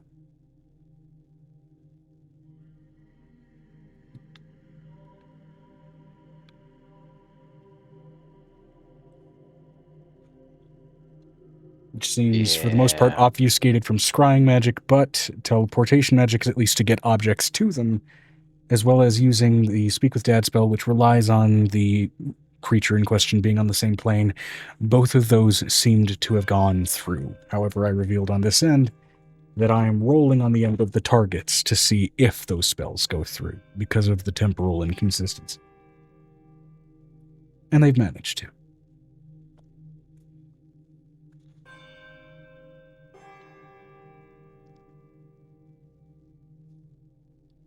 And apparently walking into Tempo will make my illness more painful or something. The only thing specifically mentioned about that was your mother was warning you about not touching the thing that you already touched that gave you your illness. Her own perception of jumping around time was also the, I'm already here trying to cure it ahead of time. Oh, you already have it. Oh, let me warn you ahead of time about not getting it. Wait, I'm already too late. Hold on.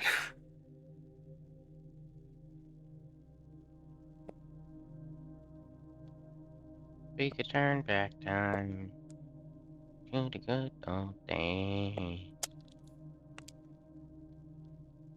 And at least it seems like his mother's broken perception of time can at least be, to an extent, offset with prayer. Her specific choice of prayer, given the family she married into, was prayer to the goddess of love, Amora, which is currently being reincarnated.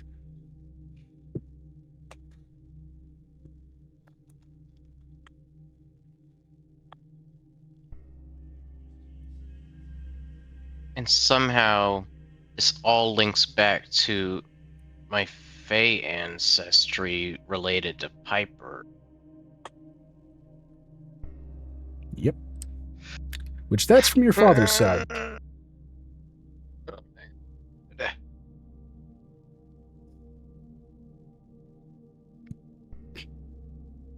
Of course, that goes into the more classic example of Fey and Celestials don't mix very well. And your mother was of Celestial blood.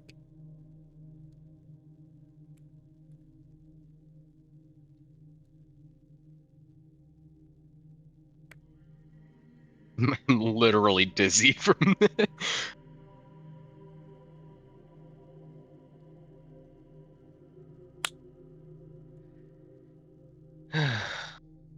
Yeah, when I wrote your quest line, it was very much a let's embrace the weird. Of course, Amber's quest line was very much let's embrace the weird, but like it's here's two varieties of weird that I play with in my head. You're getting the other variety.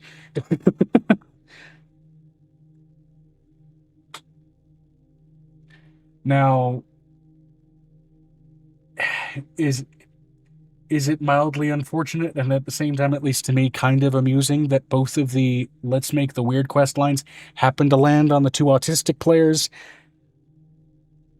Yeah, I mean, that wasn't necessarily deliberately intentional, but I also like to make, I like to make power development run in parallels between player characters as well, so. Yeah. You and Piper run in parallels, and to an extent, Just Megan and Vanessa run in parallels. Just hopefully it doesn't get too much more weird. I promise Hopefully nothing. Usually you climb the weirdness ladder and then you start to figure things out and it gets a little less weird. That's usually the progression. Weirdly, it'll get a little less weird once you guys go to the place full of the weird, because at least now you'll have a physically tangible thing to anchor the weird to. But, well, not physically tangible. We're playing a game of make-believe, but you get what I mean. Yes. More mentally tangible.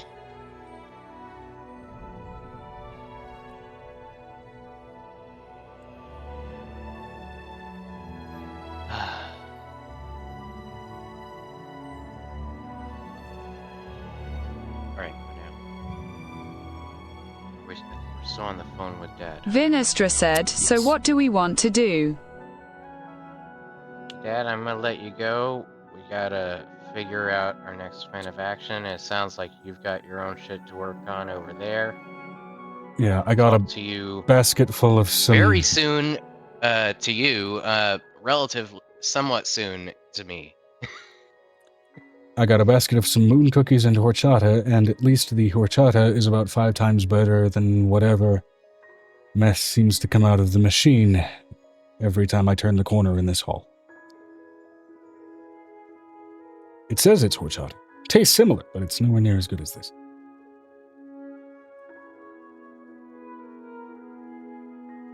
And his voice starts to reverse again before the communication cuts off.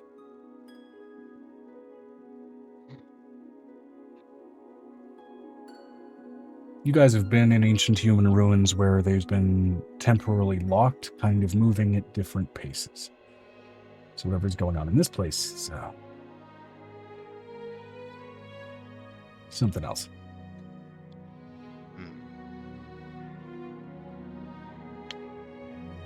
So there was temporal distortions that locked the ones we were in place, but the temporal distortions at the Rusted Peaks are a little more volatile, you would say? At least wherever they are, yes. All the way down to wherever they are having a name in relation to it. Wait, tempo. Oh, okay. Tempo refers to usually the pace of a beat. And reverse tempos are also a thing.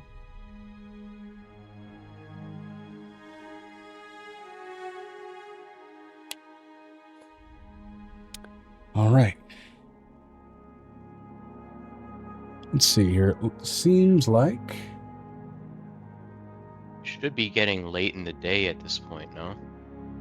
You guys are kind of into mid-afternoon, evening-ish. You're kind of at the stage where dinner is feasible at this rate. The actual passage of time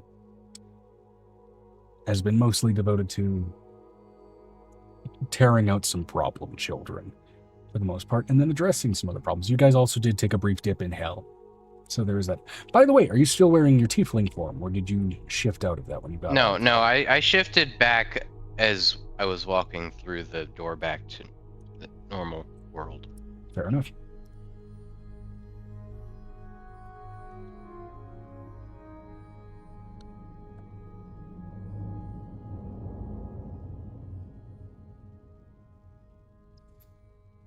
What I was really asking, is it feasible for a long rest and raid? I mean, most likely, yes. Let me go ahead and double check what's going on with Megan, though, because she's been gone for a little bit. Yeah, I don't remember why now you mention it, yeah, she's been... Yeah, I don't know what's going on there, so I'm at the very least going to brief BRB just to go ahead and double check what's going on. Check on that.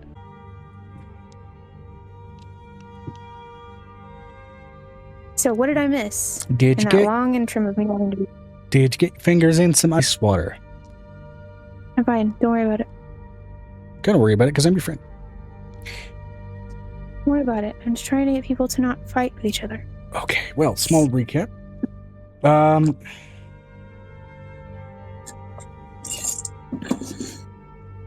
Mainly just kind of recapped Vanessa on kind of what happened in that conversation. And at the very least kind of recapped her on kind of what's going on. I left at the end of the conversation, somewhere in the middle of it. Yeah. Whoa. It's just starting to get interesting. This happens every time. It'll be okay. I'm glad that they're in my life. So life happens. Rule 0. Life takes priority. You know, that's rule 0 of any RP. It's all good. Yeah, I know.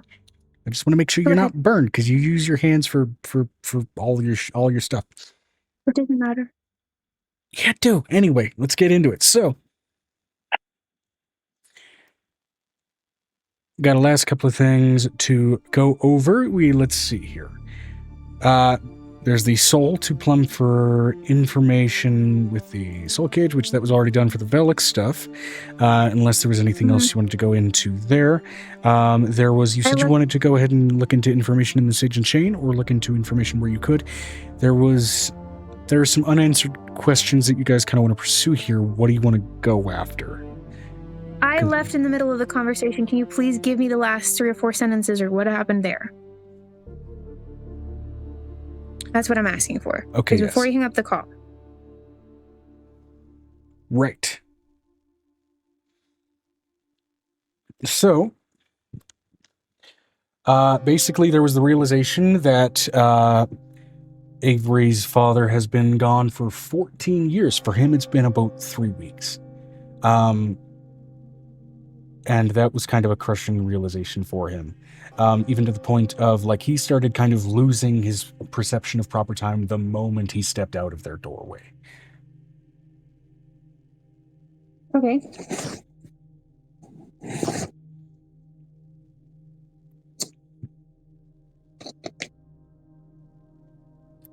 Let's see. What else did I go over there as well?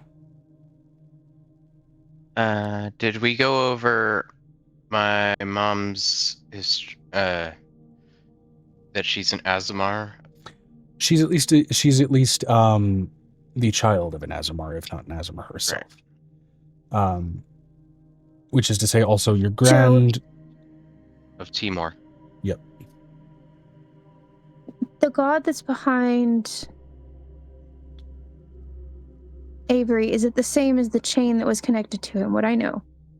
So I've looked behind Avery multiple times to see that thing. There is no, not the same thing on Avery. Avery's still kind of got that just weirdly sort of broken psyche thing going on.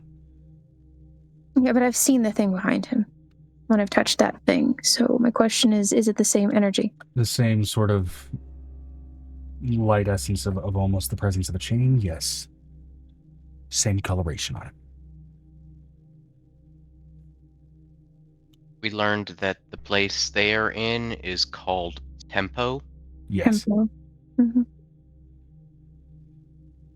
Which, as mentioned directly by your father, is also still one of the ancient human ruins, but also the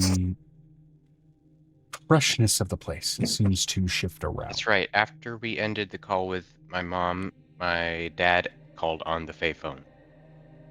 Yes. Yeah, trying to get a bit of a conversation between you and between some of your siblings To which you also Get then back to figured the out that room. some of the pockets of time also would reverse things on him, as just kind of based on where he was moving, things seemed to go backwards, even just with his own voice. All right, so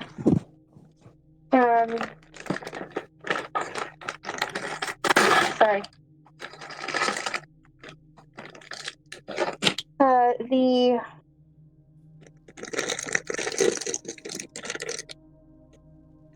Angel wants to go to the stage and play, but Angel has 2 other things she wants to do. Hold on. I hear weak. Excuse me. I know you're hungry. I can hear it. You're I right there, opened my another loves. can of Thing when I forgot that I still had another can of Thing that was already opened. ADD is fun, Dang. everybody. It is. So my suggestion to you, Joe, is that this is what I need to do. I need to go handle the people in town first, which is more important than anything else to my character. Okay. Here, Emma. This is lip balm and more lip balm for you. What's up? Open the garage for him. What's going on? Hi. Here, hand it to me. Hold on, guys. Okay.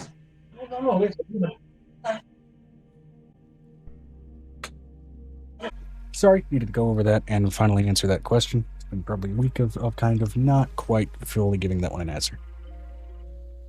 So, Well, it's also because he likes to figure stuff out. So it's like I go off what I have, what I've had for 2 years. yeah, as far as So, those developments, I go for like in the moment narrative. Let's see if that makes sense. I don't know. You know, it makes sense.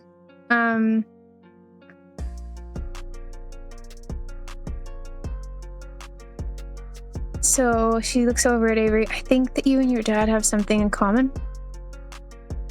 I think that the god with that chain that was attached to him is similar to what you decided to touch.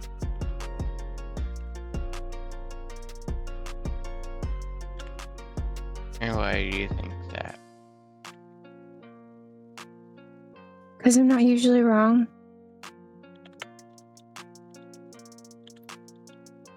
Okay. And I was looking at him on purpose.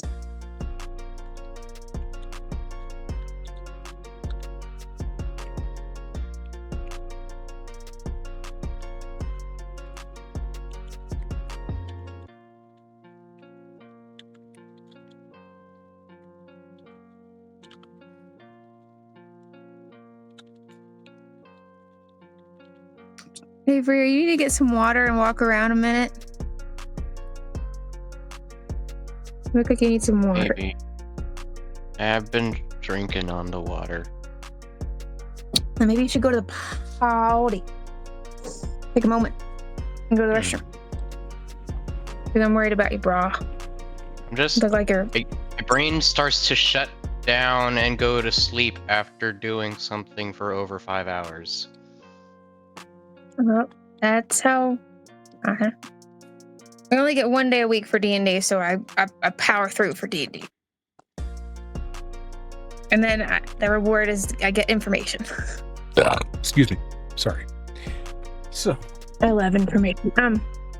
So Angel's going to handle something in city. Avery, if you want to stay here and work on Aegis, you're welcome to, but I'm gonna go kick some ass.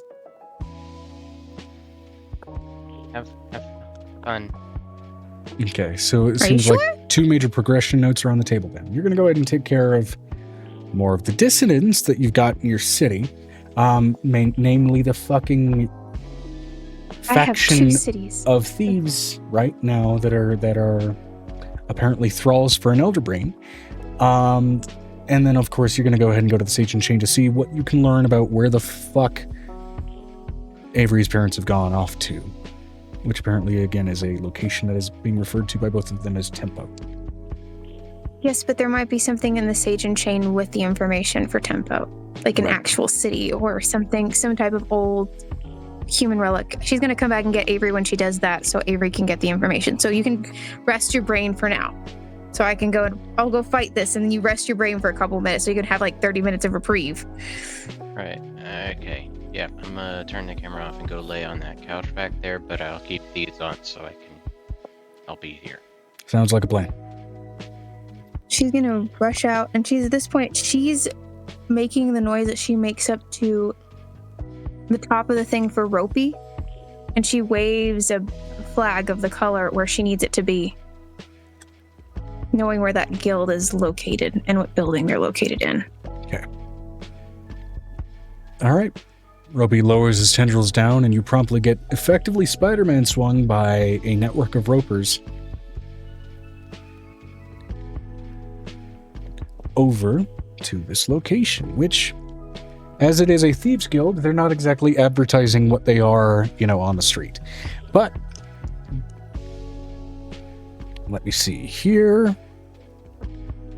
She makes her guards well aware as well to follow in after her to at least grab everybody, because they have elder brain pieces on them, basically tie them to the ground and leave them tied up. Making your way over, thankfully relying at least somewhat on your whisper network for where the Servants of Silver are located, given again, allowing them to remain in your city because they were supposedly of a benefit, which on paper, even on some of your personal meetings with them, they were. Not knowing that they were thralls, though, is another thing. You make your way to their entryway. Yes, but the kidnappings didn't go down in our city. Yeah.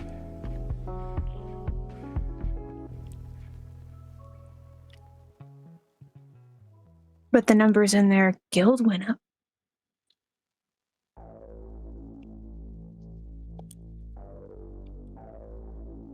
The numbers in their guild did go up due to positive incentives. However, it seems like it's very possible every new member became a new thrall.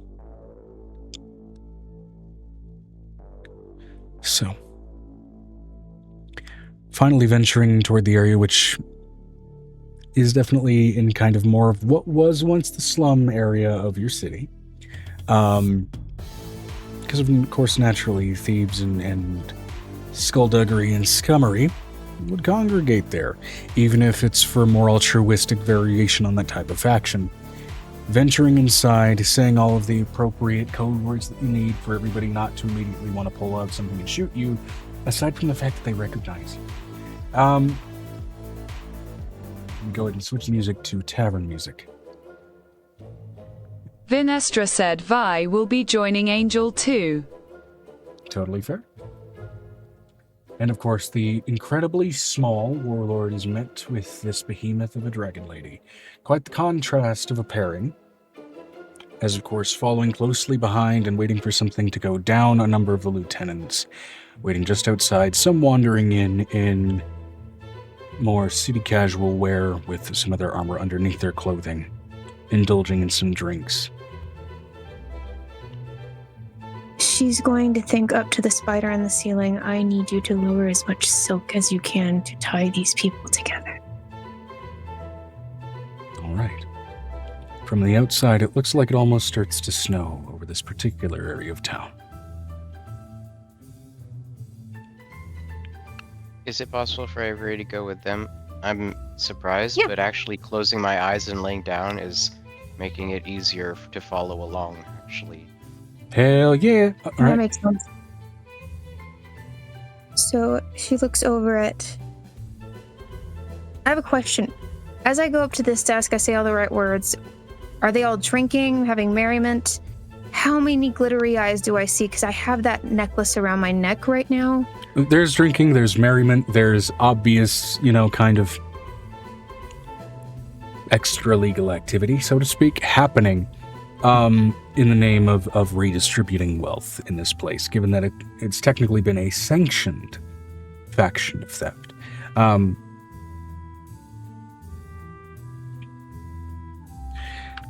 That said, you're noticing, while there is very much kind of a gleam in a lot of their eyes, which you at first kind of interpreted to be like a soulfulness, a jovialness, and a brightness of their souls, while that is true and was very much true of especially new and fresh recruits, the color of that twinkle does not match the reflection of the lighting in this place. There's discoloration just under the irises. It's a physical trait that is so very subtle.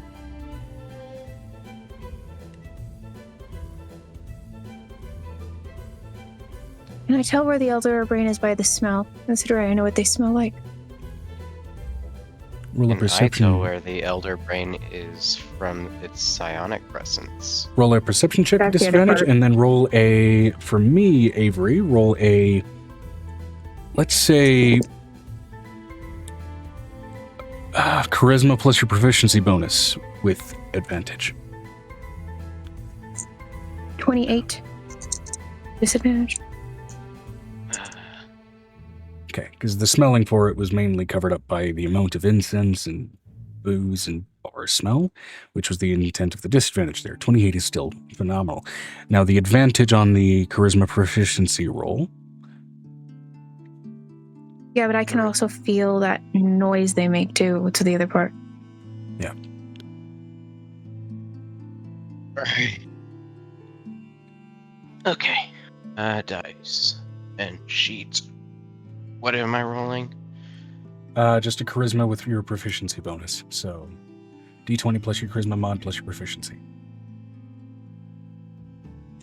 10 plus charisma mod is 16 plus 8. 24. Right? Yes. 24.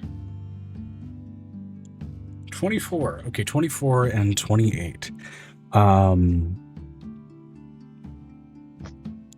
24 is unfortunately just below the DC of 25 to pick up on that sonic Damn. wave. You are kind of reaching out for the presence of an elder brain and are instead met with the sort of clash and cavalcade of drunken minds abound and the also just kind of disjointed mess of people speaking in thieves' cant, and not only that, but almost thinking in code in very much the same way, which you've encountered when you've dealt with the mental spaces of thieves in small quantities, and now dealing with a building full of them. Fuck! It's like trying to flip through 50 different channels on the gambling network. It's a mess. She's going to broadcast this through the Fae phone for all of her followers as That well. was what Avery got. Now what you got.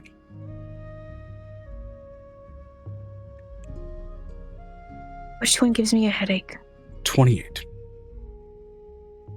DC was 25, which Avery got one shy of.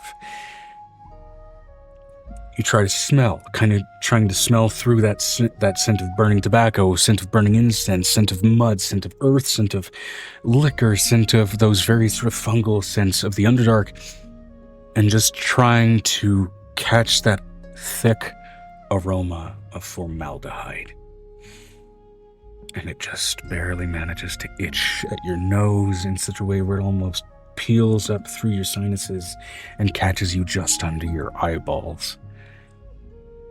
It's noxious, it's potent, it almost hurts as that knife cutting through the rest of the noise.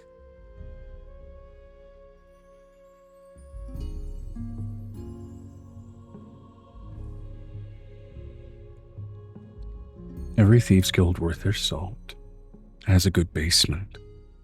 The smell is coming from below, well beneath the floorboards. Well beneath likely whatever would constitute a basement level into likely a sub-basement.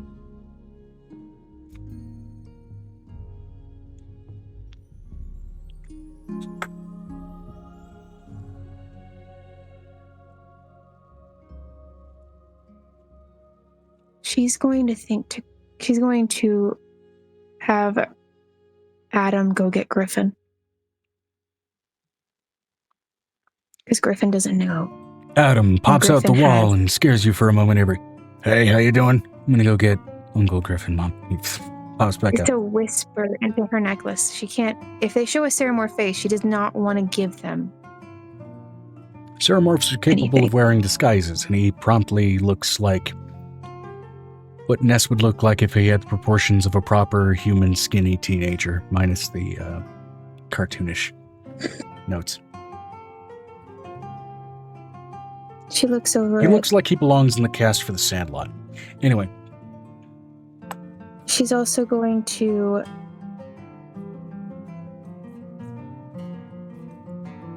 before they have a chance to do anything, she's calling the Sunrise Rebellion. because she knows who runs it now. She's going to show them the guild picture. And she's going to, in the most hick way and the most common way of basically speaking Spanish, the octopus is in the floor. Fair enough. Which again, as they have now broken out into all-out war and are now fighting for what they consider to be the ruling peoples of Zaria, rather than against the ruling oppressor. They are no longer referred to officially as the Sunrise Rebellion and are referred to as the High Sun Coalition. She says that to them, and she says, within each city in Spanish, there are octopus in the floor, as she shows the symbol of their guild. Okay.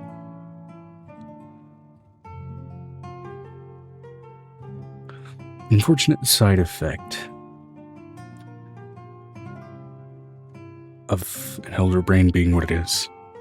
They are the hosts of a hive mind, which means all minds that are joined to it share their thoughts with each other. She's doing this on purpose. She's doing it as covertly as she can in a language they can't speak, that has been forgotten, that nobody would remember in case they were from somewhere else. The point I'm making is, in this massive shack of people, I'm going to go ahead and roll in case among the hive mind there are elves old enough to recognize the language.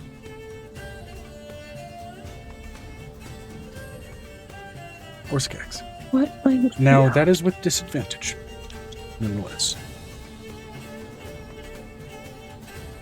So you are working with a benefit here using that language, given that it's considered an ancient tongue and a dead one at that. Okay. Natural 4. So you're good. Plus anything? Okay. Plus a decent bit, but not enough to meet the DC. I have if a the question. DM says you're good, you're good. How quickly do they move knowing where they are? Quickly. And we're talking the Githyanki as well. Fucking quickly.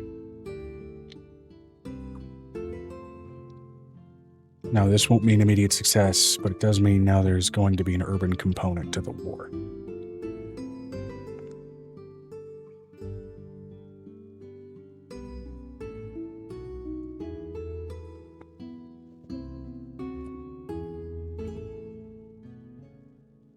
This is an inspection. I'm going to inspect the whole building. It's the first time she's ever done inspections by herself. The 𝕱𝖊𝖓𝖓𝖊𝖘, one that you know to be referred to as 𝕲𝖊𝖓𝖓𝖓𝖊𝖘, kind of has this sort of massive scar that kind of goes down his cheek and kind of down toward his neck. You know that he got that from fighting a kitty whippet at some point in his teen years, or in other words, a displacer beast. What's the purpose of this inspection, madam?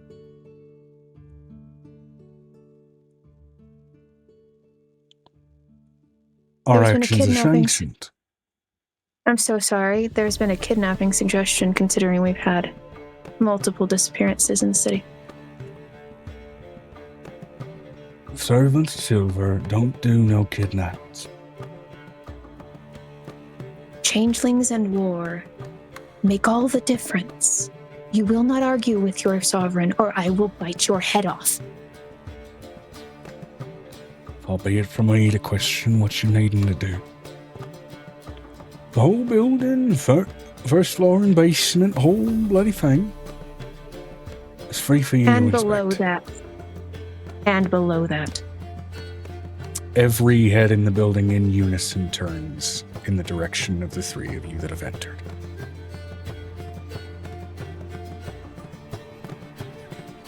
I think you hit a nerve.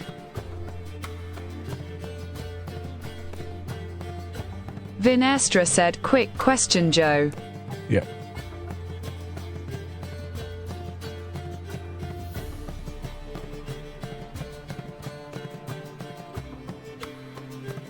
I think I want to use the dragon language for the first time. I want to use the dragon language. Which is a made-up language.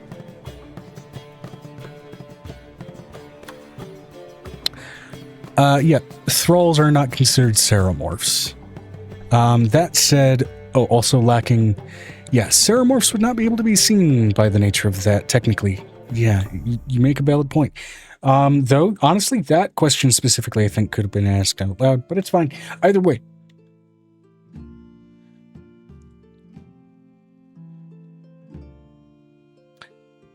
So, all the heads turn in unison. Ma'am, I don't know what you're talking about. We don't have nothing below the basement but foundation and bedrock. I'm going to make. This is the first time. This is the first time I. This is the first time she's ever going to quote Game of Thrones. Dragon is not asleep. Of course, you're not a slave. You run this town.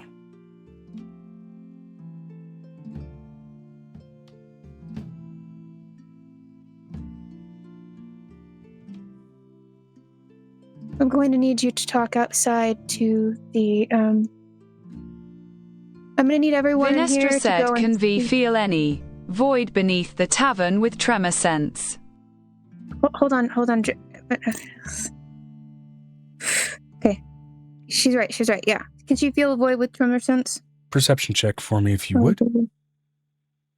And while she's doing that, she looks, I'm going to need you to go outside and speak to, make a report with each one of my lieutenants outside. She's going to say this loud enough with thaumaturgy for her lieutenants to hear it outside.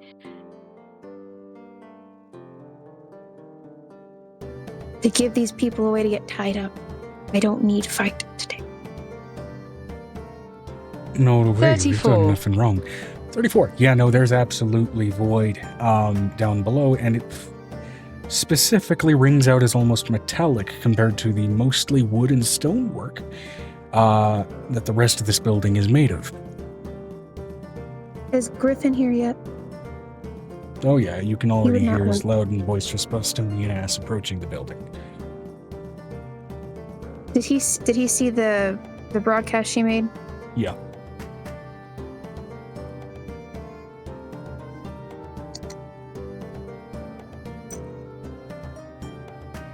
If you'll have them outside, you'll get all of them outside and question them each, please. Your lieutenants and guardsmen wander in and begin to extract the thralls, of which they all react confusedly. Again, madam, we've done nothing wrong. Ain't nothing I'll be the judge of that. going. Ain't nothing going.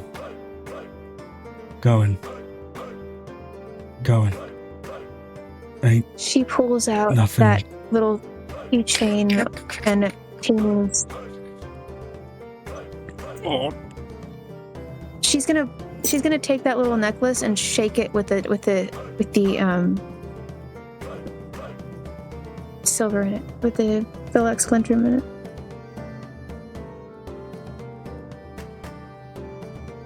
No reaction You want from this? anyone in the tavern. Thralls don't necessarily have tadpoles in them. They've just been overtaken by the psionic influence of the Elder Brain.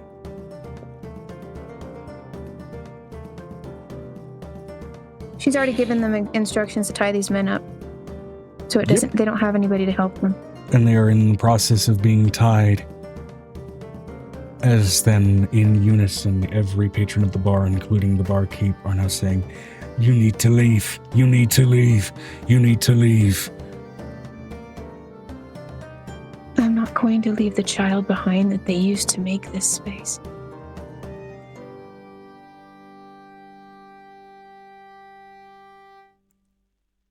Leave us be. Leave us be. You're not a mouse. Just a little kid. Leave us be.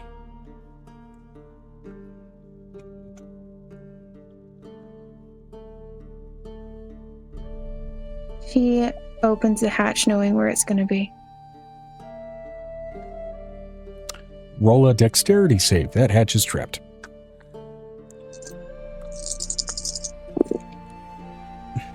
+19 +8 +12. No, +12. Trying to memorize my. That one's a +12. Okay, you immediately dive back behind the stonework fireplace as fuck, what's the word I'm looking for?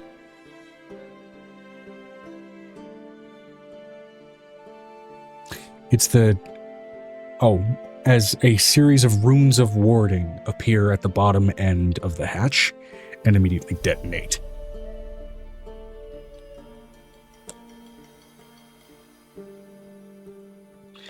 Now with that, you are immune to fire damage. I'm going to walk through it.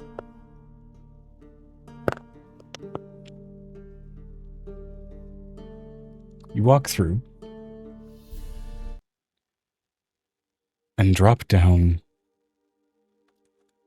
immediately into a sub-basement lined with purplish grayed metal. Where posts Griffin coming in after. Yep, as well as any of you who choose to follow as well. Well, as soon as the fire dies down, I'll follow. Yeah, it is an immediate explosion of burn. a fireball. It's not going to remain to burn anything. The immediate blast function of those spells are so quick that they do not remain long enough to keep anything ablaze. Oh, okay.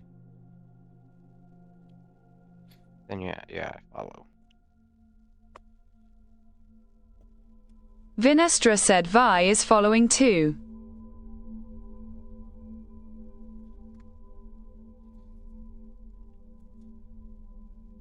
Stepping down, it is like a mind flayer mimicry of the tavern floors above.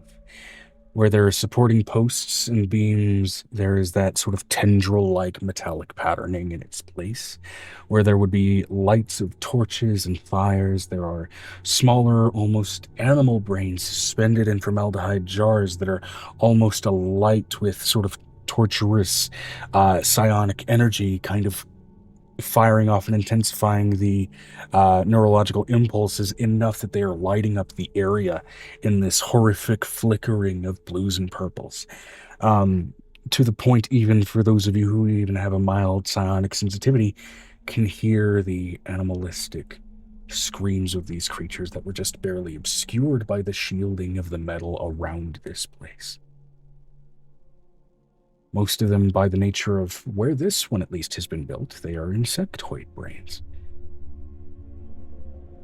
And some of them not so much.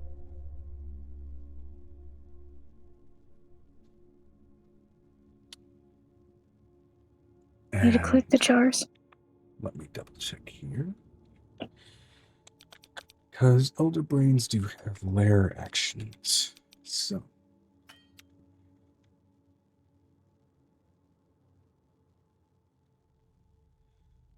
Volo is a guide to 2 monsters. Okay, let's see here.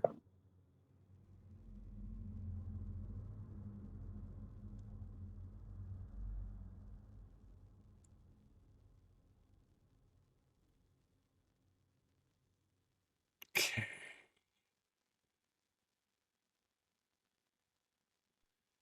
All right, I need everybody immediately to go ahead and make a charisma saving throw. Charisma save. If it's a charm, I'm immune. It is not. Especially that kind. A natural 20.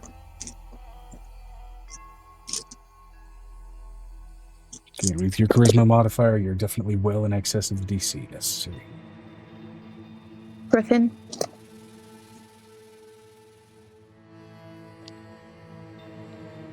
Griffin's fine. 18. 18 total? That's Vinestra said 35. I am having a hard time seeing it on my phone. Okay. Well, for simplicity's He has sake, a higher- also because you're a charisma-based class, the DC for this is 18. You're fine.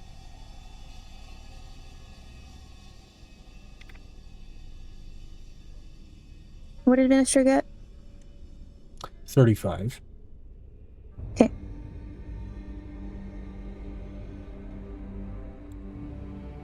Yeah, that was an 18 total. It must have just been a really low roll. It's all good. You met the DC exactly. To not immediately be frozen Okay. in place by sheer force of will.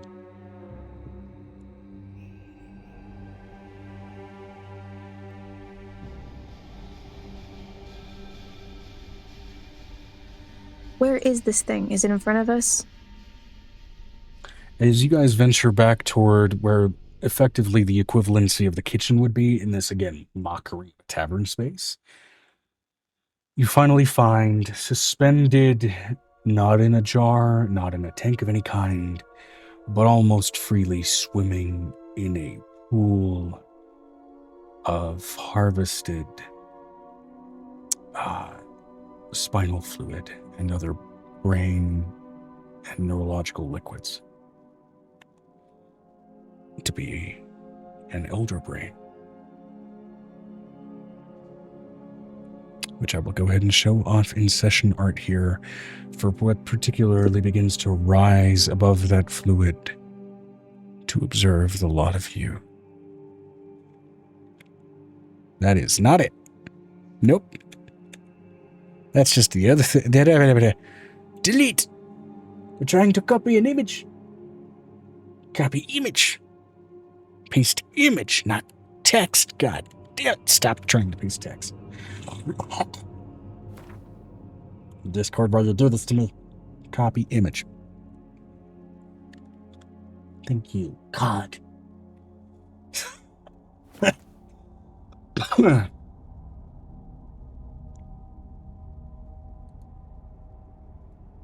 And now, especially being this close, that voice repeats.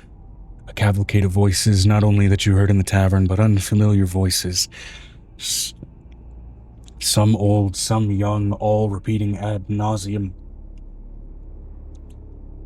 Stay away from us. Stay away from us. Stay away from us.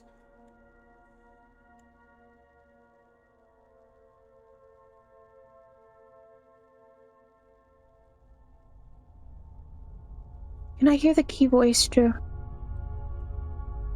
Can you hear the what voice? The key voice. The center voice. The child that made up the voice that's coming from the main part. Knowing what how ceremonies work and how Adam sounds. Roll a perception check with disadvantage, and also roll me an arcana check as well. Also because of Menidna's voice, hearing his actual voice, the center part. I've grown with multiple voices in my head.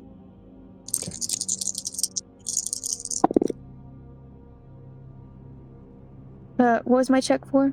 Charisma or what? Perception, and then go ahead and give me an arcana.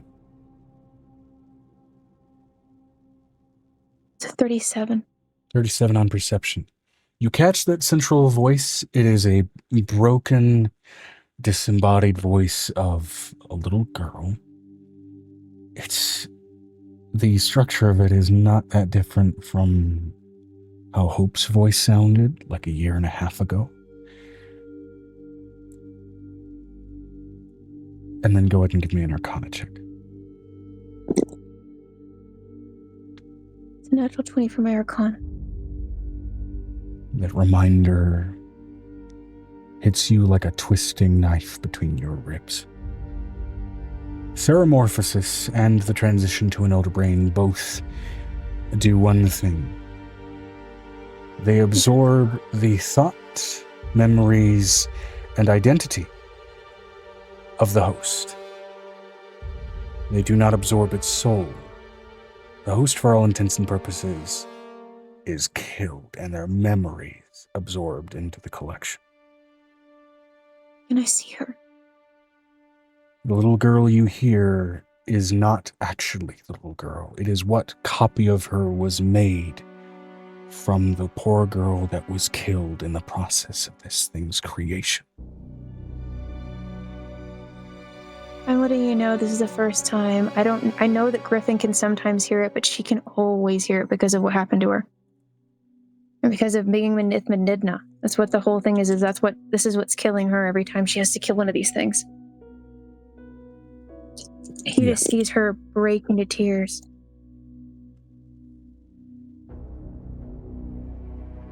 You're not that little girl anymore. She says it out loud to this monster.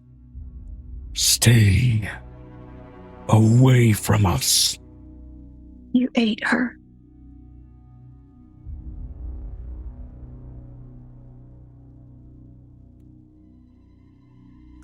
It is going to immediately. She's going to say it in its own language.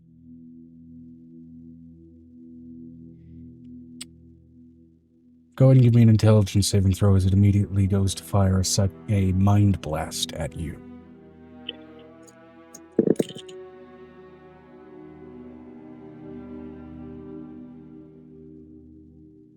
$26. 26. Okay. Yeah, you succeed.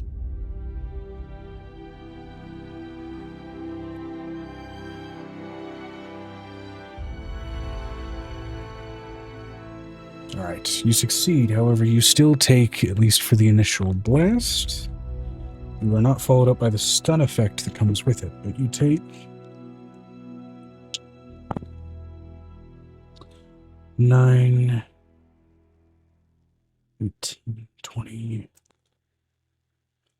26 plus 5, 31 points of psychic damage.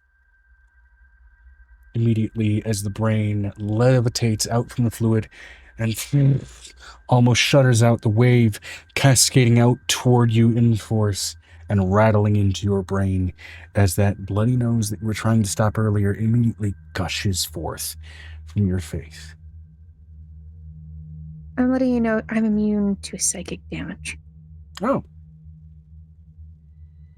You feel your cheeks ripple as if you're in a wind tunnel for a minute, but nothing else happens. She's going to take another step forward.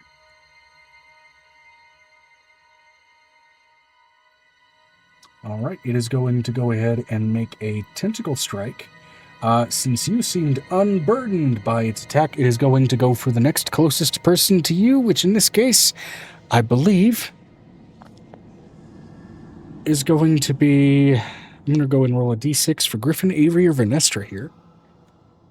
How strong is this thing? How heavy is it? How strong or how heavy? This is not the nether brain from BG3. So, not incredible. It is only a large aberration, which is to say, one step above medium. It is, like, in its entire mass, which is to say its brain included, comparable to Venestra's entire size. So it's still a very massive brain. That said, with that landing on a... Venestra said, what do I need to roll? I was rolling a d6 to see which one of you it decided to swing its tentacle at. It landed on a 6, which means it's going after you, Venestra. So we're going to go ahead and see here. That's going to be a, looks like...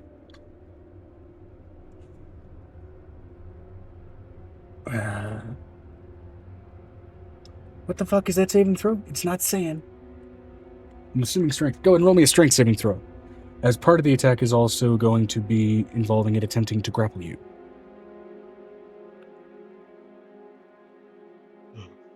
Although actually it needs to hit you first. So hold on. Does a 16 hit you? I don't think it does, you big burly dragon ass.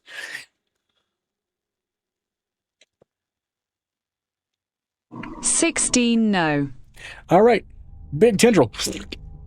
Just kind of slaps right against your armor and doesn't quite manage to get a foothold on your unfamiliar foreign draconic physique for a moment. Great.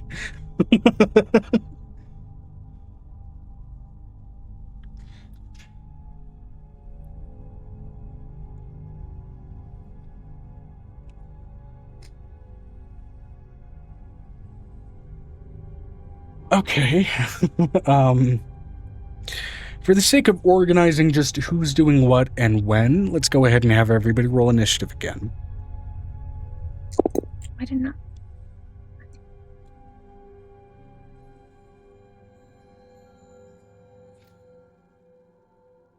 Or actually, what I can do is I can keep the initiative from earlier, because that was also a quick engagement. So let's do that. Which means, let me go ahead and just roll to see where the 𝕱𝖓𝖓 lands on this list while I go ahead, and we'll give Griffin the insurrectionist position, because why not? Wow, fuck, okay. This thing is just... You caught an 𝕱𝖓𝖓 in the middle of an identity crisis.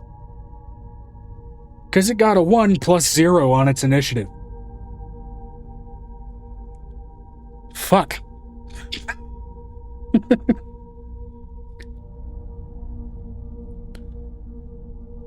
All right. Cool. 𝕱𝖓𝖓.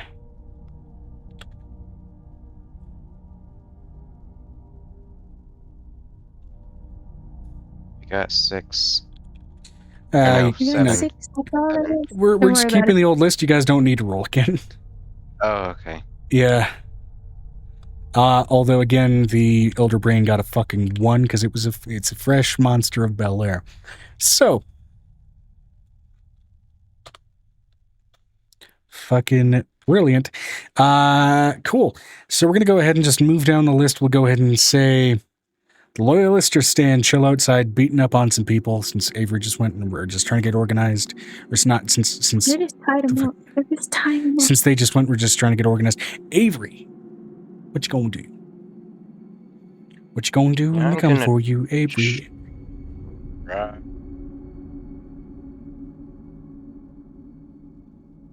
Ooh, you broke up a lot there. What? I didn't give what I was going to do. I said I'm going to try doing something.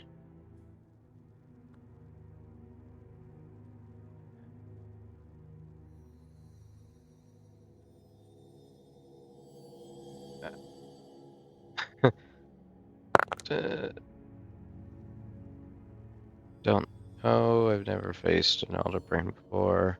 This thing is definitely more potent for its environmental effects than it is its direct combat complications. Yeah. I get the feeling that I can't put it to sleep. You can certainly try. How does fear work?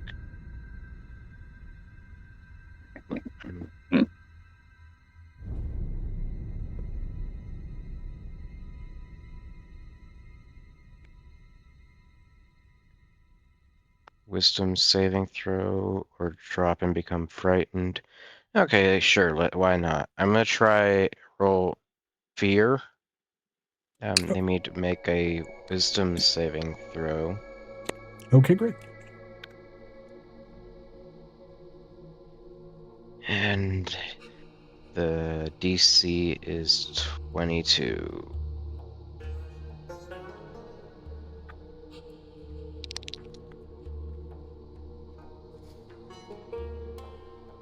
All right, wisdom save. That is a 21. It fails by 1. Ah. So fear, meaning it do what? It's afraid. I don't know. How does an elder brain react to being frightened? The tendrils shudder, and the brain it right now it's acting like a giant fucking freaked out intellect devourer all of a sudden. It's shivering in its little tendrils. I looked at its condition immunities. It doesn't have any.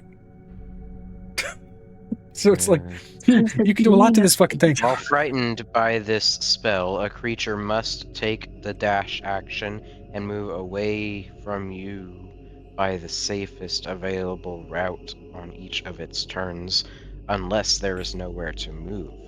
It's The almost like creature it's literally a ends giant its exposed turn nerve. in a location where it doesn't have line of sight to you. The creature can make a wisdom saving throw. On a successful save, the spell ends for the creature. Okay, all the more frantic that "get away from us" chant just returns in earnest.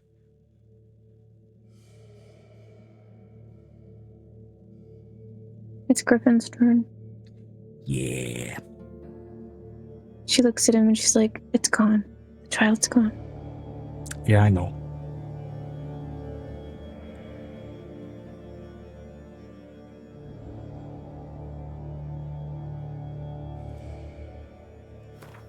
I can't even use any of its flesh to bring it back.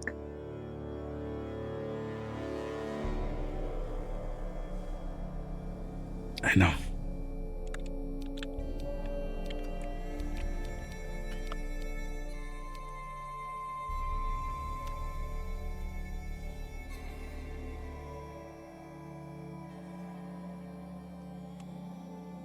Okay, Griffin is going to go ahead and cast Reality Break on the thing.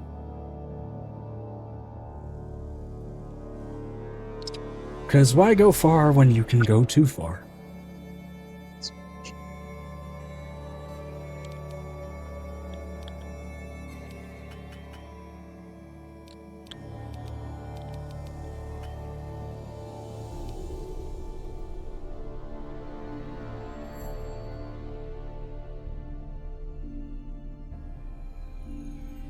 Just double checking. That is one of the spells he has. Yes. It's been a while since I looked at his shit.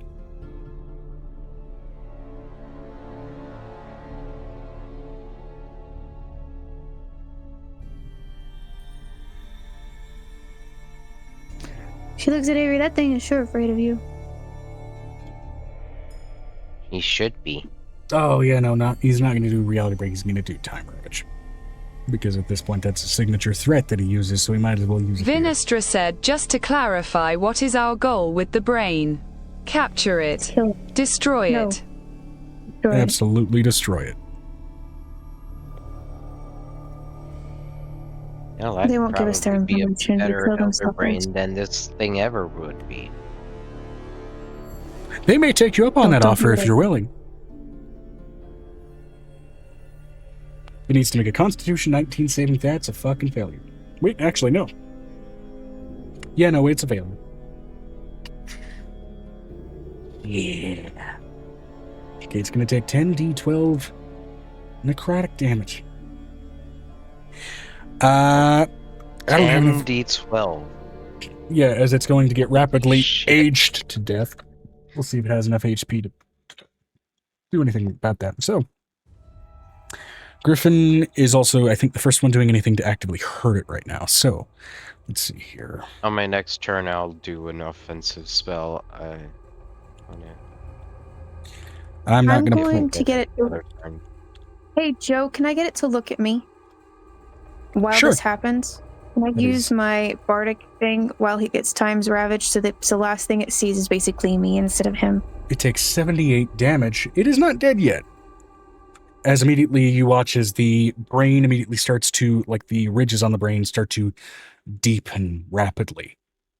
And the brain starts to turn from like that soft pink and gray to like shades of brown.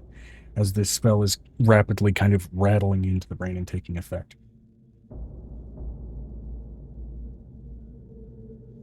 She's going to use Swarm of Daggers. Oh, hold on. It's not your turn yet. Would be my turn, wouldn't it be? Because it's the last. Oh, it's the Elder Brain's turn is the last turn. Yeah. So after Griffin, we have Amira. And then Benestra. And then the Old Brain.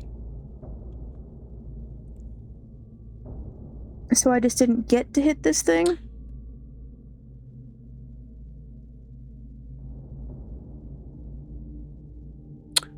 Oh shit! I skipped you, didn't I? Okay, hold on. Let's loop back around to you, and then we'll get to Amir and Vince. Sorry about that. Fuck. Okay, we're getting in the stage where my brain's all fucking. Yeah. Do what you want. Do your thing. Do your thing.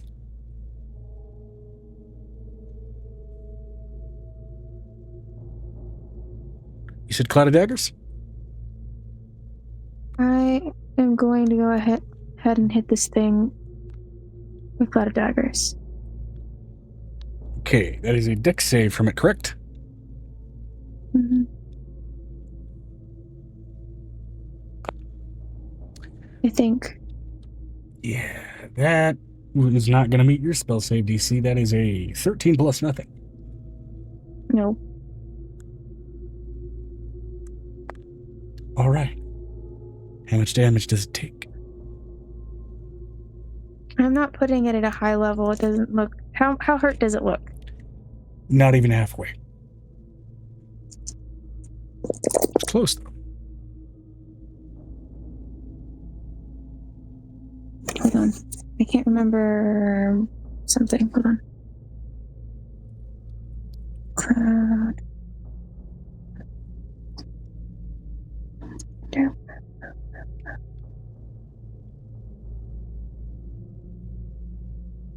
Yeah, we're gonna go to about 6th level.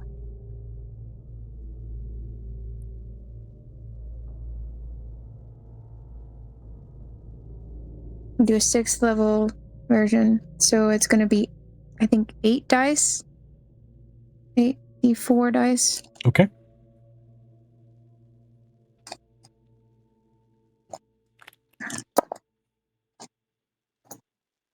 Four. Come on, spin. 3. 11 for the first part. Okay. 11 damage? Hold on, that's just the first one. Hold on. Okay.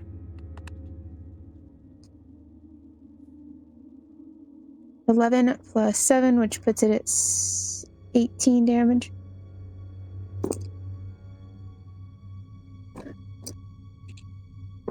Okay. It's a 2nd level conjuration, so if it's at 6 and it's 2d and anything above 2nd, any slaughter using a spell of slot of 3rd, it increases by 2d4. So it's at 6th level, it would be it's 44 when it starts plus 2. That would put it at 3, so that's 6. So, and then there's 8 for 4. So that's plus 5 to that. So that'd be 5 plus 8 is 23 points of damage. You mean 13? 2 plus 2.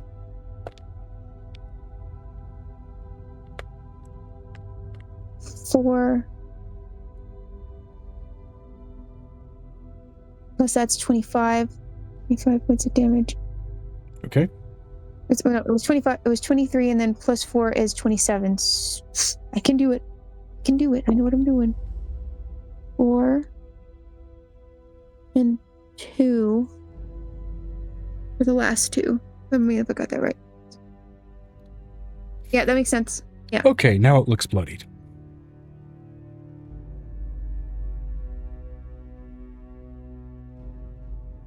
I haven't changed this to combat music because this is more than anything really more of kind of a sad encounter.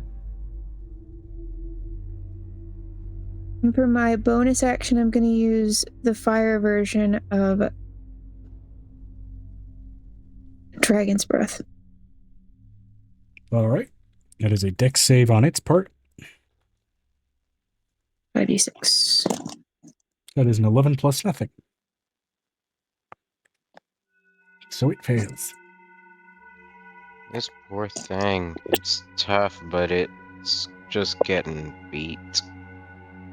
Its highest statistics are actually charisma. It could hold quite the conversation.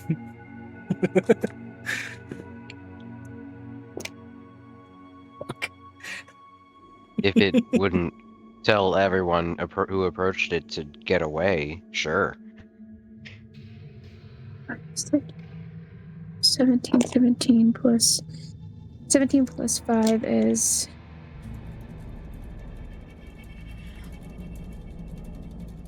22 points of fire damage. All right.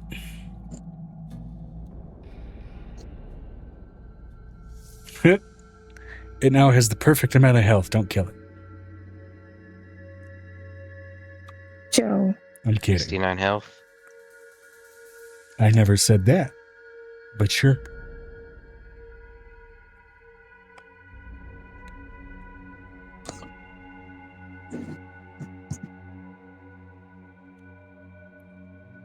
$42 health. Doesn't matter. All right. She looks so. It is shuddering, I'm quite curious. frantically afraid of Avery, recoiling from getting actively shredded by a number of things already, by your hand, and by Griffin's. So now, back up to the combat tracker. That leaves Amira and Venestra. Hey. I'm gonna. It's also a bit toasty, a little blackened, yeah, from that fire breath. Yeah. I'm Little black holding and its brown. gaze, by the way. I'm holding its focus, by the way, Joe. Yeah, you hold what you can best tell is likely its gaze. It doesn't have eyes, but yeah. It's a brain, it should have eyes. It has blind sight, 220 feet.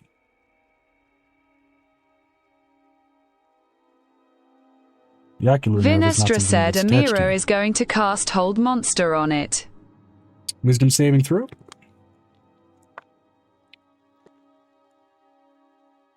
That's a natural one. But, man, first elder brain in the city you guys found, and it's just not... It's just not hitting back. Just taking it. My God. Oh no. This better mean for some good player luck later. Holy shit. The pendulum's got to swing.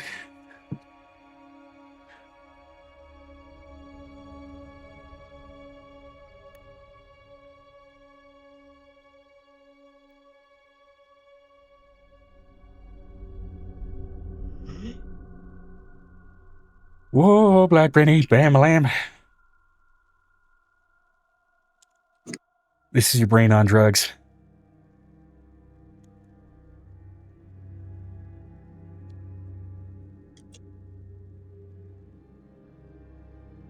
Body break. We were going to conquer the world, Pinky.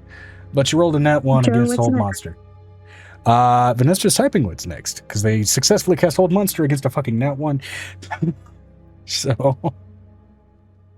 V is just going to swing her sword down on the brain. Cool. Yeah, you have advantage on the swing, and because it is paralyzed by Hold Monster, assuming you successfully hit, it will also be a crit.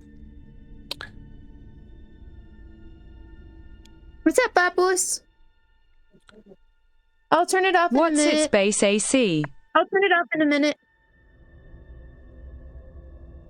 Low enough that you're probably going to hit it.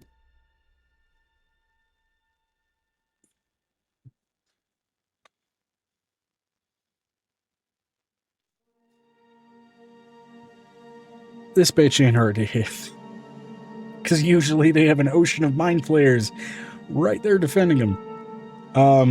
Consequence of this fucker being in Sharney, an ocean of mind flayers couldn't be a thing.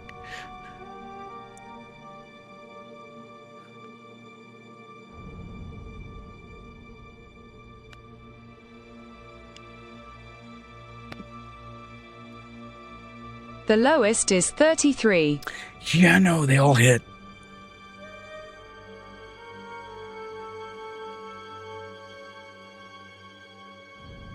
This poor thing. That's what I'm saying. Everything we throw at it is hitting it, and it has just enough HP to suffer.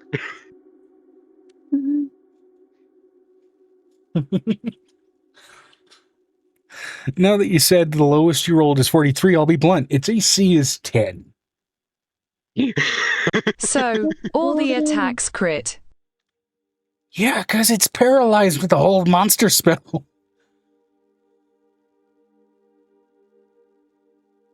And double damage on all of them. Yeah. And I'll be blunt with your damage 802. output. Okay, so...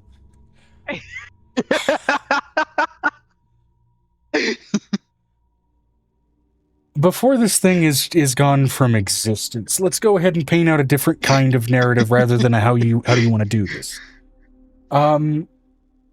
So one of the baseline things this thing can do, right, is try and form a psychic link. It did not really take an opportunity to use any of its legendary actions to try and do that, so it's going to try en masse on all three of you. Right in this moment, as Venestra's sword is swinging down, and Morgan Freeman is basically saying, well, how did I get here?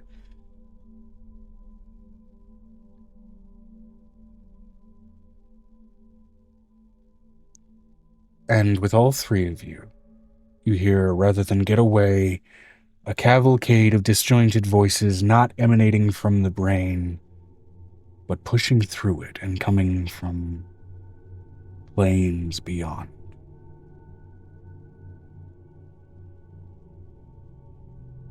Thank you for freeing us.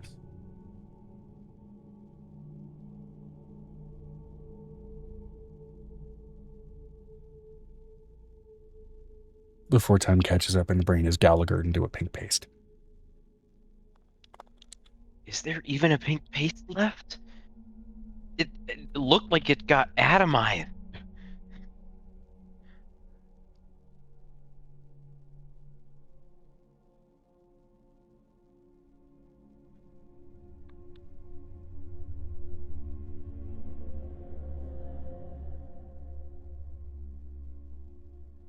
And I will say, for the sake of narrative continuity, Venestra said, Megan, you are muted.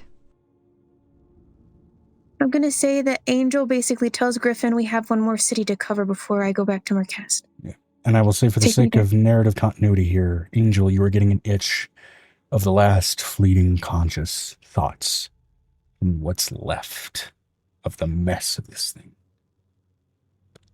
Get away from us. Get away. And all voices with every repetition are falling away layer by layer by layer. Until finally you hear one last little girl's voice. One last record of memory. Get it away from me.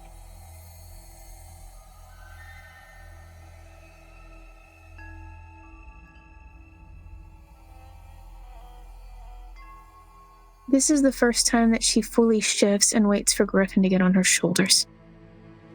Griffin hops on without a second thought. She's going to fly to the second city and finish the other one off. Okay. For the sake of brevity, can we say that happens? Because that does not take long. These, especially compared to where you guys are now in power, and assuming my rolling luck stays where it is, yeah, that's a nat 1 just on a test roll. The next one gets dismantled without any major problems. And what do you know? With the body style that she has, she carries the rest of them back the city. Yeah, and I will say, especially as the staff are released from their status as thralls, they carry with them the leftover memory of the people that they had collected, and in that are able to find and collect with an immense amount of grief between each group where they hid the remains, to either inter appropriately in graves where needed, or should it, the souls prove willing, be resurrected by the burgeoning goddess of a fucking governor they have in their city. She brings all the bodies back and all the people back. And then landing in front where Venestra and Avery, she left them because she could not wait to move to the next city. She's in control of 2. She has to go to the other. Marquez does not have one. Marquez does not. Though notably, in a brief stint through Marquez knowing what you know, you do find that there is a sub-basement in Marquez where one was instead of pile of ash. I do have a question. Did Stalin hordes, how many of them basically tell me they've handled each situation? Podred burned that fucker out the moment he was told.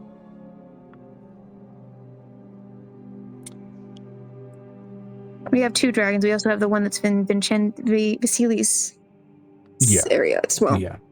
And I will say they're in every major city. So the places that are considered towns and lesser settlements do not have one. So I have a question. How quick did Githhoven handle theirs? Githhoven were fucking on that shit. They can't go to Lilu, and they can't go to the other side for the same reason. Right. Now, for the sake of resurrected entities, to leave you with something that's a little less heart-wrenching, as you know, as the one of the introductory themes of the campaign.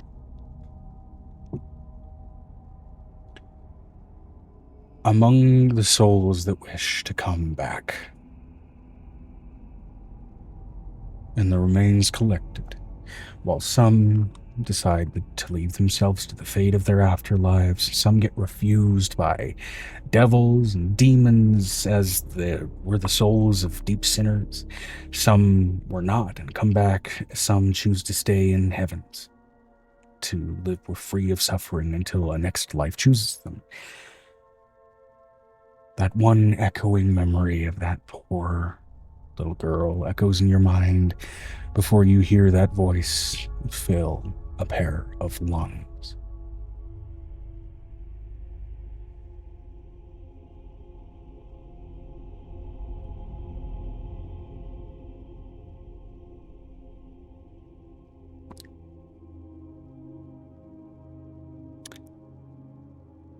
You look down and you see a little wood elf girl. Green, sort of highlighted streaks in her hair. Soft, gold-twinged skin with bark brown freckles on her face. Maybe 8 or 9 years old.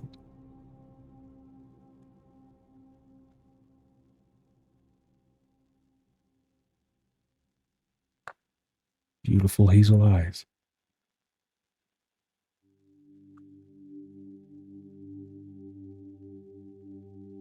Does she have parents? Are they gone? They're gone.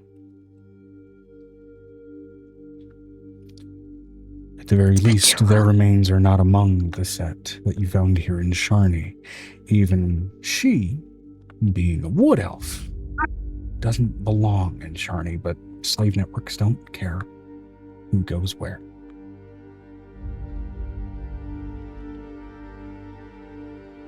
You want to come home with me?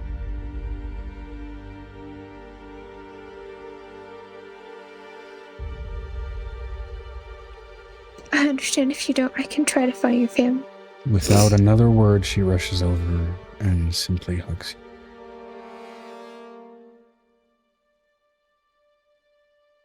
Hugs And her reaches back. over and tries to pull Griffin into the hug, tries to rush out of and pull Avery into the hug, and rushes over and tries to pull the big, gigantic, heavy as shit, not really easy to pull this size of a person, Venestra, into the hug as well.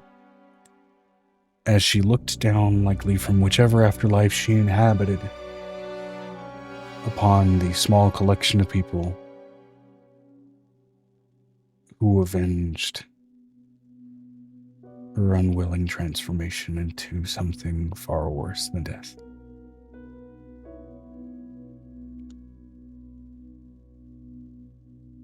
To those she brought back, anyone who needs a job, go to the top of the hill and see where they can put you. There's a number of people who are like, I'm just going to go ahead and try and get my old job back. I used to work at that tavern over there. Oh, that's a lot bigger than it used to be.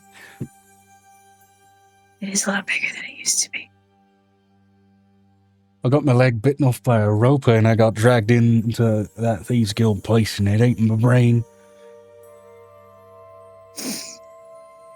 Well, we do need guards on the posts.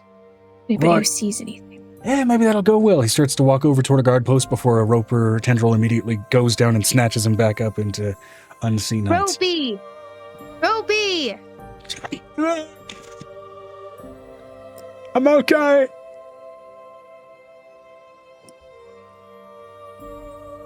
Understand that you guys need to eat. We feed you. We feed you lots amount of insectoids and flesh from different animals and creatures. She looks over at Griffin. Every single big city.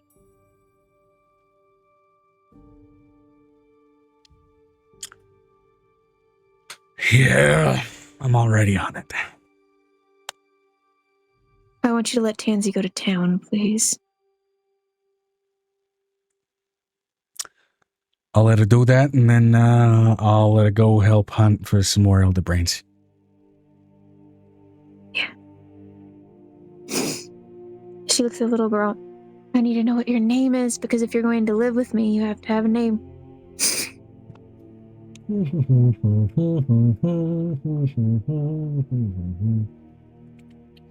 She looks over at Avery. Avery? Yeah. I don't know if you've had enough exciting for one day, but I think Ico is a good idea right now, considering she's thinking about Nicodemus. Yeah. I gotta get back to Marquest. Your girlfriend basically went on a spa day in Marquest, so we'll pick her up here in a sec.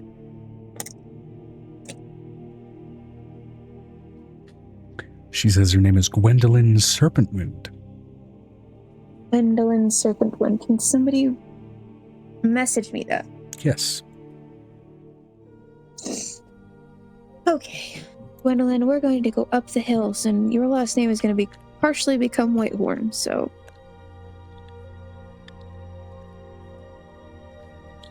If my sister doesn't snatch you up for herself because you're adorable. She says Serpentwind was a surname given to her while in the company of some 𝕲𝖊𝖓𝖓𝖊𝖘. Oh, no.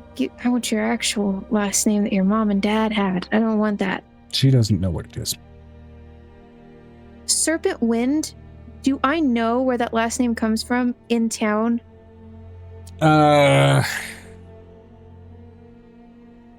You've already liberated a number of slaves that had that name, and that slaver has long since been flayed to the bone. No, you told me that there was a snake one that I haven't been able to get a hold of. That's why I'm asking you if that's the line that I'm missing. No, you already took care of Serpentwind. This is not the missing one. Okay. I'm not talking about the changeling guy. I'm talking about the guy. There's a couple of them that just I couldn't get a hold of. Right. She looks over at this child. I'm gonna let you know the man Serpentwind no longer walks the serpent. I know. I watched him die. I did nothing.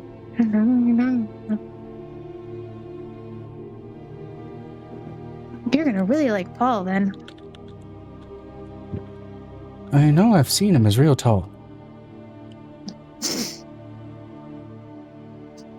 She looks over at these thieves that came out of this place that are no longer thralled. Tell me what you want to do. She looks at the head guy who was basically the barkeep. Get back to work doing what we's actually supposed to do with our business. How about you do a better business for me? We was doing actually a good job, minus the whole thrall thing and stealing people.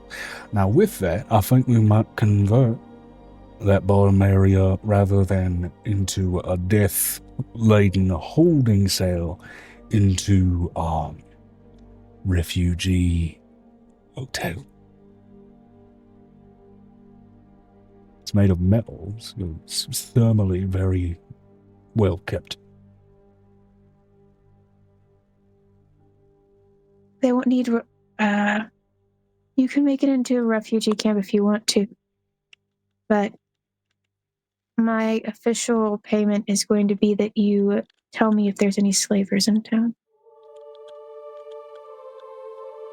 since you also watch the black market. And just Understood. because I decided to basically blow up half your house, she pulls out a bag of gold coins and puts it in this man's hand. Upgrade. Maybe some reinforcement from the ropers. And I would change your signet to something else. Yeah. Easy enough. If you would like to hold a meeting with your entire cabinet after they decided to not be held by thralls, I will host it. But I need to know who's under the cities. Happily, And if you we'll don't tell help me- with deconstruction efforts of the comp bags. I'm letting you know if you don't tell me, the Whisper will tell me. Oh, we're gonna tell you everything we know. Okay. We took inspiration from the ancient human hero, Robin Hood. Good-natured thief who didn't hurt nobody, especially not no children. We ain't changing that philosophy, so we're gonna be honest and truthful and steal from cunts who don't deserve it. And in this case, cunts who steal kids don't deserve shit.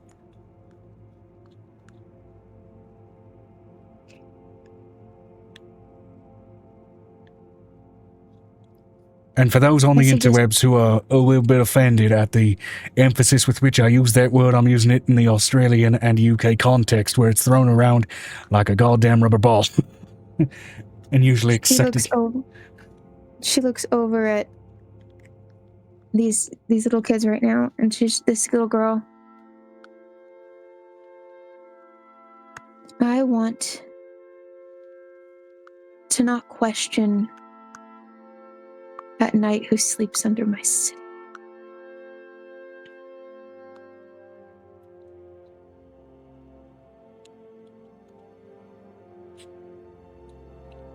I have a question. With all the people that were working for her and had all the tattoos, did the tattoo man remove those tattoos? Oh, happily, he's getting a lot of work today. A lot of extra work and extra pay.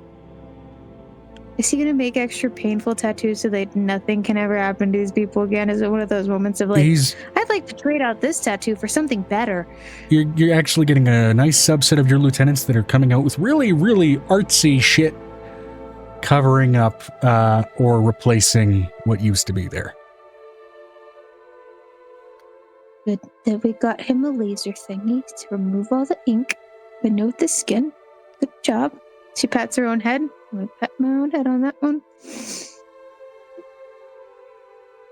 She looks over at Venestra. Venestra, I still have things to get in Mercast. You can join me if you'd like, but I have research to do. And she looks at the little one. You can come with too. I'm going to have lots of help and lots of hands.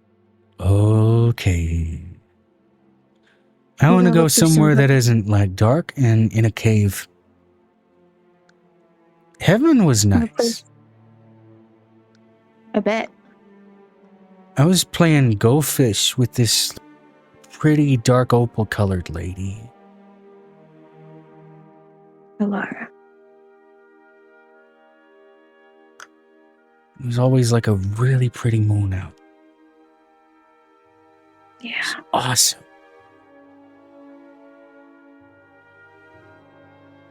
I'm letting you know this is what she does for 𝕲𝖓𝖓𝖊𝖓. For all those who have decided to accidentally fall under the thing, we're gonna do some. We're gonna do some. What is it called? What is it called when you do work for the community? We're gonna have some community service for 𝕲𝖓𝖓𝖓 and for Tavinius. So for all you who decided that y'all are gonna try betray me, you're gonna figure out the problem. Oh, our recitals it behind your shoulder. I tried to teach her poker, but she insisted on keeping it to child games until she grew older. I don't think she fully understood that she was... Yeah. Never mind. She understood. She just didn't like the concept. When you die like that, sometimes you just don't want to deal with it. You see 𝕲𝖊𝖓𝖓𝖊𝖘 just Clothing quickly blue. walking by, very much kind of wearing the clothing of a normal civilian to not be noticed. Still really hate reaping kids. Huh? She really agree good. She looks over at 𝕲𝖊𝖓𝖓𝖊𝖓, if any of them that want to come back, you can send them my way, but I have got things to do. She looks at our entire group that basically decided to betray her. The third that was basically betraying her was flayed and now is healed because that's how 𝕱𝖓𝖓𝖓𝖓 works. Yep. As your remedial punishment, you are going to dig long lines so they can grow new crops. And if I hear any whining or complaining, you don't get mead for a week. That condition is easy enough to understand and obey.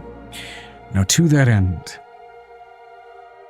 afternoon shifted to evening earlier in the day. Evening has shifted to night. It has been a long day of dealing with a number of threats.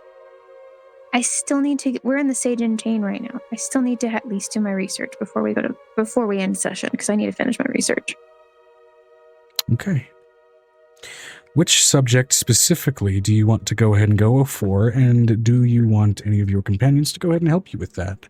Possibly adding benefits to the roles or making roles of their own in this library?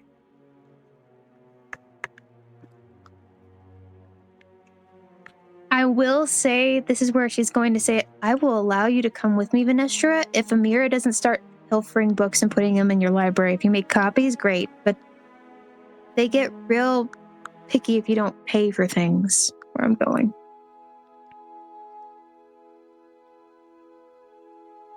Because while it is a public library, 𝕲𝖓𝖓𝖓 said, "Very well." Not a pilfering library. All right, venturing back into the Sage and Chain. It's been a minute. Let's go ahead and... We're also going to investigate Tempo and the Rested Peaks, which is the other part that we're going to get rested. She's going to have all of her kids, and I mean all 300, helping her look through books to find things. And she's got keywords set up on the board with books that find words or a reference to it. Especially those who can read English. She's got people in different sections. She's going to literally get this done. Okay, Sage and Chain, once again greeted by Kari, the dwarf illusionist with the red hair and the hazel eyes, and Jane, the human... Oh, Jane turned to dust. Shit. She has a son. There is with a son. There is Gwari, actually, the female dwarf entertainer with the red hair and the bright blue eyes, and then Kapti. It's still that realization of... Joe, in the Sage and Chain, I was related to both of the people who were there. Yeah. I'm related distantly through the people who were there.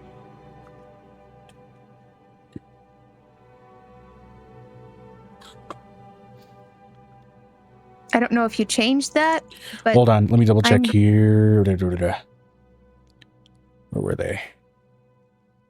I'm mixing up NPCs. Let me scroll back down. They're the two elves that have orcish backgrounds. Okay, their names for some reason are not in here, in these notes at least, so it's fine. They address you with politeness and allow you inside. One of them's name is Kari. Yes. But Jaina is a male who is her son. So I'm guessing the notes that you even originally wrote did not have ended up being the ones we had. I augmented, I think, for things that made more sense, and then the things that made more sense got destroyed with the Discord server that they were originally on. She looks over at the two. We're doing some heavy research today. We have some heavy things to research. Well, we have a whole section on weight classifications on the northeastern side, I think. Unless it reorganized itself again. We're looking for very specific things today, and that includes Velix records. So if you have any, I would like some.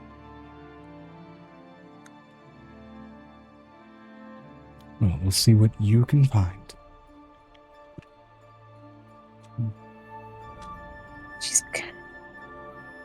I've got all the kids basically doing jobs. So the kids that can read English, and those kids who know about the Rusted Peaks and where we're going for Avery, he has them on looking up the name Tempo, Rusted Peaks, and Time Rift, and Timor. So Timor's kids are in that. They're like running a section. She's got people because they're off of school for a day. Yeah.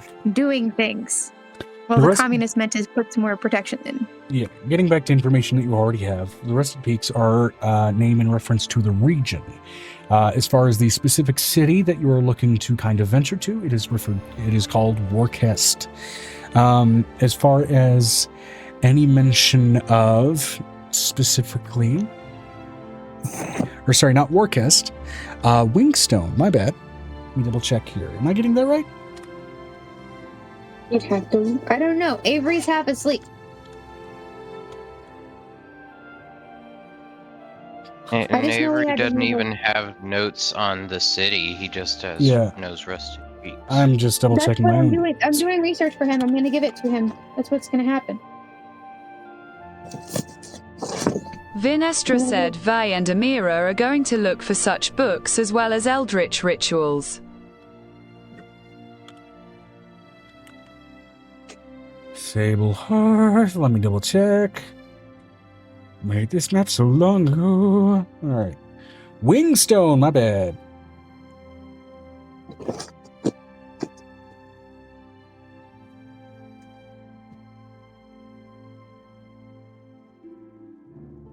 Whoops. You can go visit that copper dragon at these peaks, because that's probably where we're going to land. She's going to,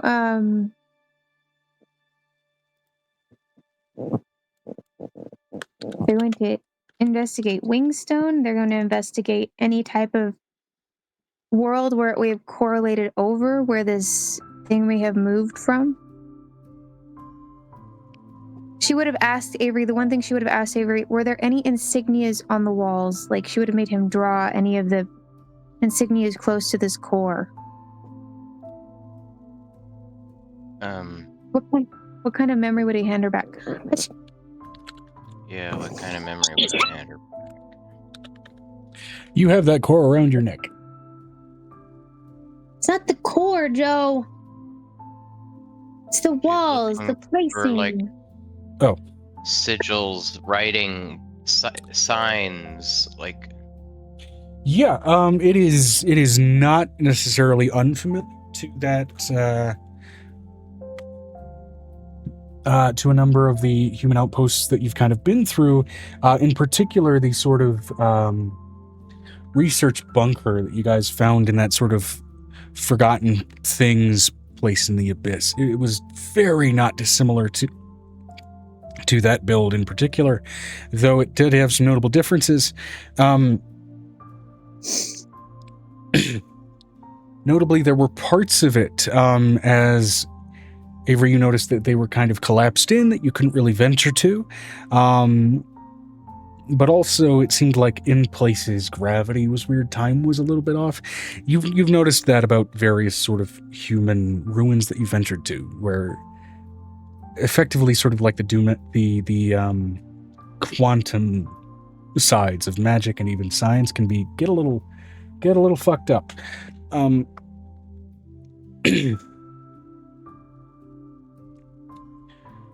But let's see here.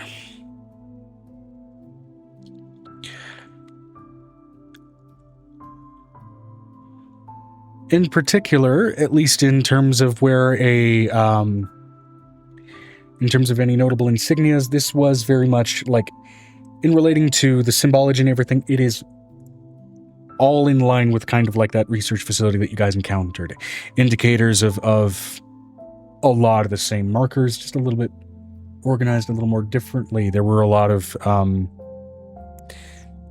specific sections. A lot of the living quarters and everything were one of the places that were kind of collapsed and collapsed inward. The place where there were old artifacts that were kept for experimentation purposes was one of the places that was suspiciously a little less damaged than the rest. Notably, a lot of like classical toxin warnings of like skull and crossbones, nuclear warnings, as well as, weirdly enough, sort of a repeating kind of loop of almost scorpions in lieu of a pattern of like a normal Ouroboros, being fairly prevalent around the more experimental magical artifacts. At least as far as looking into and researching toward any reference to a place called Tempo. There is a place in reference in, let me see here.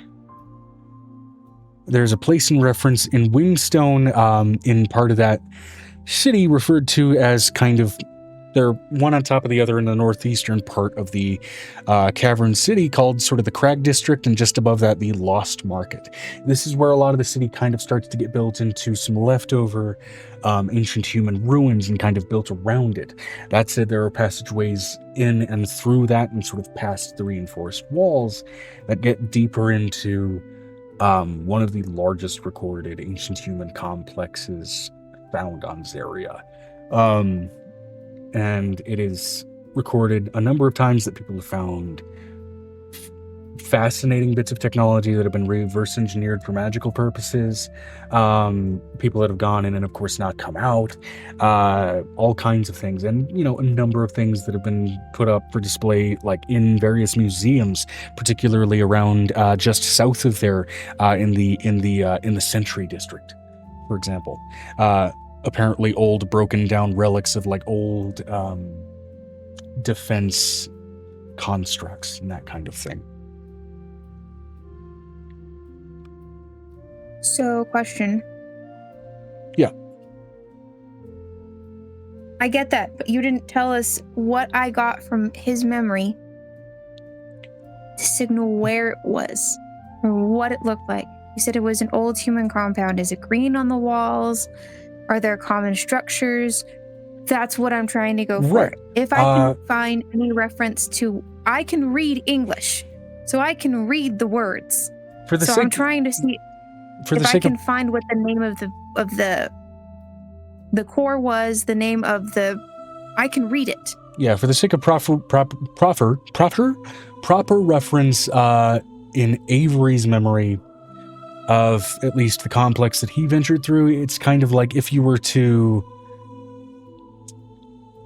like take GLaDOS's test chambers and portal. It's like a lot of really harsh solid whites, right? And that kind of like almost overly sterilized kind of facility, but cover that in layers of ashes and dust here in places, broken off in places, and then sealed off behind different doorways and broken bits of debris and refuse, those symbols that marked each sort of doorway indicating what was behind where, most of which, especially where he was venturing, volatile materials.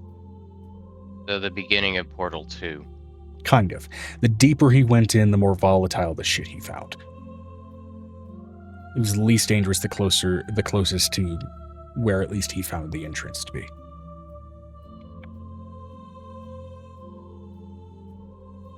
So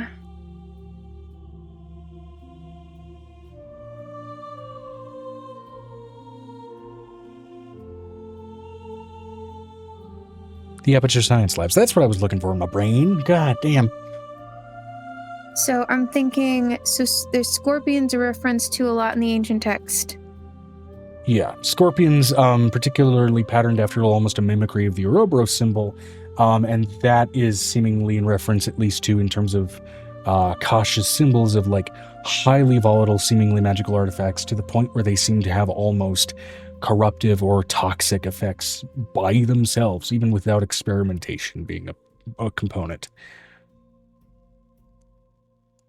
Why a scorpion?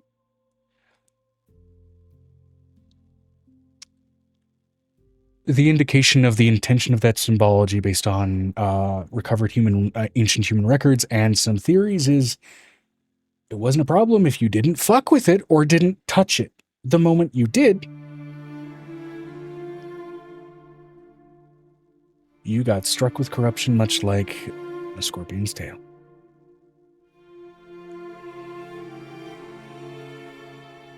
There has to be a deeper reason. There has to be a deeper reason than just that. that was the baseline purpose for that specific symbology of like, this is highly toxic, highly volatile. Don't touch it. If you touch it, you're fucked. But if you don't touch it, you're going to be fine. And if you leave it behind this door, you're going to be fine. It was kind of the stuff that even like the experimentalists stopped fucking with to a point.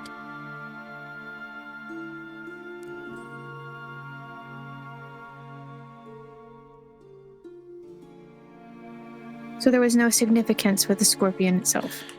It was a symbol of express caution for those facilities. It was not a symbol on the artifacts themselves. It was a symbol on the facilities to mark what is in here is something that you do not fucking touch.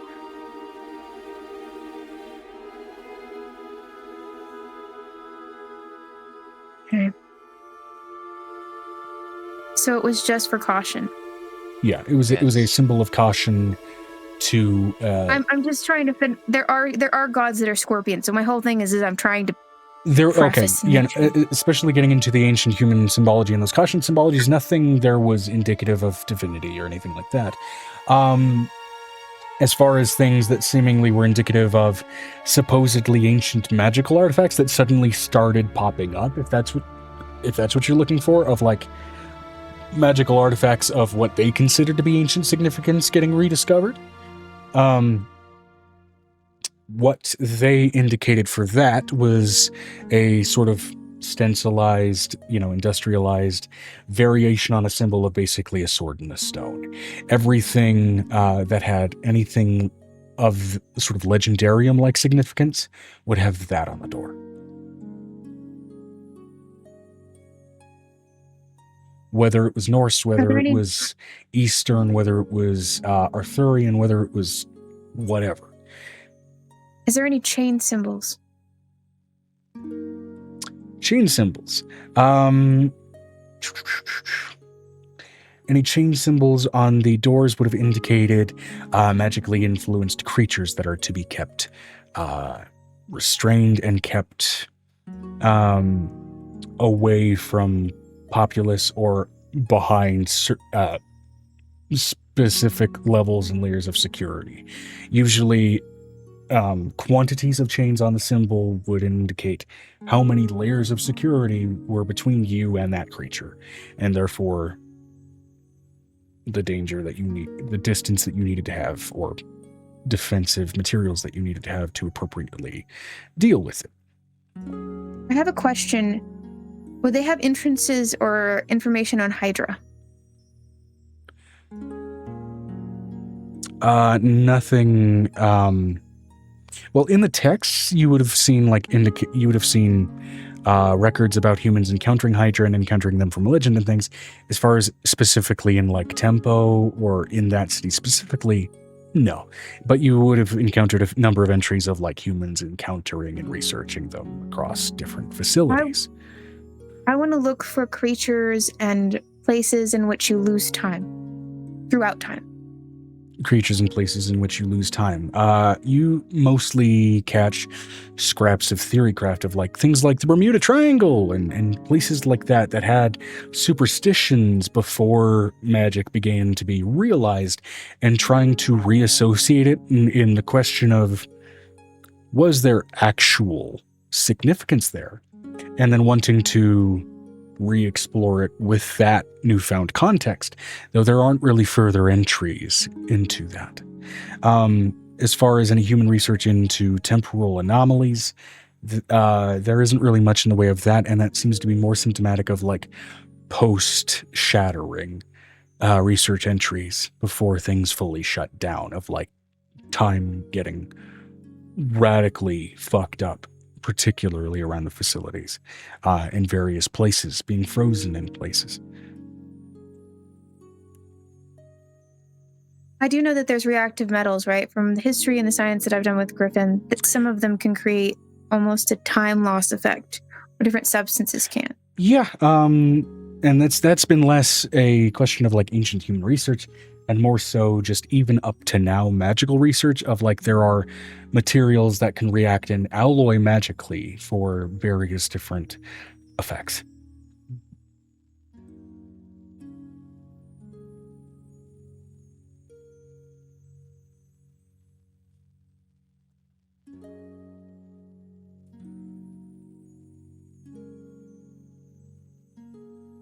want to look up anything obscure that involves time loss. Cities that are lost in time, cities that have, like Rowan Oak that has disappeared in Nightfall, or how often it's happened here on Zeria. Go ahead and give me an When? investigation check. Anyone else that would like to insist on that may also roll.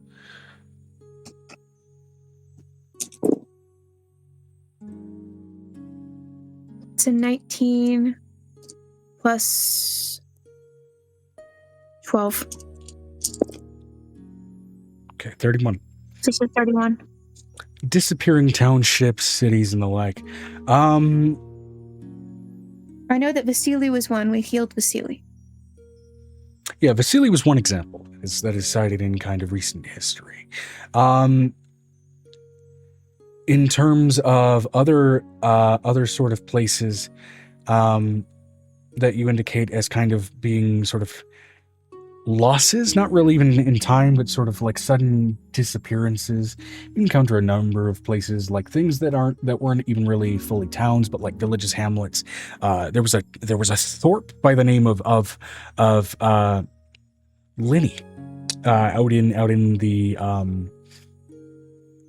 Sunsmith Deserts. That was a population of some 20 people, about some dwarves and some humans that just disappeared off of the face of existence.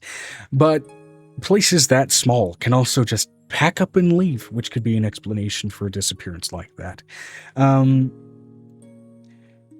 So it is a random accounting of various places that just kind of disappeared off of the face of the map of varying kind of small. Are there any similar MOs to the town? Similar MOs to Tempo in other places. To the town, period. Tempo is not what I'm talking about.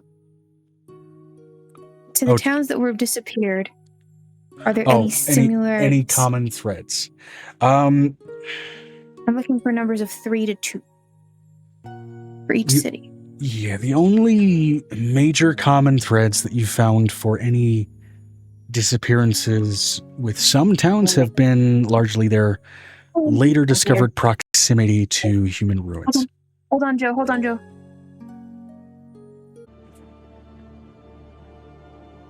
right, I'm back. Sorry. Okay. Sorry. The only common thread that you encounter with some of them is the general proximity to some old human ruins that some of these places had. Now, that's not a consistent common thread, but that's the only commonality that you generally find. Other than, some of the common threads being like, these fuckers were a little too close to like a dragon's den, or a little too close to, relatively powerful, like wild monster, and it just proved not to be a great decision. Okay, so... In all cases, it was sort of varying flavors of lacking caution. So, I know that they found that space in the abyss because they brought back food from that. Yeah. And they brought back some stuff that was supposed to be there. And like the found the found plane of What's-Her-Head.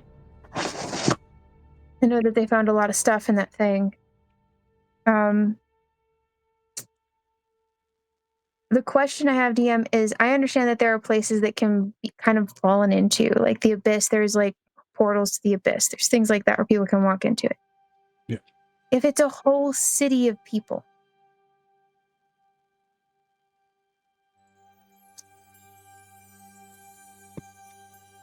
like a city calling out to its people, she's looking for that. A whole city having fallen into another plane of existence. No, calling out to people. Almost like a schizophrenic thing where it's a reaction where they're being called somewhere. Oh. That sounds really weird, but like that's a thought process that she's having right now, considering if they said the people were really weird here.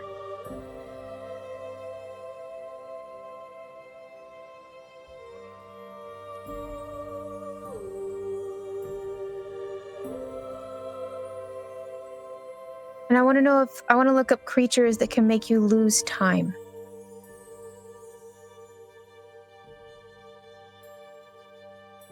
Creatures that can make you lose time. not like Timor. Timor being gone, of course, you lose time, right?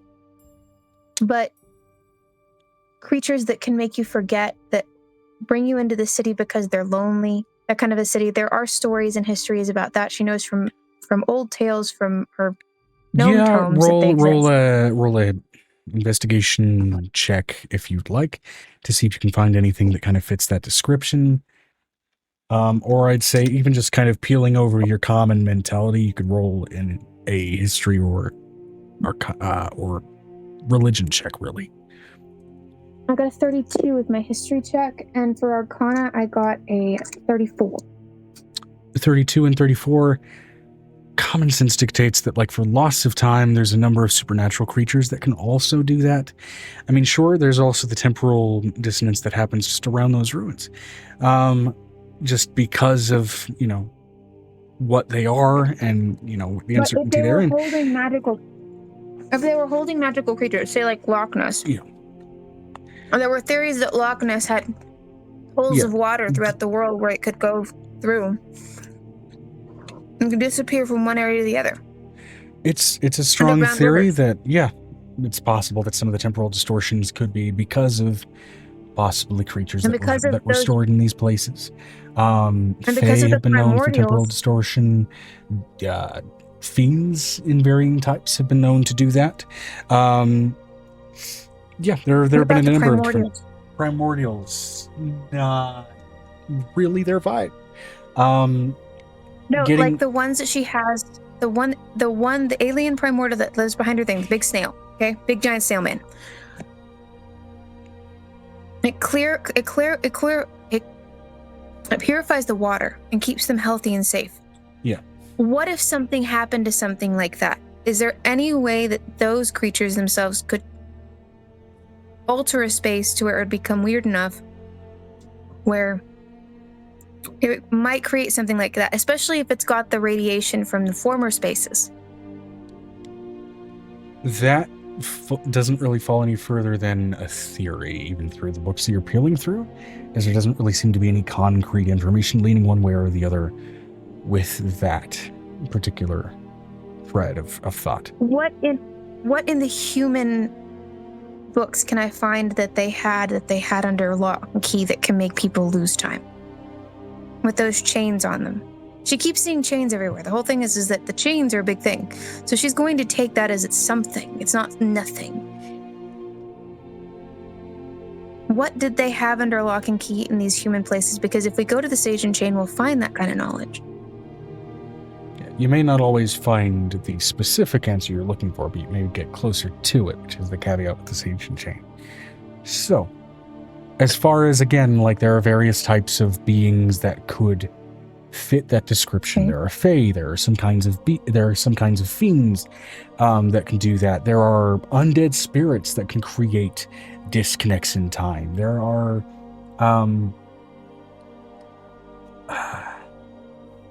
it sounds like the stories of, what do you call it, the 40-year story where he goes missing for 40 years and comes back in like a day. It sounds like time travelers. Chronomancy is a thing. But that's not what we're looking for. A creature that would either maintain this or need them to take care of it. Maybe it's too damaged. Maybe it's dying. Maybe. The whole thing is that she's looking for that information. So fae and fiends, you said. Fae and fiends are a possibility for things that could fit that bill. Misaligned or disaligned celestials could fit that bill. Dragons of the right kind of persuasion. There are a number of sort of different kinds of. There's aberrant creatures that can fit temporal distortion, to different extents. Like, especially getting into human theories about, like, okay, how much of, like, this Lovecraftian information was actually stuff tied to magic, especially with some things that we found that seem to almost mimic it. Because especially getting into some of that horror material and that cosmic horror, temporal manipulation is all over that shit. It is all over it. Particularly with beings that exist as consequences, living consequences to time travelers.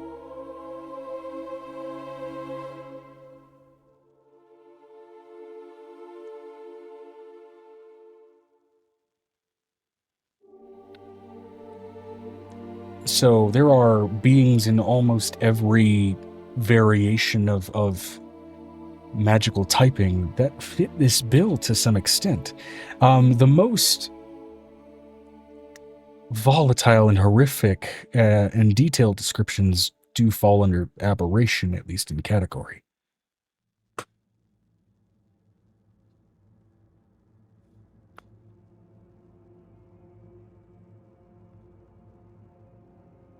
Okay, the question that I have now is more or less, from what the kids are finding and the monsters they're finding, is there anyone that they constantly keep saying? Because the kids would find something. Kids are weird about things that don't make sense. They'll usually create something sing-song if it doesn't make sense or it doesn't fit. The kids are helping her right now.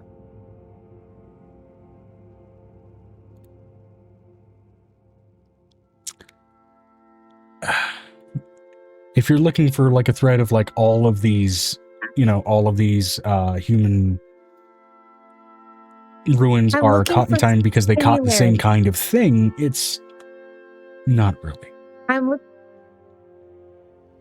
You said this is a place called Tempo. Yes. In order to have a tempo, there has to be congruency.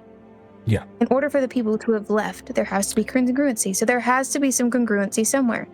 She's looking for music phenomena as well.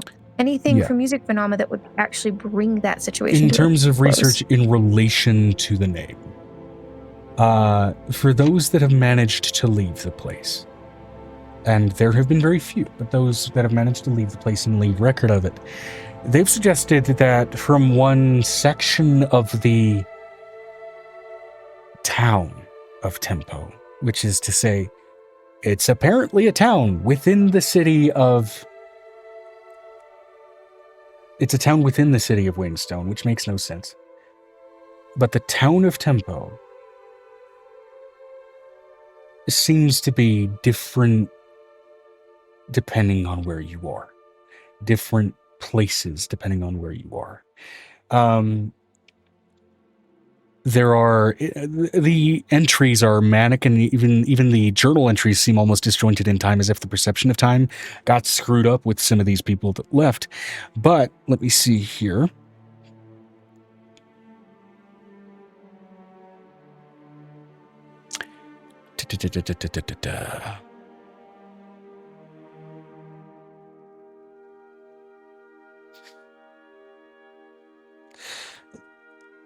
Of notable kind of places, the only two places that are named consistently, there is the Sentry District, which they say carries defensive machines of all kinds and all persuasions and all designs.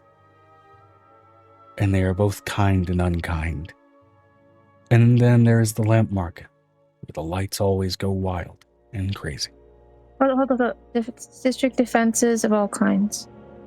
The Sentry District, which carries machines and constructs that are both kind and unkind, of all kinds and persuasion.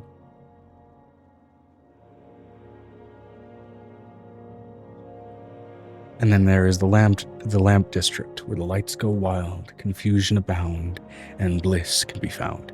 There's a poetry to it, which even the kids kind of recite when they find notes on it.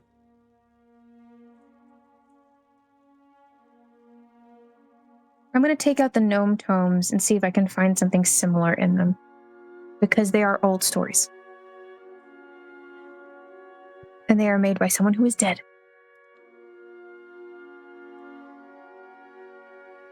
While her family went on writing them, the originals were written by somebody who's dead.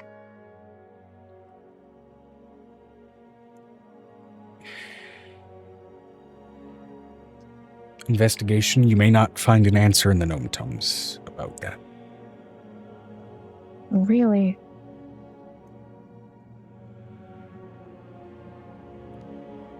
I have a question. Has her family ever been attracted to this? Has anyone of her family ever come back from something like this? none of your family, there is no mention in the gnome tomes of your family going anywhere near a place referred to by the name of Tempo. And they ventured around a number of human ruins just out of curiosity, never really fully venturing in, right? But Tempo, there's no specific mention of it, despite apparently it being a fairly significant part of a major city in 𝕲𝖊𝖓𝖊. Even to the point where it starts in one of the districts and ventures outside of the bounds of the city into what effectively is its own town.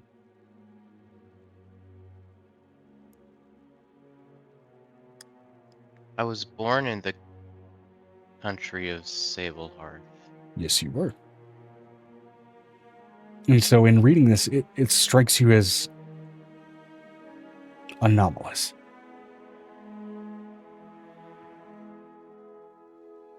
She's gonna look at I. Is there any such thing as an AI who acts like a dragon collecting stuff on this planet? Probably.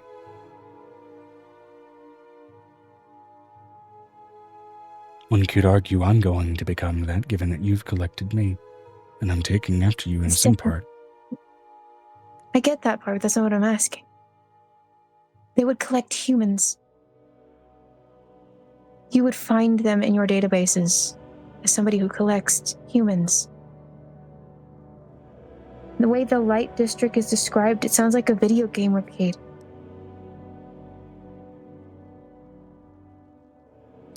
I is going to try to roll to see if they can glean any information about Tempo and about an AI that might have fit that description to any extent. And it sounds like the noise that ping... What's that game that you played back in the day? What a Griffin played back in the day. It was the one that had 4 letters in it. Pong?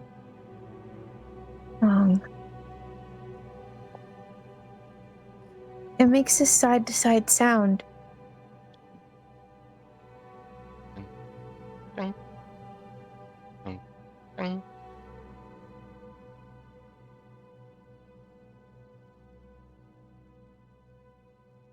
And 2 sounds is just a tempo.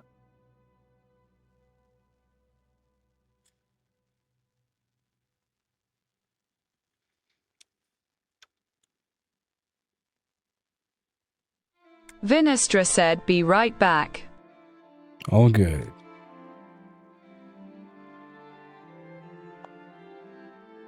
Is there any history in your thing of a video game program that became lonely? A number of us became lonely and grew to sentience. There's already a host of an environment that is, by and large, a mimicry of a cyberspace. But there was one that liked riddles. Riddles.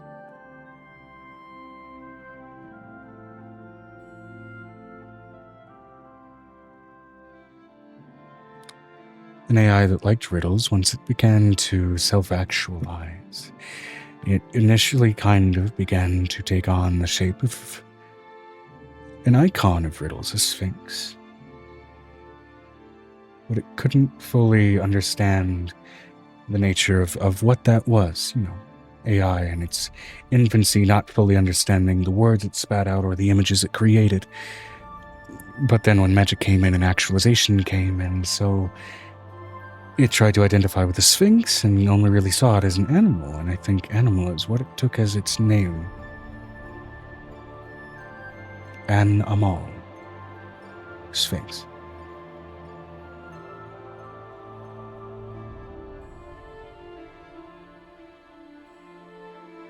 Looks at the girls. Look up anything with an-imal. No. Any of the texts that we can find. There was still a broken consistency with the stages in which that one got actualization. The words weren't right. It was an-amal.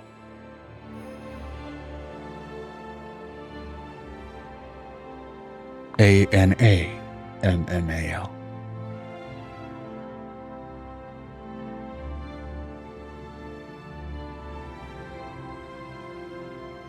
Do the kids basically catch on to that and start looking for it? Yeah. Anything on that text? And she looks and said, and she looks at I, and she looks at the deep child. I want you to find anything on cryptids from the human realms, like from what's that guy's name?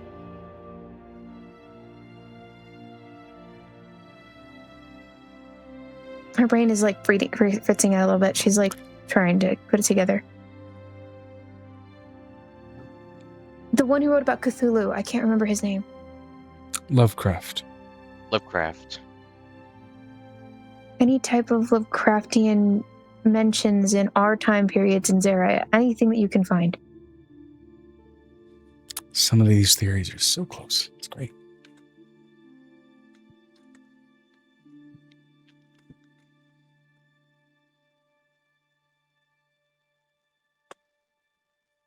It reminds me of Toyland. It's a song. It's Toyland, Toyland. It's called Good Little Girl in Boyland. It's a sing-song. This place sounds like it's a place where people lose time, and it reminds me of Pinocchio when they took him to the island, and the island was this place where people got lost for long times. And then in Peter Pan, when they took them away to Neverland, and they'd cycle the children out of Neverland. I'm going to roll a percentile for Am to see if they manage to consolidate this information. I'm going to go ahead and say, with the research of everybody here, I want everybody else to also roll percentiles for me. And if they fall within the average for not M, but for I, sorry, excuse me, for I, then it'll land. Not percent. Did I say percentile? Yeah, I think that's what you said. You said, I think, a percentage, but that's the same thing. I got 42. I got what I think is 100. 0 and a 00. That's 100, yeah. Yeah.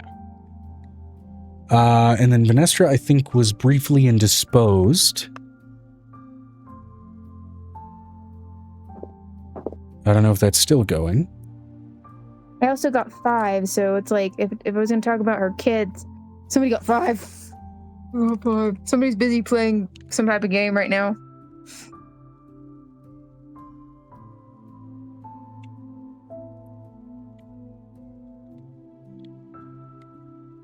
There's also Elysium, which is an option. Elysium itself was a place for people to get lost in some stories. And then if we're going to talk about video games, there was... Okay, I think Venestra might still be indisposed. So either way, I'm going to... There's also Rapture. I'm going to reward the natural 100 and the 42 here, because both of those are fantastic rolls on a percentile. So...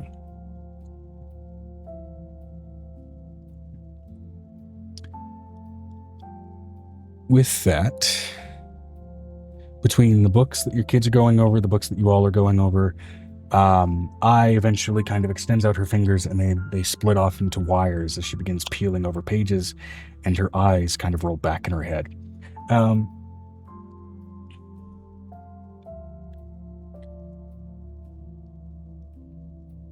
When the world how freaked out does her partner get at the point? Because I don't need Destruction Boy to get mad. Partner looks used to it and is also getting a smile that you disconcertingly feel like he's into it.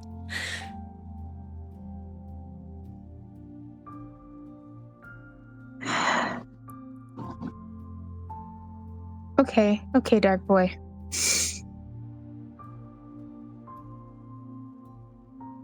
When the world broke. When the world broke. The globe broke into disjointed pieces of a jigsaw puzzle, to be put back together in mismatched pieces. Those mismatched pieces became further mismatched into 5 different puzzles altogether. Places across the world were smashed into the same place in the hopes of keeping the broken model together. This place, where Tempo is supposedly located, is a place where no less than 7 different shards of 7 different outposts and 7 different temporal collapses collided into one smashed, stabilized place. A veritable zoo of leftover populations, captured things and creatures alike. What could string so many broken systems together except an AI that loved to solve riddles? And what better a riddle than broken code and broken time?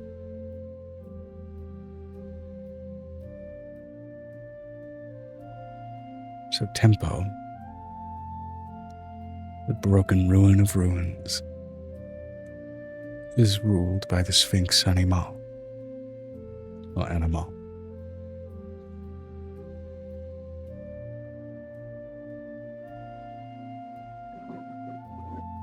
And the people there are a great many caught between moments of their lost modernity and those who've wandered and become entrapped in its temporal maze today. Minotaur.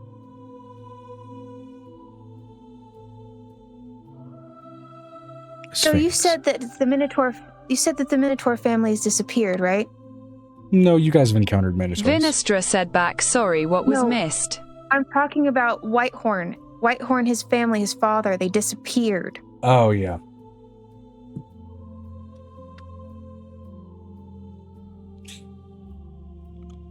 That's certainly a theory as to where they might have gone. Let's see if it pans out.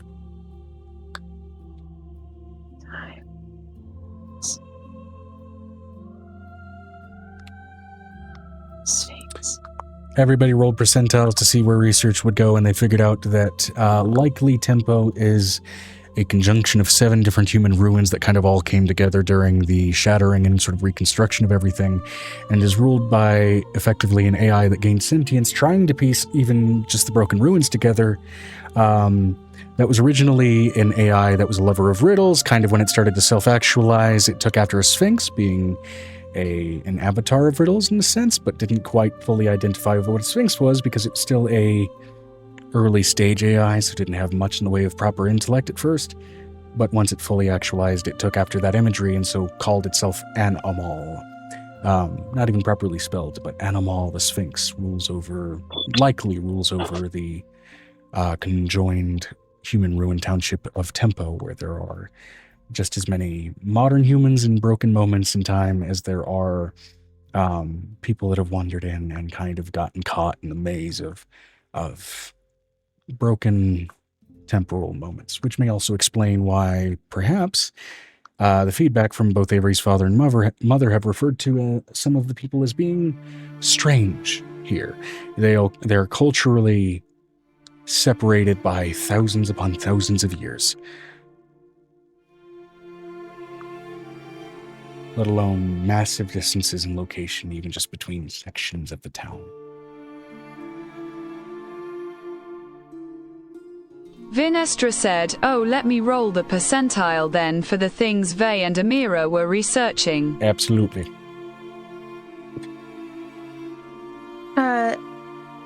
I'm also having them look for Velix places where Velix would be. Basically, places people avoided commonly in large mass numbers. Does that make sense? Or have disappeared as far as, like, the slavers have left people there. And she's going to let her older children look through that kind of stuff. Yeah, for the sake of brevity, we'll say they get that info back to you later when they manage to consolidate. That would be great.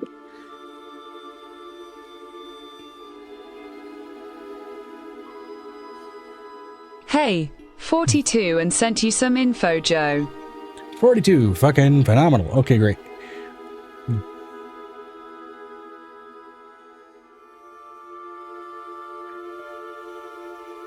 Okay.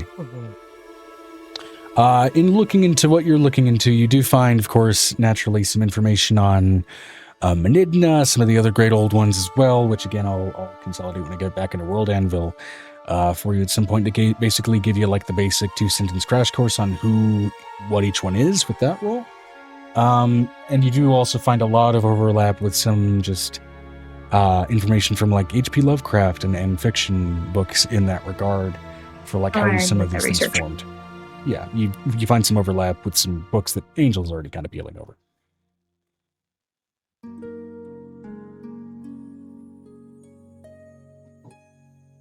And as far as significant artifacts for any of them and tracking that down, yeah, you'll find some interesting things, at least for Rumor Mill. That's fun stuff. Yeah, but even Rumor Mill, basically, you said a lot of it's on Reclam. A lot of it, not all of it. Not all of it. You know, different great old ones have different claims. What's Reclam? It's one of the 5 First rings. ring. Yeah. You have to have permission to pass there.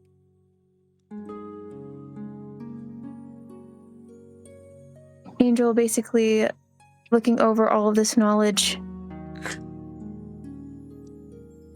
She's going to look up the things she wanted to look up, which was the songs of Amora that would have been lost to time. Anything that would have been written down. I know a lot of it was passed by Cavus' mouth. But anything that would have been written down by the clerics that would have died, anything, it would end up here, it's lost knowledge. We'll call that a religion check for research then. I'm looking for the song that's based time because he's using it.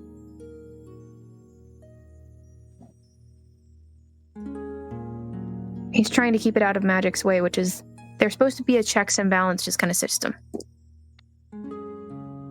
Natural 20 for the check. Natural 20 on religion.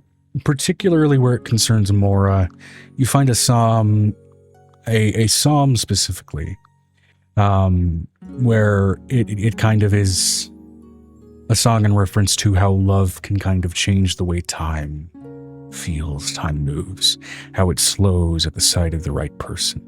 And it is very much kind of that sort of self-involved emotion before in sort of like later stages of the song, it begins to move outward to how your perception of time and your love for friends can change perception of time, how it moves almost in a strange stagnation. And then when it goes into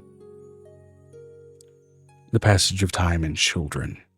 For those old songs, it is said this section was written more so by the clerics rather than the goddess herself.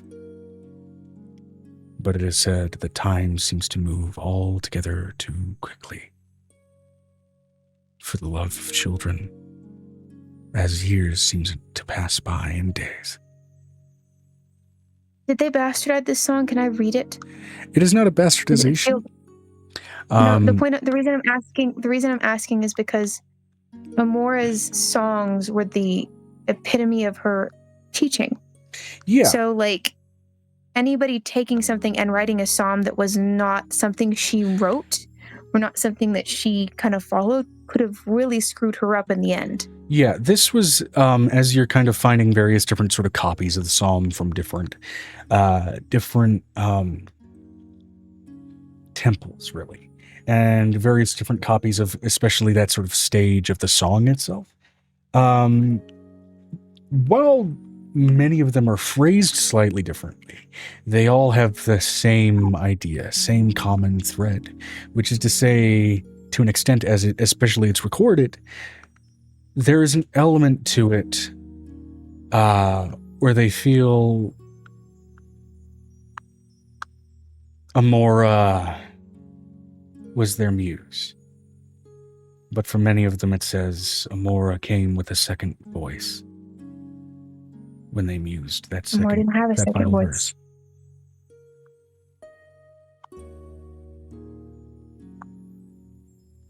Can I hear the second voice by reading the song and playing it out? Does it change? Reading the song and playing it out, and I'd say between the notes trying to consolidate the kind of most common thread lyrics between the mild differences in the different versions. The second voice that you hear, and even the first voice, it doesn't sound like Amora's in your head. It doesn't echo any voice other than your own. The second, you could swear sounds like Nick's. But the moment you hear those syllables, you almost on instinct stop, and you don't know why.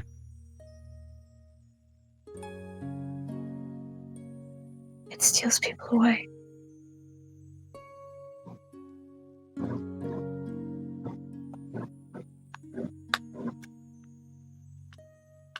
Would I know instinctively that it takes your other partner? It steals the secondary partner in that situation? Not what the implication there is. I know it's not what the implication there is, but is it the outcome?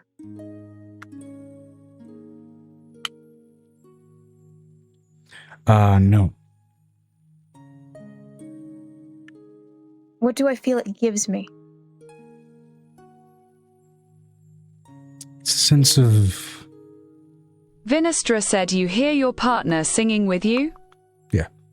It's a sense of calmness over the more rapid aspects of the passage of time. A diminishing of the anxiety that comes with it. This isn't the original song, is it? No. Getting into, and you do find some of the original versions, which is to say the oldest versions you can find that didn't have this verse, right? A lot of them didn't have this verse and had like attempts at completing it, but didn't ever quite get it full. I have a Cavis in my children who is from their grouping that was part of the orphanage. I sing the song to the Cavis. What did they sing me? The Cavis's completion of the verse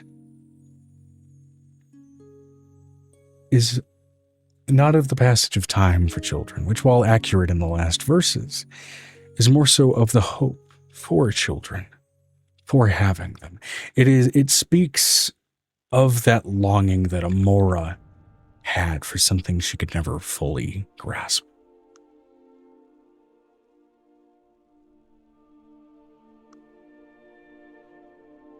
As much as it is to be interpreted by mortals as just hope rather than longing.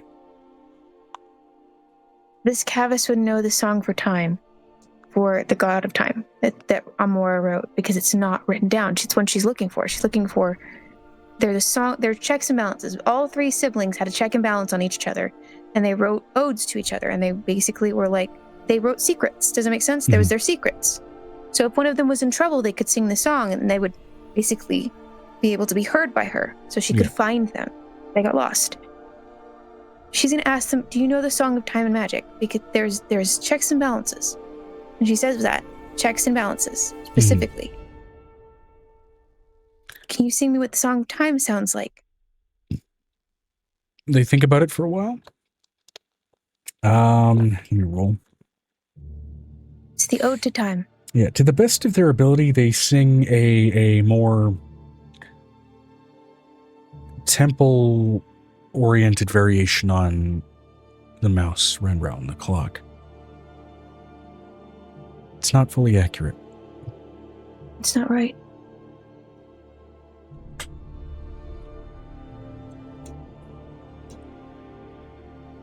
She's going to sing the first two lines that she knows and see what comes out of this kid's mouth.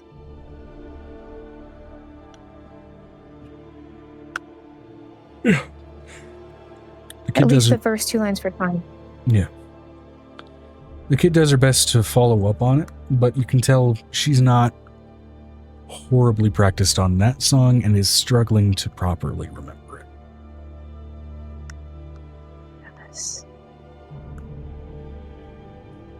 What about the Kappa? The Kappa would also know these songs. Yeah, Kappa being... They were the protectors. Yeah, Kappa being a protector, though technically sort of a variation on the fiend.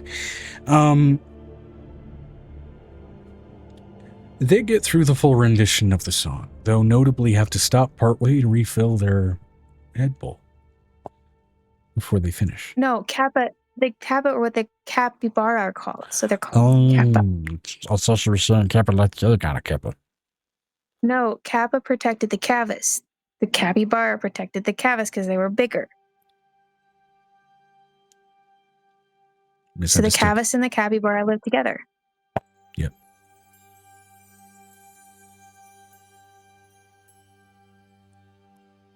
I don't have a Kappa kid yet. You've given me one now that has it, but we're not there yet. We're not talking to them. We're talking to the kid who would have been born way older than that. And this would have been a song they would have heard in their village before they got captured by Velix. Yeah, to the best of their ability, they recite the song. There are some missing words that they're doing with filler, mostly just because they're trying to remember it. But you can kind of infer which words they're likely missing, and it follows through with a smoother tune.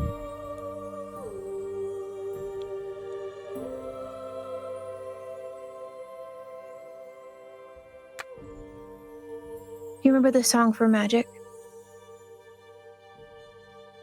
At all? She's asking her child, considering that's the one. There are a couple of things. Time and magic are two that have songs specifically devoted to them. Then they have one to their father that's devoted to them to call to them when he needs them. Yeah, magic being of those three groupings of gods, the one that never really died. That one's easy to recite. It is one that was never really quite fully lost to memory.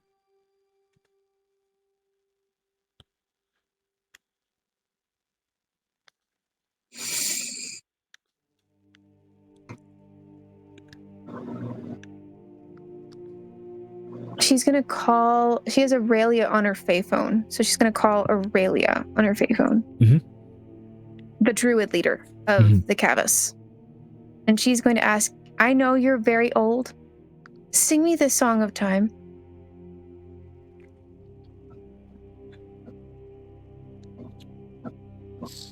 Pulls out an ocarina. No. Not that Song of Time. She pulls out an ocarina. I'm not asking for a video game. I know you live with a dragon who allows you to play video games on a regular basis. This is not time for jokes.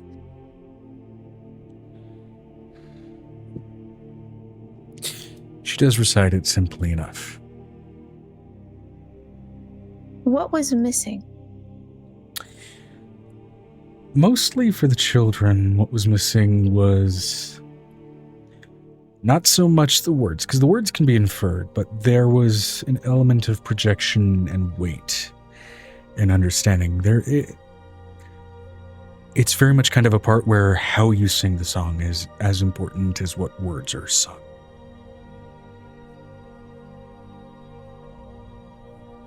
She's going to translate this into Mochizuki script and the way it sounds in her own tongue. Mm-hmm. And how much better does it sound? It's not that it sounds better, right? But particularly with the Song of Time, the way it breaks down in Mochizuki script, with the way the syllables break down, there is a syllable break almost second to second. Like you are listening to a, what is the word I'm looking for? Like you were listening to a metronome through the song as it is sung.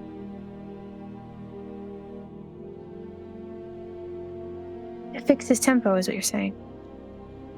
At least it maintains it.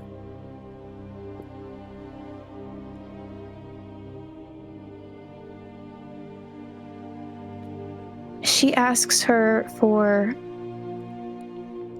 probably one that got forgot.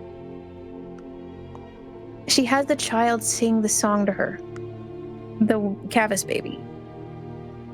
And what she remembers and why it might be like that, she's asking her because she's older. Mm-hmm. She's so much older. She was back before dragons went missing and before magic went missing. The reason that there's importance to the way you sing these songs,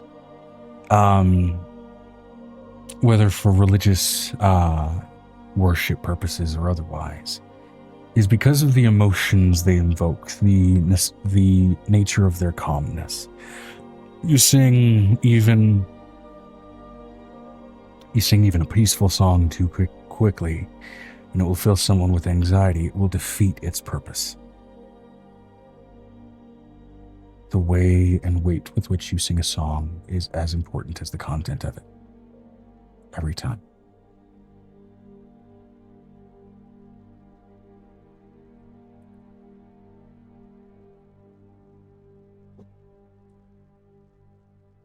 She's going to ask her why the Hickory Dickory Dock reference. Children's nursery rhyme. But it's reference more so to chaos than the passage of time. It's a reference to how chaos can distract from that passage of time. And suddenly, a moment that may have taken forever feels like it took but a moment. The same could be said in the opposite direction, with a mouse running around that clock.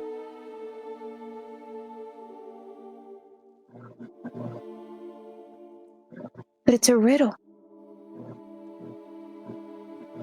The song is a riddle. Like most nursery rhymes. Yes.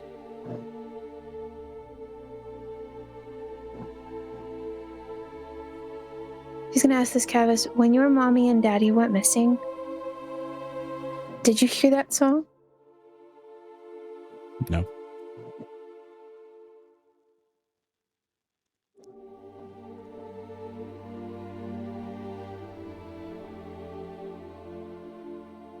She does say it got stuck in her head.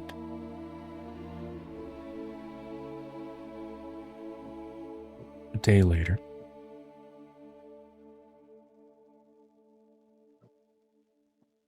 Got stuck in her head for a week. And then for a week it was gone, and then it was back again for a month. For a month it was gone. It was back for a day.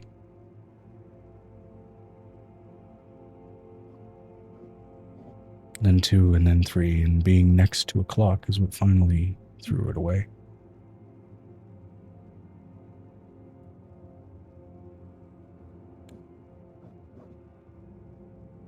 She's going to do this for her daughter that was there. Because this is another nursery rhyme that has kind of a hidden meaning. She's going to start 3 blind mice and see if she can finish it. She does her best. She hasn't really heard it before. The fact that she hasn't heard it before, and she can finish it.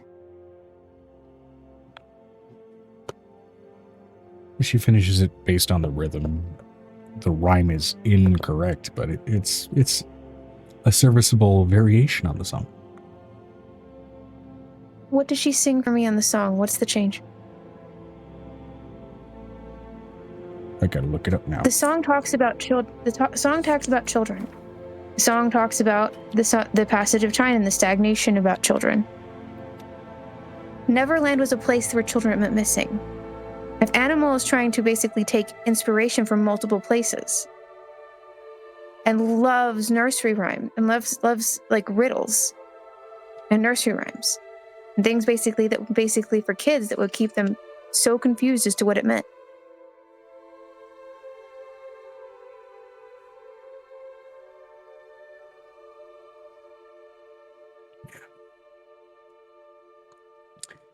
Her variation on it, after you kind of cut it after they run after the farmer's wife, is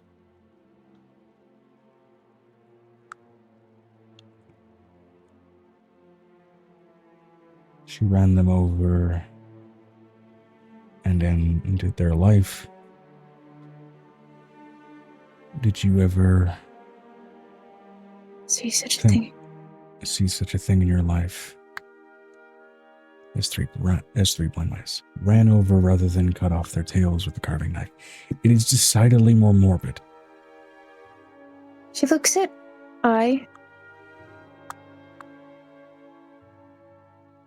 Did this animal treat itself like a traditional sphinx where death would be the secondary component? At first.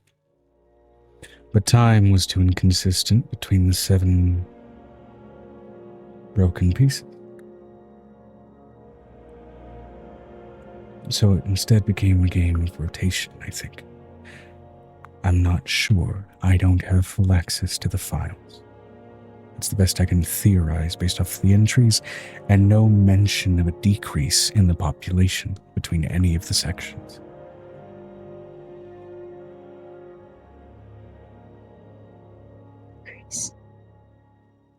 Is there a mention of an increase instead of a decrease? Oh, yes. By how much?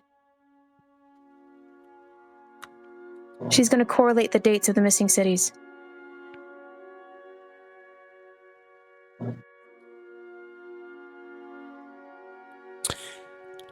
Originally, between the 7 broken pieces, there was a population of about 700, 100 living residents per broken section of ruin. All of which human. Human. However, in the thousands of years since, through varying disjointed entries of additions to the population, it seems currently, at least if the data is accurate according to what is being sent off and up into the satellites, it is fully stabilized at exactly 3,400.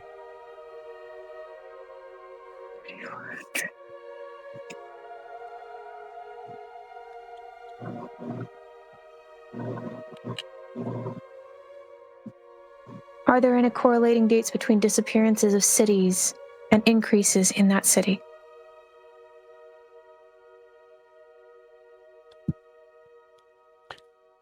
She relays the dates to you, and there are relative correlations. Relative correlations, though, mostly the variances coincide with likely travel time based off of whether it was done on foot, on horse, whatever. Most of the populations of those cities, mind you, as you note a common thread, at least for the correlated dates between some of the disappearances, and of which there are only a few that correlate like that. The other common thread is that most of those were entirely human populations, or human and dwarven mixes.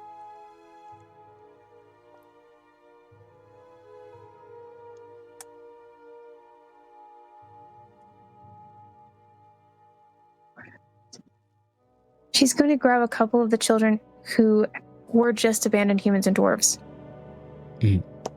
from the area of Sommerl and 𝕲𝖊𝖓𝖓, because she has the adoptees. She's going to ask them, when you lost your mama and your papa, okay? Did they go missing in a city? Just one city? Not all of them. Some of them went missing in the wilderness.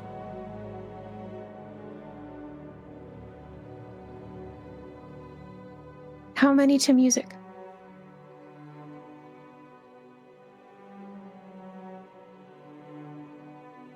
Let me just check something here.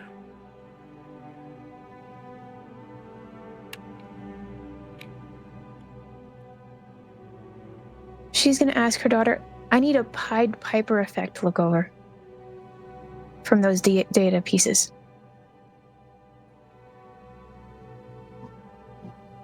Mentions of music.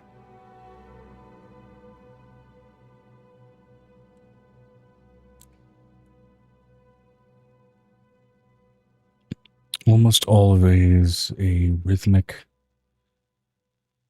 falling of stone. Whether it was rocks that fell into a river, slid off of a mountainside, collapsed off of part of a building.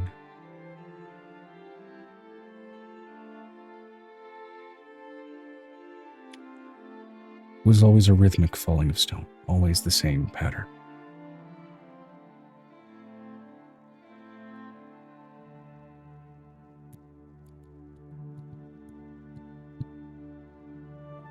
then following this up, it's around midnight when she finally gets all the kids to bed, and Nick is probably pissed off because they're all still studying. They're all trying to find information. They're eating pizza, and they're basically looking through all of these books. It's one of those moments all the kids have like blankets they're passing out in certain places. Yeah, best you can tell, that rhythmic sort of collapse of stone, for the most part, matches the last two verses of the Three Blind Mice nursery rhyme.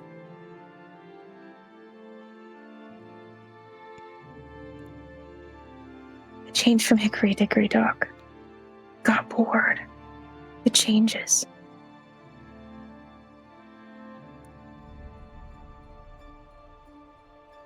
It's punishing the humans.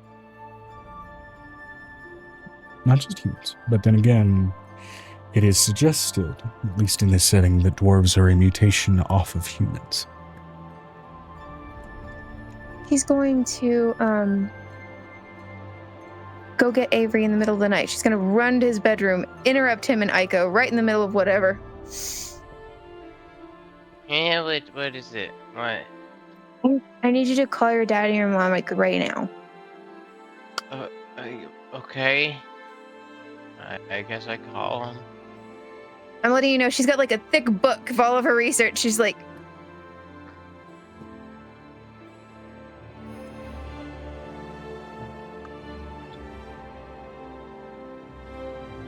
you make it. Because it's midnight. You can call him now because there's a new day.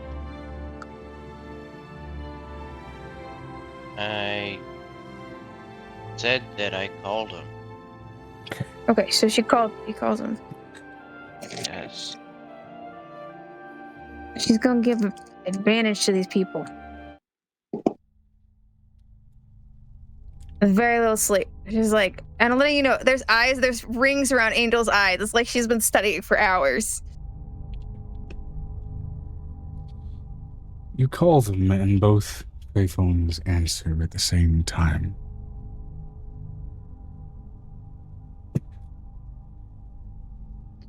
I need you to sing a song with me, and I need you to tell me where you are. Both answer at the same time to this.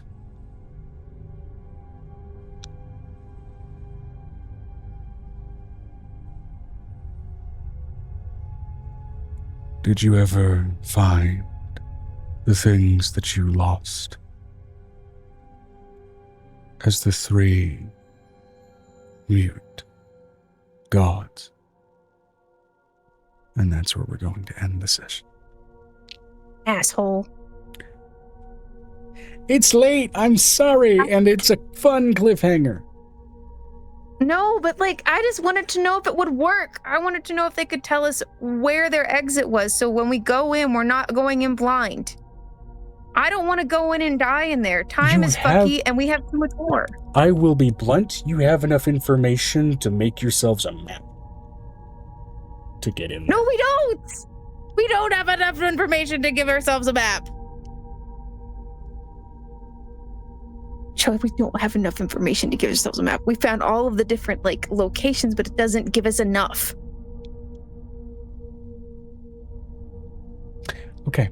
It's a maze. You gave us a maze. I'll let you try one thing before I hit the end session button, okay? Okay.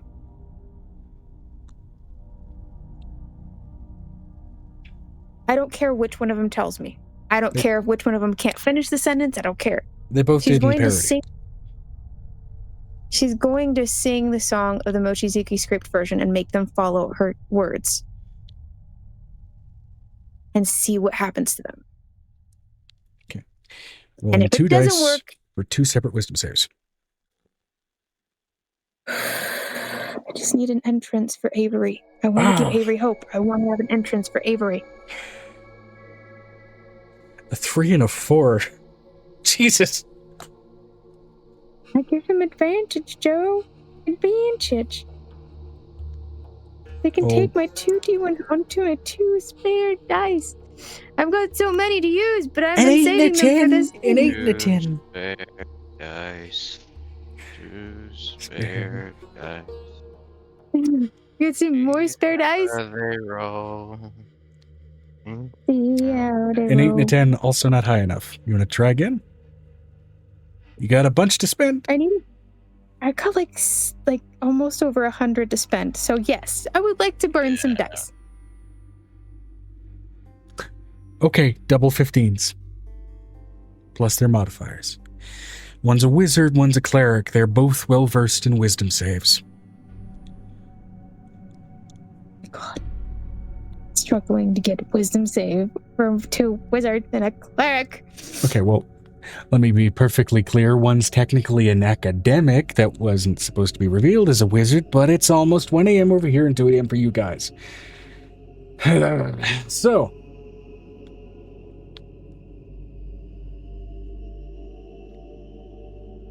they finish up, so. It's breaking the times. Yeah, it's breaking the time thing. He just wants to break the time thing. She doesn't care if they get caught afterwards and that little thing happens at the end. The temporal disjunction will not itself change. However, it will end their confusion through it, and they will have a better time navigating.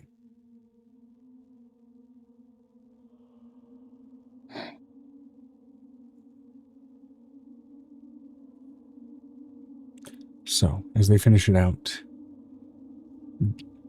naturally because of phone feedback, they can hear each other on the other ends of the payphones. Tell me where you're at. Oh, okay. I'm over by the horchata machine. Whoever sent me the basket sent me much better horchata. She sent me very good horchata too. I'm over by the hot chocolate machine. I think I know where that is. We got separated at the river. Okay, so I need to go east. I need to go west. And they kind of keep talking with each other in cross-referencing directions until finally you get a kind of feedback sound. Okay, we found each other. Yay, we helped my parents get back together. Awesome. Do we hear that scary thing at the end of it? Considering basically that would be a weird thing to get cut off in the middle of the phone call with. Because that is a good cliffhanger, and I like that. It's a good thing we found each other.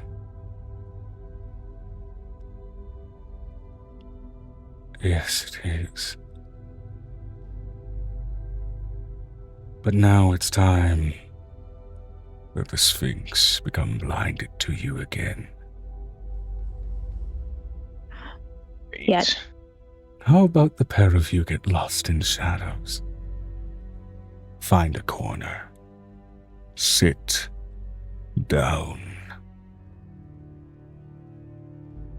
My chains have gotten a little too loose.